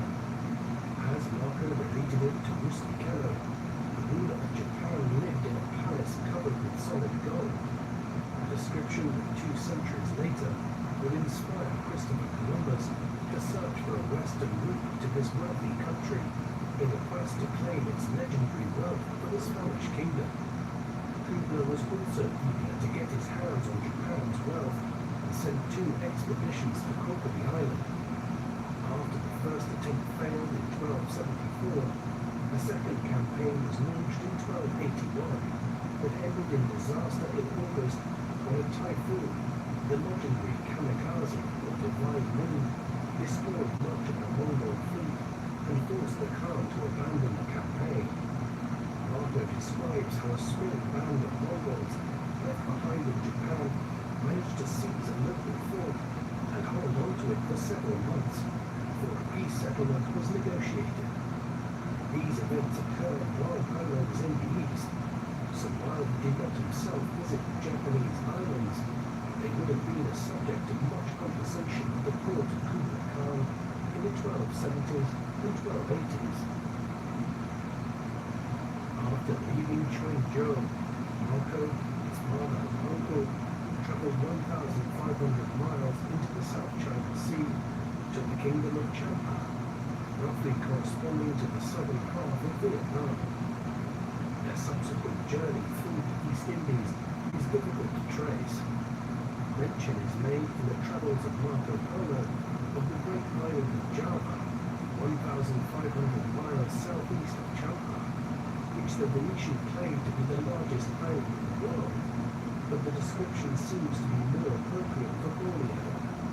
He also referred to a lesser Java, now the Indonesian island of Sumatra, stating that while Kublai claimed authority over the island, its rulers remained independent.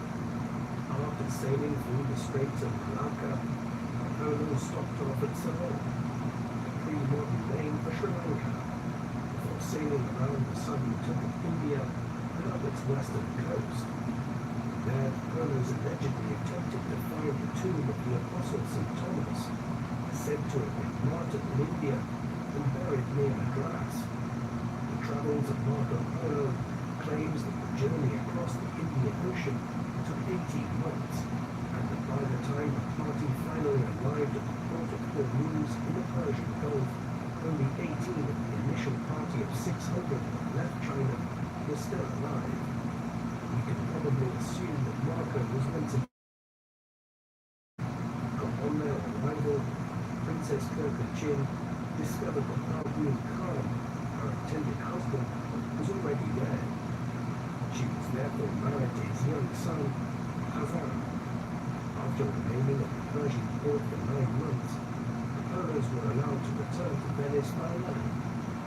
On the way, they learned of Kublai's death in the Far East in February 1294. As the Polos passed through the kingdom of Trebizond in northern Turkey, the corrupt local authorities demanded a large quantity of their wealth and the valuable goods they had brought with them before they were allowed to continue their journey. They eventually arrived at Venice in 1295. Their long hair and Mongol kaftans making them an object of curiosity among their compatriots.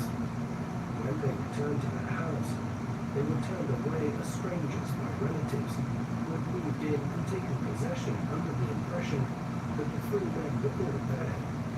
After all, it was 24 years since they had left the city. When Marco departed, he was around 17 years of age. He returned a man in his early 40s. Despite this, nothing the Polos told their compatriots about their adventures in the service of the Great Khan was believed, until they produced evidence of their wealth by displaying the priceless gemstones sewn into their kaftans. The Polos returned to Venice at a time when the city was engaged in war with its maritime rival, Genoa. Despite his history of serving Kublai Khan and his adoption of Mongol customs, Marco remained a proud Venetian and sponsored and captained a Venetian ship. When the Venetian fleet was defeated in the Battle of Fortuna in September 1298, Marco was taken prisoner. As an esteemed Venetian figure, and a wealthy one after returning home from the Far East, Marco was allowed to spend his captivity in relative comfort, while his Genoan captors sought to organize a valuable ransom for his release. It was during this time that he met Rustichello of Pisa, who began telling him about his many years of travel. We would probably know nothing about Marco Polo and his father and uncle today had Rustichello recognized how extraordinary his story was and began writing down what would become the travels of Marco Polo. The book is often disjointed and incomplete, with unfinished sentences and abrupt shifts in the narrative, and no two manuscripts are the same. Despite this, Marco's account would become more influential than any other European account of the Far East, influencing subsequent generations of merchants and explorers who dreamed of finding new routes to China. China and Japan. The lands described so vividly in the account of Polo's many years of travel. Genoa and Venice soon made peace in May 1299, and 3 months later, Marco was released from prison. He returned to Venice, where his family had acquired a large palazzo. There, in 1300, already in his mid-40s, he married a Venetian woman named Donata, with whom he had 3 daughters. By this time, his father Niccolo was dead, but he continued to work with his uncle Maffeo in the family's trading company until the latter's death around 1310. By then, Marco was in his mid-50s and had inherited most of the family's assets. No longer a traveller and adventurer, he was more focused on increasing his already substantial wealth. By the early 1320s, Marco's tales seemed increasingly fantastical to his fellow Venetians, who knew him primarily as a sedentary merchant of their city. According to legend, whenever he walked the streets of the city, he was followed by children shouting, "Mr. Marco, tell us another lie." Another account, this one written by a Dominican friar named Jacopo d'Acqui, relates how after Marco fell seriously ill in 1323, his friends urged him to admit that the tales he had told for so many years were made up. The bedridden man replied, "Friends, I have not written down half of those things I saw." He would never recover from his illness, and he died on the 9th of January 1324 at the age of 69. Marco Polo enjoys a legacy as one of the greatest travelers in world history. A native of the Venetian merchant republic, Marco joined his father and uncle on their journey to Kubla Khan's court as a teenager, and would serve the Great Khan for 17 years, during which he traveled extensively throughout China, making detailed observations of local societies, economies, customs, and religious beliefs.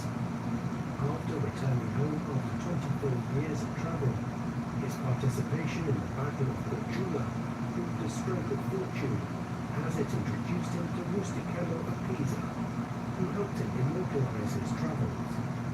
The travels of Marco Polo soon became a literary sensation, with dozens of manuscript copies of it from the 14th and 15th centuries, attesting to its popularity in Italy and France, while the printing revolution thereafter brought many new readers across Europe. It would inspire future explorers and also offer the template for the burgeoning genre of anthropological studies of foreign societies in early modern Europe. Ultimately, his story is one of strange paradoxes. The travels of Marco Polo were made possible by the brief peace which existed across Asia during the era of Mongol rule, but followed from decades of brutal Mongol war and conquest. Soon, Central Asia and the Middle East would collapse back into warring states and rival powers, blocking the route of Europeans to the east once again. With that, new sea routes to the lands Polo had described would be sought after. Hence, in his own way, Polo was instrumental in opening the European mind to the possibility of new worlds to explore. What do you think of Marco Polo? Do you believe that he gave an accurate account of his travels and his many years of service at the court of Kubla Khan? Or might he have embellished what he related to Rustichello of Pisa quite a bit? Please let us know in the comment section. And in the meantime, thank you very much for watching.